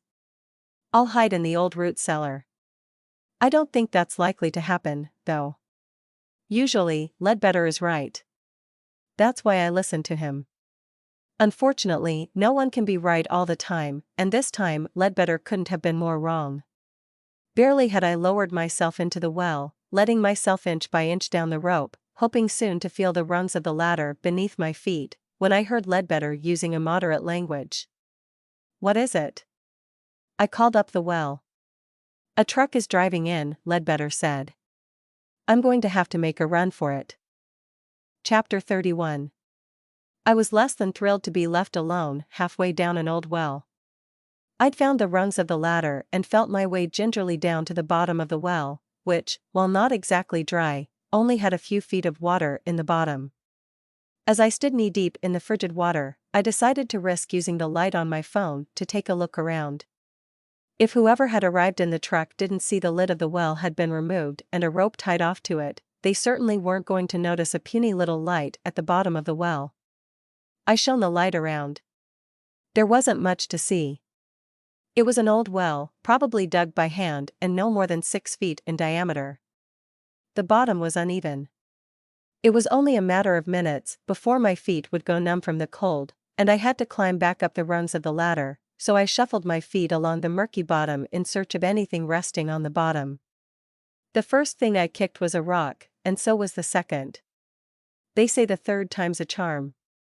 It certainly was in this case, because the third time I reached down into the muddy water, I was wet not only to the knees, but also to the elbows. By this time, I pulled a man-made object out of the water. It was a handgun. A gun was exactly what I was hoping to find, but it still startled me. Once I had it, I didn't know what to do with it. I needed to get out of the cold and damp, so I held the gun gingerly in one hand while I used the other to hold on to the ladder and climbed back up until I was out of the water. I don't know how long I stood on the ladder, dripping water from my soggy shoes. I had just about lost all feeling in my legs, and my teeth were chattering so much I couldn't keep the lower half of my face still when I felt a tug on the rope tied around my waist and heard Ledbetter say, "You can climb up now. I'll pull you up when you run out of ladder." When I emerged from the top of the well into the sunlight, Ledbetter was laughing. "You're a real mess," he said. He stopped laughing when he saw the gun in my hand. "You'd better call the police," he said. An hour later, I was in the dining room of the bird cage, turning over the handgun to Officer Reyes. "What were you doing down the bottom of an old well?" Officer Reyes asked. I'd wiped the mud off my face, but I had a feeling I was still looking rather more than a trifle deranged. "Oh, this and that. Just looking around." "Did you have reason to believe you'd find a gun down that old well?" "Nobody told me to look there if that's what you were getting at." Officer Reyes looked at me, then back at his paperwork. He sighed. I think he believed I was telling the truth, but my behavior still baffled him. "We'll run a check on this," said Officer Reyes, "and see if it's legally registered to anyone," but I wouldn't get my hopes up. "I think it might be the murder weapon." Officer Reyes raised one eyebrow. "I think it might be the gun someone used to kill Jorge," I said. "Someone?" "Someone." I wasn't certain who had thrown that gun down the well, but I had a couple of ideas. Officer Reyes looked like he wanted to ask more questions, but instead, he got up and went over to the table where Ledbetter was waiting to give his statement. While Ledbetter had been hiding in the old root cellar next to the house, he'd overheard who'd arrived in the pickup. It had been Hugo and August. I'd feared that Ledbetter's eavesdropping would not be sufficient to swear out a warrant for their arrest, but apparently, my fears had been misplaced. While Officer Reyes had been interviewing Ledbetter and me, another posse of policemen had been going over the chop shop with a fine-tooth comb. They'd found not only all the equipment needed to process stolen cars, they'd also recovered a trove of records detailing the thousands of stolen cars that had passed through the shop. By 6 that evening, both Hugo and August were in custody for involvement in a car theft ring of impressive proportions. I should have been happier that Hugo and August were off the streets, but I wasn't. It was only a matter of a day or two before they'd make bail, and I was convinced that one of them had put a bullet in Jorge. Jasper was the key, I decided. He was the one who knew the truth, but where he'd disappeared to, and why he was choosing to stay missing, remained a mystery. When I told Janie what had happened out at the ranch, she was interested, but I got no sense that she knew anything about the chop shop that I didn't. "I hate to come right out and ask this," I said, "but is there any chance your brother Jasper was involved in the car theft ring?" "What makes you think that?" Janie's face was flushed, but I think it was more from indignation than guilt at concealing anything from me. "I told you about the dirty coveralls I found under his bunk?" "Yeah." "And the paint-spattered boots?" "Yes." "Well, there was one other thing I found that I didn't tell you about." As I'd been speaking, I'd taken out my phone. I scrolled through my photos until I came to the one showing the small leather case of tools I'd found amongst Jasper's belongings. "Do you recognize these?" Janie shook her head. "What are they?" "Ledbetter thinks they are made for breaking into cars." "That's not possible," said Janie. "When he was a teenager, my brother got arrested a couple of times for shoplifting, but he hasn't stolen anything for years. Not that Janie knew of, anyway. We always want to believe the best of those we love, even if the evidence suggests otherwise. Don't you think? He wouldn't be so stupid. He's studying hard to get his GED. Ged? Yeah. He wants to go back to college and get a degree in animal husbandry. He hopes to get into vet school when he's done. I'd thought August was the one who'd been staying in evenings studying for his GED. He'd certainly given Nancy that impression, but if Jasper had been the one committing all his spare time to prepare for getting into college, nothing I'd assumed about what Nancy's ranch hands had done in the evenings made sense anymore. "How long has Jasper been working on getting his GED?" I asked. "Since about a year ago." Somebody was lying, and I was pretty sure it wasn't Janie. "Have you heard again from Jasper?" Janie looked at me warily and shook her head. I couldn't decide if she was telling the truth this time. "And you really have no idea where he might be hiding?" Janie hesitated. "You know something, don't you?" "Not really," said Janie. "It's just a guess." "Where do you think Jasper might be?" "He'd just started seeing this woman in Albuquerque." "Just before he disappeared?" Janie nodded. "You think she has anything to do with why he disappeared?" "No, but I think that might be where he's at." "Do you know where she lives?" Janie didn't. Jasper had introduced her to his new girlfriend, but they'd met at a restaurant. All she knew about the woman was that her name was Tina, she was the customer service desk person at a tire shop, and that she lived somewhere in Albuquerque. "Albuquerque's a big place," said Janie. "She wouldn't be easy to find." "That's quite enough to go on," I said. "I wish you wouldn't look for him," said Janie. I don't think he wants to be found. I'm not going to turn him in to the police, I promised. I just want to talk to him. I was almost certain that Jasper was not the one who'd killed Jorge, and I was equally certain that he knew who had. I took a long, hot shower. When I emerged from the steamy bathroom, Janie had gone to work, and Georgia and Maxwell were sitting at the kitchen table working on what looked suspiciously like Introduction to Algebra. I curled up on the couch with my laptop and went to work. I intended to hunt down Jasper's ladylove, but first I wanted to know where August might disappear to once he made bail. I had a nagging fear he might go missing. I took the list of names I'd jotted down while doing the people search associated with the addresses I'd seen on the creditor's demands I'd found under August's bunk. Several of the names turned out to be dead ends, either mistakes or possibly minor children, but once I'd winnowed through them all, I found 3 names and addresses that seemed legitimate: an Amy Taylor in Denver, a Melissa Taylor in Des Moines, and a Christine Taylor in Omaha. I then looked up each address on the tax assessor's websites for the applicable counties. On each of the 3 properties, Augustus Taylor was named on the deed. August was clearly a very busy man. I wondered how he managed to keep 3 families afloat, especially since it was highly likely his 3 wives had no idea that the others existed. On closer inspection, I noticed that 2 of the 3 properties had unpaid property tax. I saved the pages to my phone and moved on to the search for Jasper's Tina. I called every tire place in Albuquerque one by one, asking for Tina. On the 21st call, the man who answered informed me that it was Tina's day off, but she'd be in tomorrow if I wanted to call back.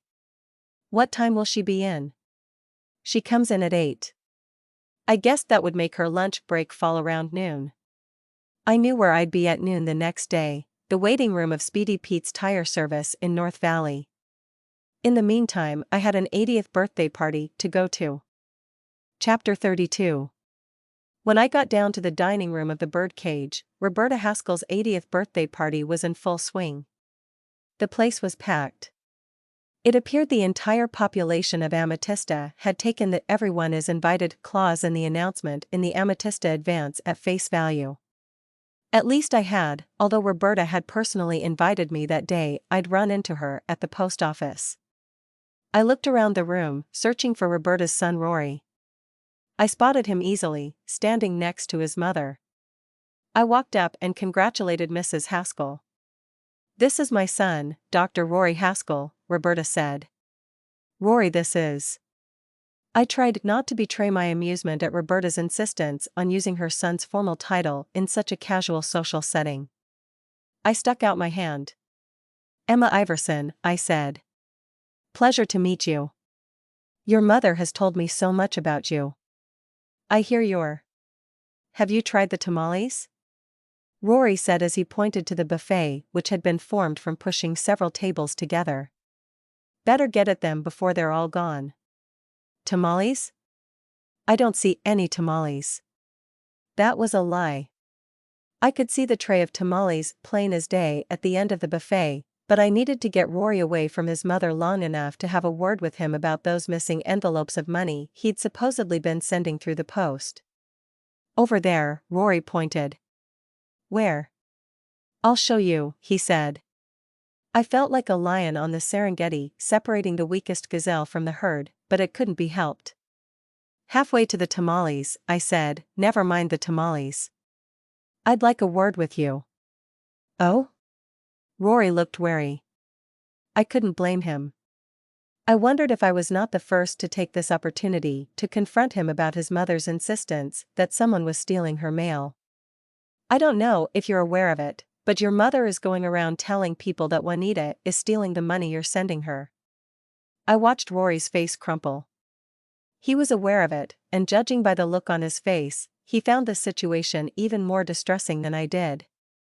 "I do know," he said wearily. "I'm going to have to tell her the truth."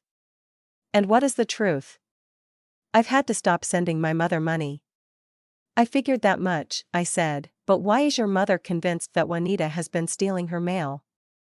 "Because Juanita has been stealing her mail." "I don't quite follow." Juanita has been going through my mother's mail looking for letters from collection agencies. They somehow got her address. How? I made the mistake of having my mail forwarded to my mother when I lost my house. After I stopped the forwarding, the collection letters kept coming to my mother's address. So far, Juanita's managed to catch them all. How do you know? My mother hasn't said anything, and she definitely would. And you don't want your mother to find out you're broke? Rory appeared on the edge of tears. How can I tell her? She's so proud of me. All she can talk about is my son Rory, the surgeon. Aren't you still a surgeon? It felt cruel to force Rory to spell it out like that, but I couldn't bring myself to admit I'd been cyber-stalking him. I lost my license, my job, my house. I'm sleeping on my friend's couch. You know I'm not even paying for this party? I tried to look shocked, but I don't think I succeeded. Juanita? Rory nodded. He was blinking fast and swallowing hard. I wanted to hug the poor man, but if I did, he was sure to dissolve in a puddle of tears. Plus, the other guests might find that a trifle odd. I felt a vice grip on my elbow. Did you need something? Juanita asked Rory in a falsely cheerful voice. She was already dragging me back to the kitchen. Juanita has only been angry with me a handful of times in my life, and with the exception of the moment when she'd kicked Frank in the shins, I'd never seen her this angry at anyone. You had no right, she said as she released me from her grip. I didn't know, I said weakly. You knew enough to know better, Juanita said. But Roberta has been going around saying. I know what she's been going around saying, said Juanita. What business is it of yours? I can't let people think you are stealing. Why not? I just can't. I'm telling you to forget everything you know, Juanita said, and let Roberta Haskell think whatever she wants to about me.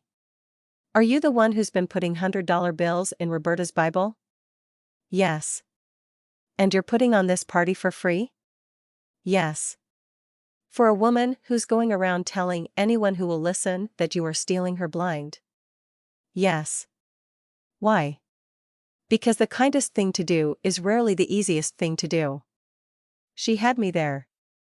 Wouldn't it be better for Rory to tell his mother the truth? Isn't that for him to decide? I wasn't sure Juanita was right, but I also knew there was no convincing her when she'd made up her mind to see this thing through. I'm sorry, Juanita, I said. I won't interfere anymore. I might have been lying.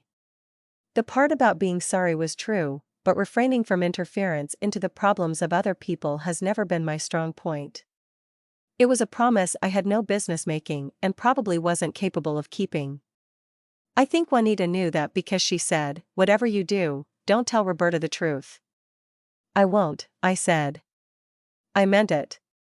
I wouldn't tell Roberta her son was broke and practically homeless, but given the opportunity, I doubted I'd be up to resisting the urge to tell Rory to tell his mother himself. I was going to go upstairs and soothe my wounded feelings after being scolded by Juanita, but just as I was passing through the back vestibule on the way to the stairs, I heard someone say, "Hello, Phyllis." Chapter 33. There are doubtless many women named Phyllis in this world, possibly several with connections to Amatista, but when I heard the name, I perked right up and forgot I was smarting from being reprimanded for interfering in Juanita's affairs. I couldn't resist taking a peek at this Phyllis, in the hopes it was Hank's ladylove. It was Nancy who had greeted Phyllis, and I practically galloped over to say hello. Nancy introduced us, and I got straight to the point. How's the pawn shop business these days? I asked, just to be sure I was talking to the right woman. Same as usual, said Phyllis. This had to be Hank's Phyllis.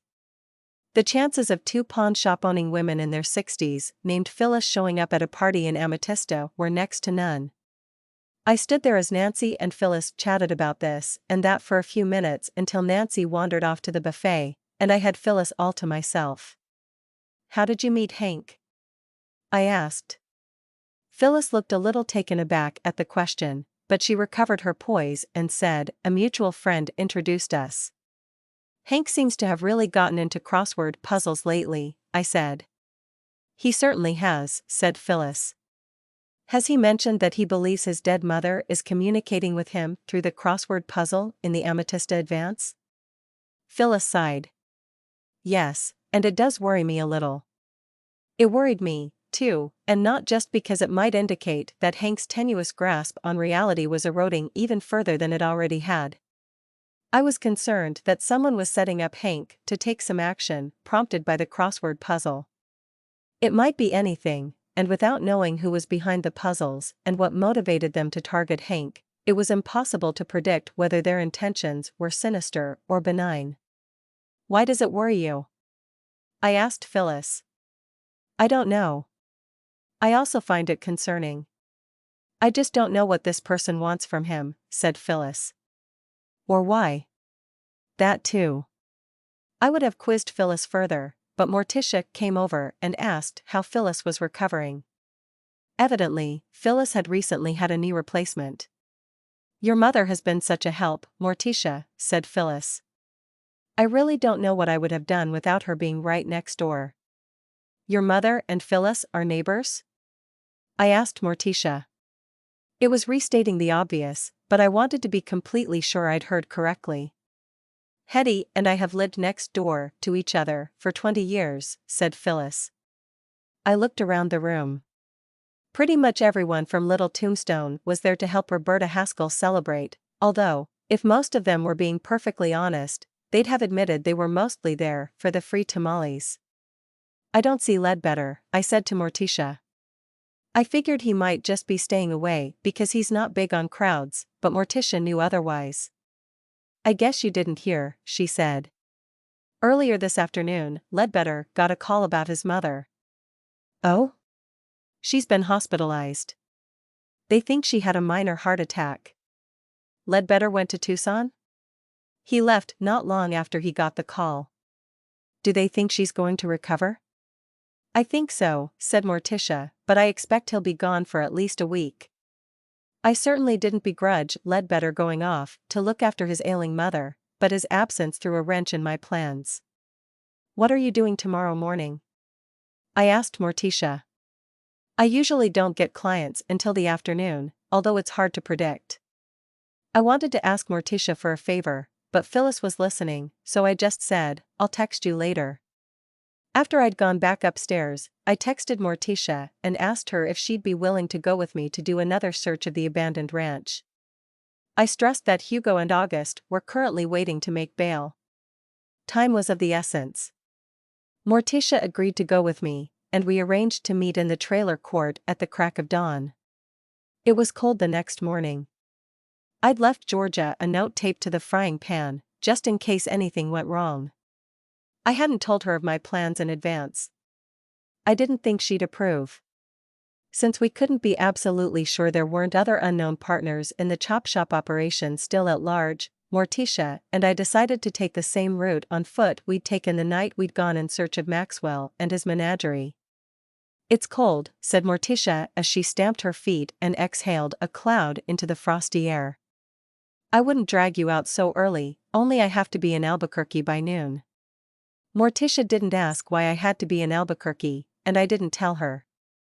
I figured the fewer people who had a clue to Jasper Ham's whereabouts, the better, and nothing would be gained by telling Morticia I might be on the verge of tracking down the missing cowboy. In the daylight, it was much easier going, and 15 minutes later, we were standing on top of the gentle rise that sloped down to the, hopefully, deserted ranch buildings. Why didn't you ask Nancy to drive you down here? Morticia asked. After all, this does belong to her. I'd considered that. I'd even called Nancy and asked permission to come down and search the place again. She'd offered to accompany me, but I'd declined. The thing about Nancy was, should push come to shove, she'd pull out a gun to defend herself or her property. Should the other party also be armed, there was a strong chance that someone, quite possibly Nancy, was going to get shot. Jorge was already dead, and I didn't want to be instrumental in upping the body count. When we got to the bottom of the hill, I headed straight to the old root cellar next to the house. When we got to the entrance, I pulled out a flashlight and a small garden spade. Stay outside and warn me if you see anyone coming, I told Morticia. I'm going to poke around in here, and after that, I'd like to search the old house. I never got to searching the house, because not more than 5 minutes poking around the dirt floor, my spade hit metal. I think I found something, I called out to Morticia. You'd better come in and hold the light. Good. It's freezing out here. 10 minutes later, I'd unearthed an old army green ammo box. I'm nervous about opening it, I said as I brushed the dirt from the latch with my mittened hand. I could do without the suspense, said Morticia. What are you hoping to find in there? Cash, I said. Really? Morticia was skeptical. Who'd bury cash in an old root cellar? I'd gotten the dirt cleaned off the latch. I lifted the lid as Morticia shined the light into the interior of the box.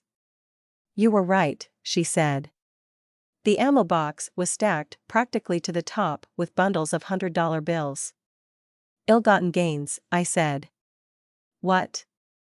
Ill-gotten gains. I'll bet this is proceeds from the chop shop, but whoever buried it had no intention of sharing it with his partners in crime. Possibly. Morticia appeared unconvinced. What's that writing on the side? Chapter 34. Printed on the side of the ammo box in yellow were the words 200 cartridges, followed by 7, 62mm M, BM 60M73. I don't think what's printed on the box is relevant, I said. There's something handwritten on the can, said Morticia, moving the light closer and illuminating the word August written in heavy black marker on the side of the container. The handwriting looked suspiciously similar to the initials JH on the bloody work glove that Earp had found in the sagebrush. I'd better call Officer Reyes about this find, I said. I don't think there's any merit in digging through wads of cash. If there's anything else worth noting in there, the police will certainly find it. Morticia was eager to get out of there, so I snapped a photo of the stash, then set the can back inside the hole, replaced the lid, and smoothed the dirt back over it. Morticia took the additional precaution of tamping the dirt down just in case the person who'd concealed the money came back to check that it was still there, undisturbed. She suggested that if anyone thought it had been tampered with, the first thing they'd do was dig it up and hide it someplace else. From the top of the ridge, I called the Santa Fe County Sheriff's Office and asked to speak to Officer Reyes. While Morticia and I stood on the top of the slope watching for the arrival of the police, I decided to try one more time to pry out of her why Hank was suddenly so taken with tarot. I had no idea that Phyllis and your mother were friends, I said. Morticia just said, yeah. This was nothing unusual. If you want details out of Morticia, you have to dig for them. What do you think Phyllis sees in Hank? I asked. Morticia shrugged. How long have Hank and Phyllis been together? Morticia shrugged again. Have they ever talked about getting married or moving in together? All I got for the trouble of asking was another shrug. I wasn't getting anywhere, so I decided to work on a hunch and engage in a minor deception. I'm usually big on telling the truth. Lies can have unintended consequences far beyond what one might imagine the moment they are being spoken into existence, but I decided that this small untruth was unlikely to cause anyone harm. You know, I told Morticia. Hank kept a pet possum when he was a kid. For the first time since I'd brought up the subject of Hank, Morticia looked interested. He kept him in a cage made out of old milk crates. The possum's name was Roosevelt. Roosevelt? Bizarre, huh? That may have been the first clue Hank would become obsessed with chupacabras later in life. I had more details at the ready concerning the apocryphal Roosevelt, but I didn't get a chance to plant them, because just then we saw a plume of dust coming down the rough track. It was Nancy, who I'd called just after I'd phoned the Santa Fe County Sheriff's Office. I hoped the police would not be far behind. August and Hugo could be making bail at any moment, and they might have associates still at large. I was quite certain that only one person knew where the stash of cash was hidden. I was equally certain that there were several people searching for it. Morticia and I walked down the hill to meet Nancy. I didn't unearth the box again for Nancy's benefit, but I did show her the picture I'd snapped of the contents. "I'm really going to have to start keeping a sharper eye on things," Nancy said. She pressed her lips together in a grim line. "I had my hands checking up on this place from time to time, but apparently, all of them were in on it. Hugo's job might have survived pointing a gun at my head, but I didn't think it was going to survive the revelation that he'd been running a criminal enterprise of impressive scale out of Nancy's old barn. August was going to be thrown out on his ear, too, the first chance Nancy got." "What about Jasper? Are you sure he was in on it, too?" I asked. Nancy said she couldn't be sure. "Did you send him out here in the weeks prior to Jorge getting shot?" Nancy thought for a minute before she said, "I did send him out here a couple of days before that, I think. I wanted him to look for an old piece of equipment I thought might have been stored in the barn." "Is it possible that was the first time he'd been out here?" "It is possible. Jasper was hired to deal with the animals, and that kept him so busy. Then it's probable he stumbled on the chop shop for the first time just a couple of days before Jorge. Unless he was involved in it himself, or found out from one of the other hands, that probably was when he—" Nancy gestured helplessly. "The day after he disappeared, I found some dirty mechanic's coveralls in his things," I said. "There were also some snakeskin boots covered in motor oil and automotive paint, and a set of tools used to break into cars." "Snakeskin boots?" Nancy asked. I nodded. "Teal blue? Pretty beat up?" "Yes." "What color were the coveralls?" "Tan." "Ripped out knees?" "I'm not sure. I didn't take time to look them over." "I don't know about the coveralls, but I'm pretty sure those boots belonged to Jorge," said Nancy. This was a startling revelation, but I didn't have time to process it because 3 police cars were pulling up beside the barn. While one of the officers, Officer Reyes, was nowhere in evidence, took our statements, several others went to work extracting the ammo box full of cash from the floor of the root cellar. "We've issued a warrant," I heard an officer say to Nancy. I wondered for whom and on what pretext. Hugo and August were already both in custody. After the police departed, they weren't there long. I asked Nancy, "What was that officer saying about issuing a warrant?" "Jasper Ham is wanted for murdering Jorge." Chapter 35. I shouldn't have been shocked when Nancy said that Jasper was wanted for murdering Jorge, but I was. What brought the police to that conclusion? I asked Nancy. "I guess while they were in custody, both Hugo and August said they'd seen Jasper kill Jorge." I didn't believe a word of it. "And the police are taking their word for it?" "I guess so. The real killer was about to slip through the fingers of the police, and an innocent man was about to be arrested for a murder he hadn't committed.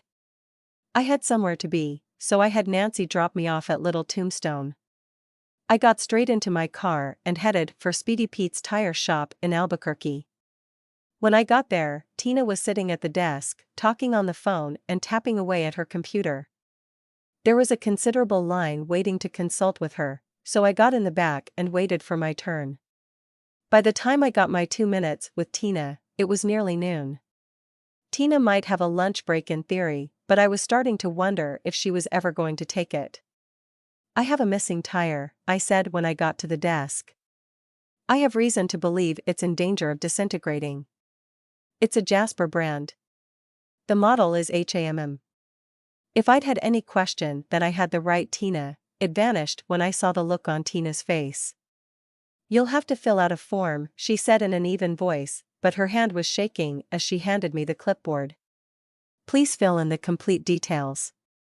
I took the form back to one of the chairs lining the waiting area and wrote out the details of the situation on the backside of the form.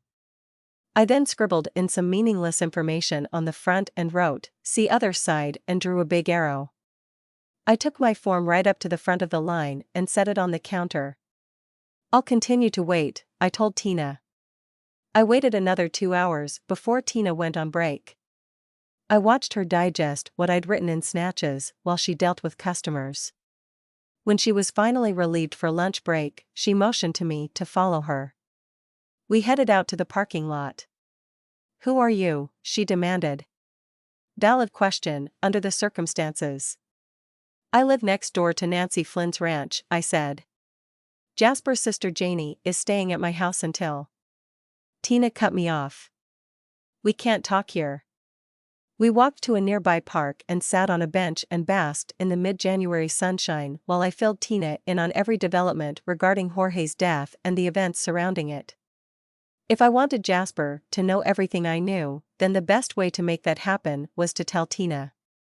Based on her non-reaction to my revelations regarding the case, she was in constant contact with Jasper and somebody, Janie, I imagined, was keeping him abreast of developments.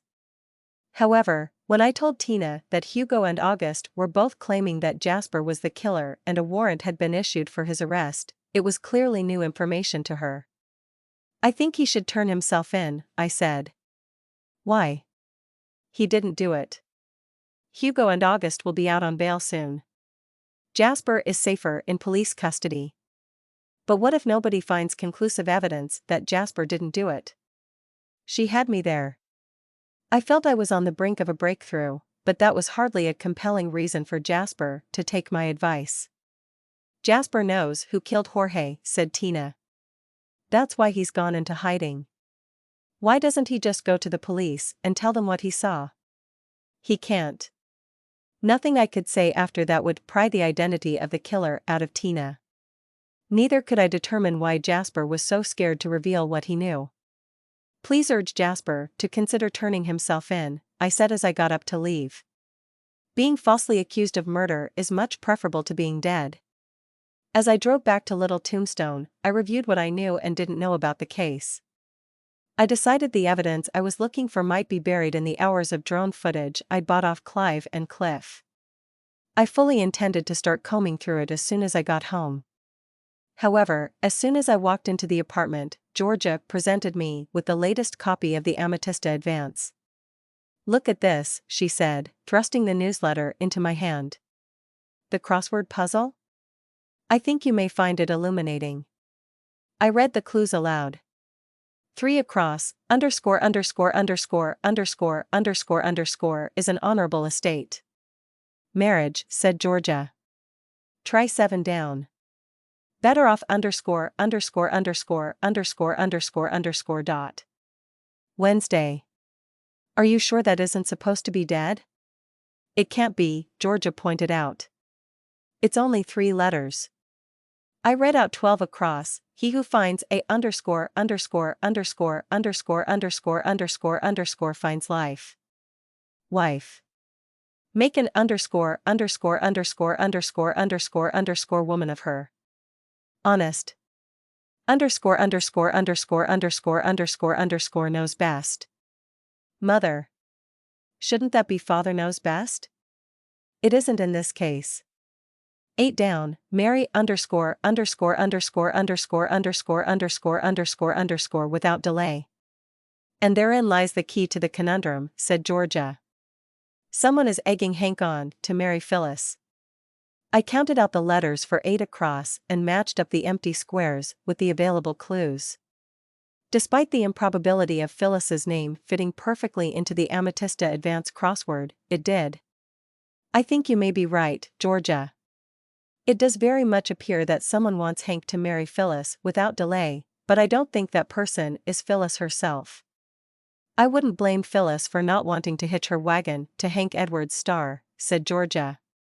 It's not that I don't think Phyllis wants to marry Hank, I said. It's just that I don't think she's the driving force behind the messages from beyond the veil that someone is concealing in the crossword puzzle. If it's not Phyllis who's behind the crossword, then who is it? I had a pretty good idea, but I decided to keep my suspicions to myself for the time being.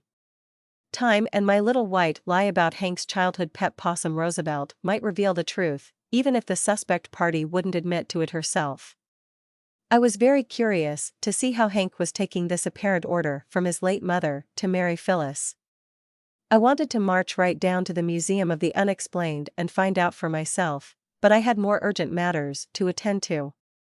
The living room was rather full up with yelping pugs, squealing piglets, and overactive 6-year-old boys, so I decided to take my laptop downstairs and look at the footage in the relative peace and quiet of the tiny office Juanita had in the back of the kitchen, that is, if there wasn't someone in that space, too. When I got downstairs and asked Juanita if I could lock myself in her office, she said, "You're welcome to use it, but it'll take you some time just to unearth the desk." I didn't even try. Instead, I closed the door, sat down on the floor, and started scanning through the footage. A full 4 hours later, I was bleary and bug-eyed, numb from sitting, and thoroughly discouraged. The identity of Jorge's killer might still be contained in the unwatched footage, but I was in no condition to look for it any longer. I decided to take a break and visit the Museum of the Unexplained. I wanted to find out if a wedding was imminent. As I headed for the entrance to the museum, I saw the door of the curio shop was propped open. I went inside. The curio shop was empty, so I passed through the archway separating the jumbled shop from the equally jumbled museum. I called out to Hank and got a muffled response. A few minutes later, he emerged, looking his usual rather rumpled and cantankerous self. He came out of his apartment carrying a copy of the Amatista Advance and a pencil, so I had no doubts that he'd gotten the crossword. "Have you finished the puzzle yet?" I asked. I did. Hank was looking a little shaken. He'd clearly gotten the message from his mother, loud and clear, that she wanted nothing more than to have her son offer his heart and hand to Phyllis. "What do you think, Hank?" I said. "Are you going to get down on one knee and propose to the lovely Phyllis?" Chapter 36. When I asked Hank Edwards if he planned to propose to Phyllis, he just grunted at me. "Did your mother ever meet Phyllis?" I couldn't help asking. I was validating Hank's belief that it really was his mother speaking to him through the crossword, but I was starting to think that whoever was behind the puzzles might have Hank's best interest in mind. I was very uncertain, however, about Phyllis's best interests. Would Phyllis really be better off married to the likes of Hank? "My mother never did meet Phyllis," said Hank. "Do you think your mother would have liked Phyllis?" Hank grunted again, but at a slightly higher register, which I took to mean that he believed his mother would have liked Phyllis, had his mother lived long enough to meet her. "Do you think Phyllis wants to get married?" "Humph."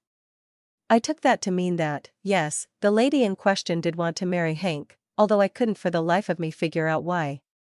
They say that love is blind, but in the case of Phyllis's love for Hank Edwards, love must be blind, deaf, and deprived of a sense of smell. I left Hank standing next to the display case containing his beloved family of chupacabras, clutching his crossword puzzle and looking up at the ceiling, possibly seeking an additional sign from heaven amongst the fly speckles and cobwebs. I took my laptop back upstairs with the intention of combing through a few more hours of footage before my eyes bugged out. As soon as I opened the door, I knew something big had happened while I'd been gone. Janie was sitting on the couch, crying and twisting a tissue into knots. Oliver was sitting beside her and patting her back awkwardly. Georgia was rattling around in the kitchen. George's default response when anyone is distressed is to give the distraught party something to eat or drink. Maxwell was sitting a few feet away, clutching Earp under one arm and looking like he was in danger of bursting into tears himself. "What happened?" I said. "Jasper turned himself in," said Janie. I had to get the rest of the details from Oliver, because after Janie told me her brother had turned himself in, she burst into uncontrollable sobbing. Janie's sobbing pushed Maxwell over the edge, and he, too, began to wail. Earp began barking, and even Hercules started squealing from her pen in the corner of the kitchen. "It's going to be all right," I said over the din. I hoped I was telling the truth. I sat next to Janie and tried to calm her down. I held up the USB I'd stashed in my pocket. "I have drone footage from the time period surrounding Jorge's murder," I said. "How did you get a hold of that?" Oliver asked. "Cliff and Clive," I said. "The problem is, there are 30 hours of footage, and I've only looked at a few." "How many computers can we get?" Oliver asked. "Couldn't we copy the files and split them up to get through them faster?" Georgia brought out her laptop, and Oliver went down to the bird cage to see if Katie or Chamomile had a computer to lend. They didn't. I knew that Ledbetter had one, but he was still in Tucson looking after his mother. What about Morticia? I asked. Oliver didn't know, but he went back downstairs and returned with both Morticia and her laptop. Georgia, Morticia, and I split up the footage and started combing through it. Janie and Oliver would spell us as soon as we got tired. There were roughly 24 hours of footage remaining to get through, and, if we watched it at double speed, that meant 12. Between 3 people, that was only 4 hours each. If we could keep going without a break, within only a few hours, we'd know for certain if the twins' drone footage contained anything that might exonerate Jasper. Jasper doesn't intend to say he's guilty, does he? I asked Janie. Jasper called me right before he turned himself in. He didn't kill Jorge, but I don't know what he plans to tell the police about who did. Why doesn't he just tell the police everything he knows? Either Janie wasn't sure, or she wasn't willing to say, because she went quiet. A few hours later, Nancy called to inform us that Hugo and August had both made bail. They'd come back up to the ranch where she'd summarily fired them both and told them to take their possessions and never darken her door again. That's the last we'll see of those 2 no-good scallywags, said Nancy. She may have used a little stronger language than no-good scallywags, but the meaning was the same. I wasn't so sure that August and Hugo proverbially riding off into the sunset was a good thing. After I hung up with Nancy, I excused myself and went into the stairwell to place a call to Officer Reyes. I understand that Hugo Montrose and August Taylor have been released on bail, I said when he picked up. Yes. I expect that August is going to disappear in short order. Oh? And I have a pretty good idea of where you might find him. I see. Even if I could have seen Officer Reyes's face, I don't think it would have told me anything of interest. He holds his cards close to his chest. Would you like me to give you the list of addresses? I asked. You have a list? I do. I'm sure you are aware that August Taylor has a prior conviction for bigamy. Officer Reyes neither confirmed nor disputed my statement. I have reason to believe the man is still juggling at least 3 families. I see. I could not tell if this was new information to Officer Reyes or not, but I went ahead and gave him the names and home addresses of Melissa in Des Moines, Amy in Denver, and Christine in Omaha. As soon as I returned to the apartment, I took over scanning footage from Georgia so she could cook us all supper. Janie and Oliver took the animals outside, and Maxwell went with them. I had already watched hours of motion sickness-inducing footage of the drone sweeping over the landscape around Little Tombstone, and to be honest, it was deadly dull. However, a few minutes after Janie and Oliver had taken Earp and Hercules out back, Morticia called us all over to look at her screen. The drone was hovering over the bunkhouse. When was this footage taken? I asked. She paused the footage to show us the timestamp embedded in the file name. It was from the morning of Jorge's murder. Where do you think the twins were standing? Morticia asked. It's hard to know, I said. But if that turns out to be important, we can ask them. We watched the screen as a figure approached the bunkhouse and went inside. I think that's August, I said. No one offered a dissenting opinion. Nothing happened for several minutes, other than the drone swooping around at dizzying angles and landing briefly on the roof of the pig shed. Several minutes later, another figure went into the bunkhouse. I think that's Jasper, said Morticia. Jorge must already be inside, said Georgia. He was shot while he slept, and everyone, including Nancy, agrees that he didn't come to breakfast. I didn't point out that the reason Jorge hadn't come to breakfast might be because he was already dead. A few more minutes passed, and then the door of the bunkhouse opened again. August, if one could trust identifying him by his trademark cowboy hat, walked closely behind Jasper. Does he have a gun? Georgia asked. It certainly looks like it. Just after the pair descended the porch steps, Jasper turned and tried to get the gun out of August's hand. The tables turned, and now Jasper was covering August with his own gun. As August cowered on the ground a few feet from Jasper, Jasper reached into his pocket with his free hand and removed something. "Is that a phone?" Jasper must have called Janie but only gotten out a few words before he aborted the call. That explained why I'd found his phone resting in the dirt in front of the bunkhouse. As Jasper held the phone to his ear, another figure approached from around the corner of the barn. "That must be Hugo," I said. When Hugo reached the scene, he stopped, a natural reaction to finding that one of your coworkers has another of your workmates cowering on the ground with a gun pointed at his head. "This is fascinating," said Georgia. It was fascinating, but I was glad Janie wasn't there to see it. We couldn't hear what was being said, of course, but it was clear that there was a tense exchange. Hugo made a move toward Jasper, who dropped something, it had to have been his phone, and ran away in the direction of the pig shed, still holding the gun. After that, the drone pitched up and over the top of Nancy's house and came back to earth near the back porch. That explained where the twins had been and why they hadn't witnessed the scene their drone's camera had captured. Apparently, the twins rarely looked at what they'd filmed. I copied the incriminating footage to a USB. It was very late. Almost past Maxwell's bedtime, even though he'd not even eaten supper yet. I decided that there was no great hurry to get the footage to the sheriff's office. Jasper, I believed, was safer behind bars, anyway. First thing the next morning, though, I headed up to Santa Fe with the USB.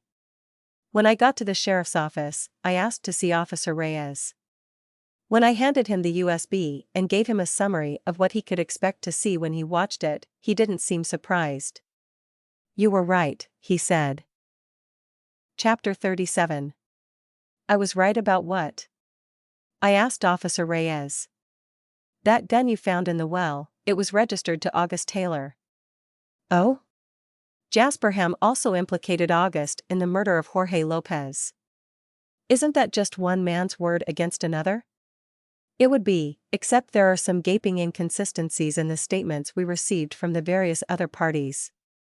We were able to confirm some unique details of Jasper Ham's statement." "Is August going to be arrested again?" "Hopefully," said Officer Reyes. "There's a warrant out for him this morning, but the officer who went to find him says he's left the ranch.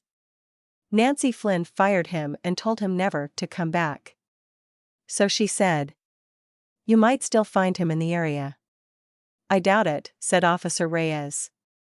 "I have a feeling those addresses you gave me may come in handy." He didn't mention the footage, but I had a strong feeling that in several months' time, a jury of Augustus Taylor's peers were going to be viewing it as part of his trial for the murder of Jorge Lopez.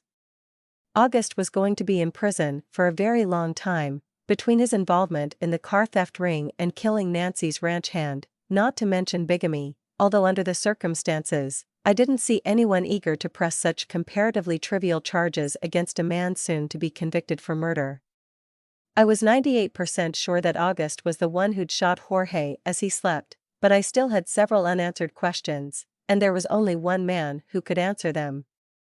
"I'm assuming Jasper Ham is going to be released from custody?"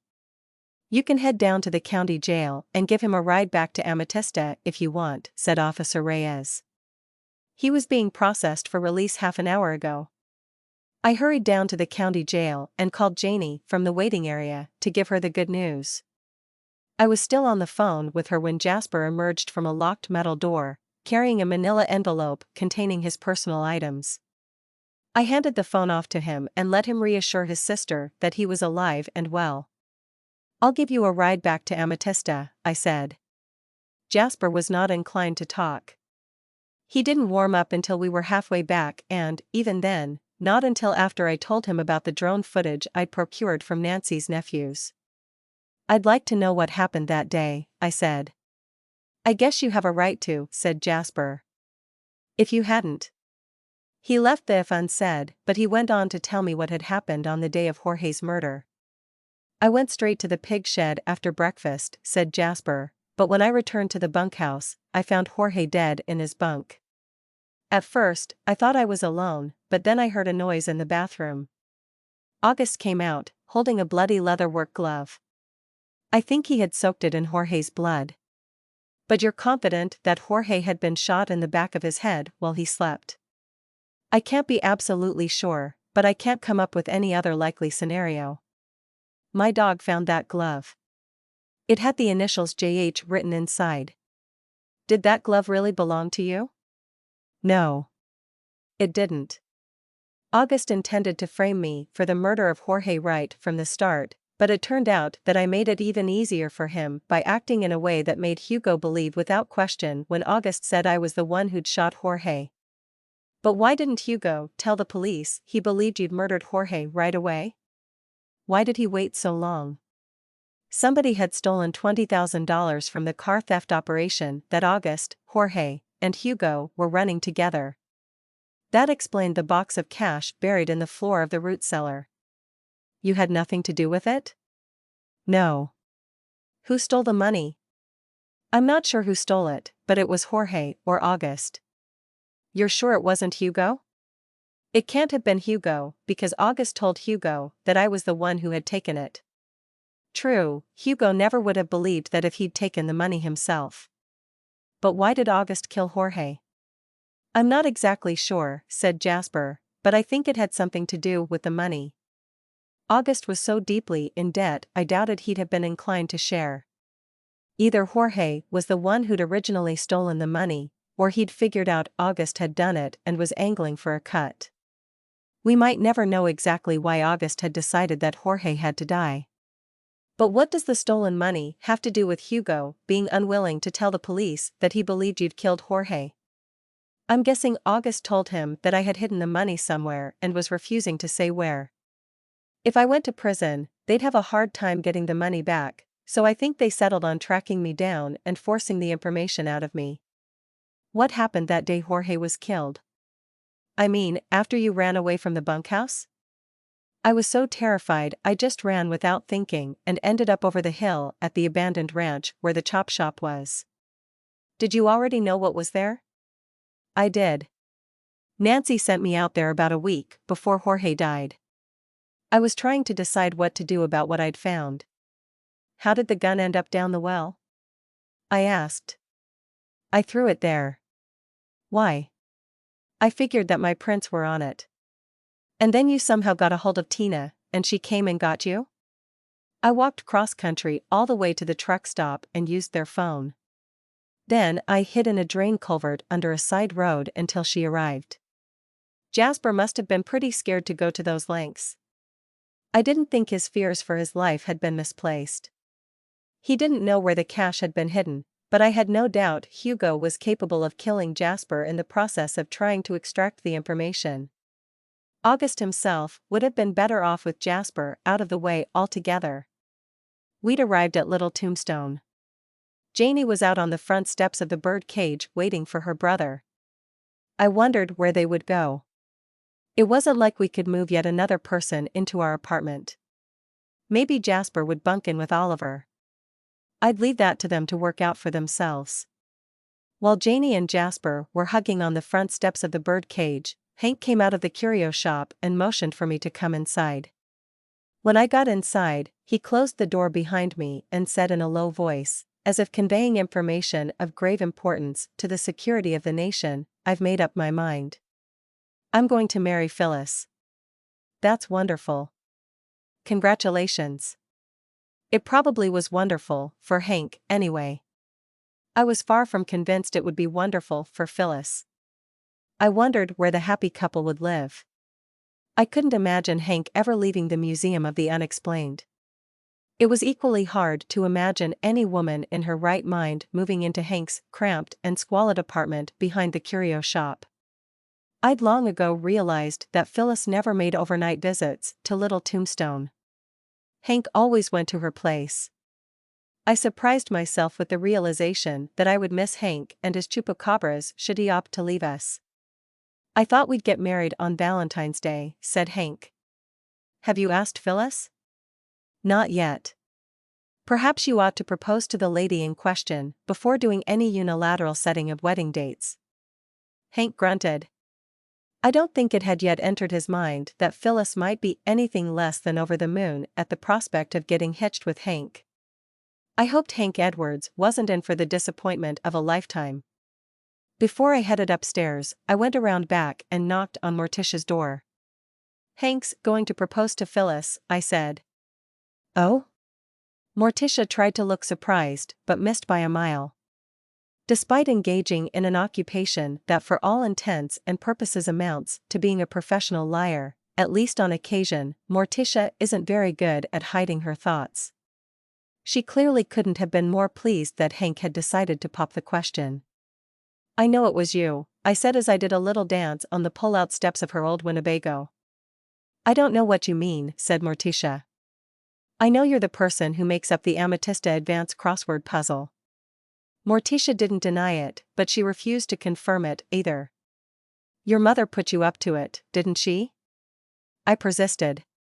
"Your mother found out that Phyllis wanted to get married, and Hank was dragging his feet, and—" "Oh, all right," said Morticia, a broad smile breaking across her face.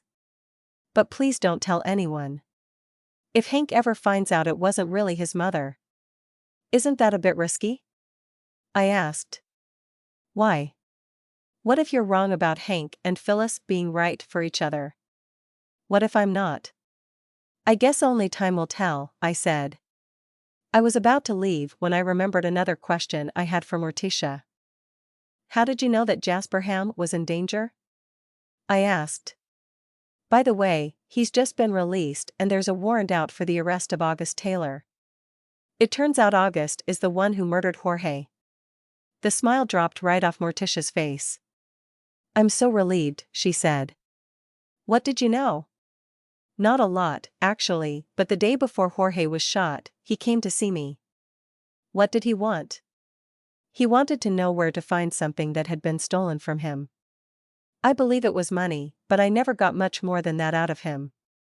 "Were you able to help him?" I was sorry I'd asked that question as soon as the words left my mouth. Morticia had told Jorge his fortune, and the next day he'd been shot dead in his sleep. Morticia didn't seem disturbed by my question, however. I wasn't able to help him. Although if he'd taken to heart what the cards said, he might still be alive today. "What did the cards say?" I never got to hear what the cards said because Maxwell, Earp, and Hercules burst out of the back door of the bird cage. "Good afternoon, Morticia," said Maxwell. "Good afternoon, Emma. Pleasure to see you." "Likewise, I'm sure," I said and gave Maxwell and Menagerie a little curtsy which was lost on them, because Pug, Boy, and Piglet were already on the far side of the trailer court. Georgia had been working on greeting skills with Maxwell, and he'd really taken the lessons to heart. Probably a good thing, but a bit disconcerting when you saw the kid 2 hours ago over breakfast. I was glad Maxwell was homeschooling.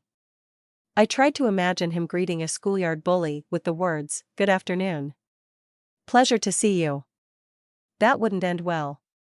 Georgia emerged from the back door of the bird cage a minute or two after Maxwell and the animals. She came over to the steps of Morticia's Winnebago and said, "Roberta Haskell just came by to see Juanita." "Why?" "Don't know, just thought you might find that to be an interesting development." I did find it to be an interesting development. By the time I made it inside the bird cage, all I saw was Roberta Haskell's back as she went out the front door. Juanita was probably still peeved at me, but I couldn't resist going into the kitchen and saying, "I just saw Mrs. Haskell leaving out the front door." Juanita, who was in the act of assembling a pan of enchiladas, stopped what she was doing and looked at me. She didn't look quite ready to throw the sauce-covered spoon she held in her hand at my head, so I risked another question.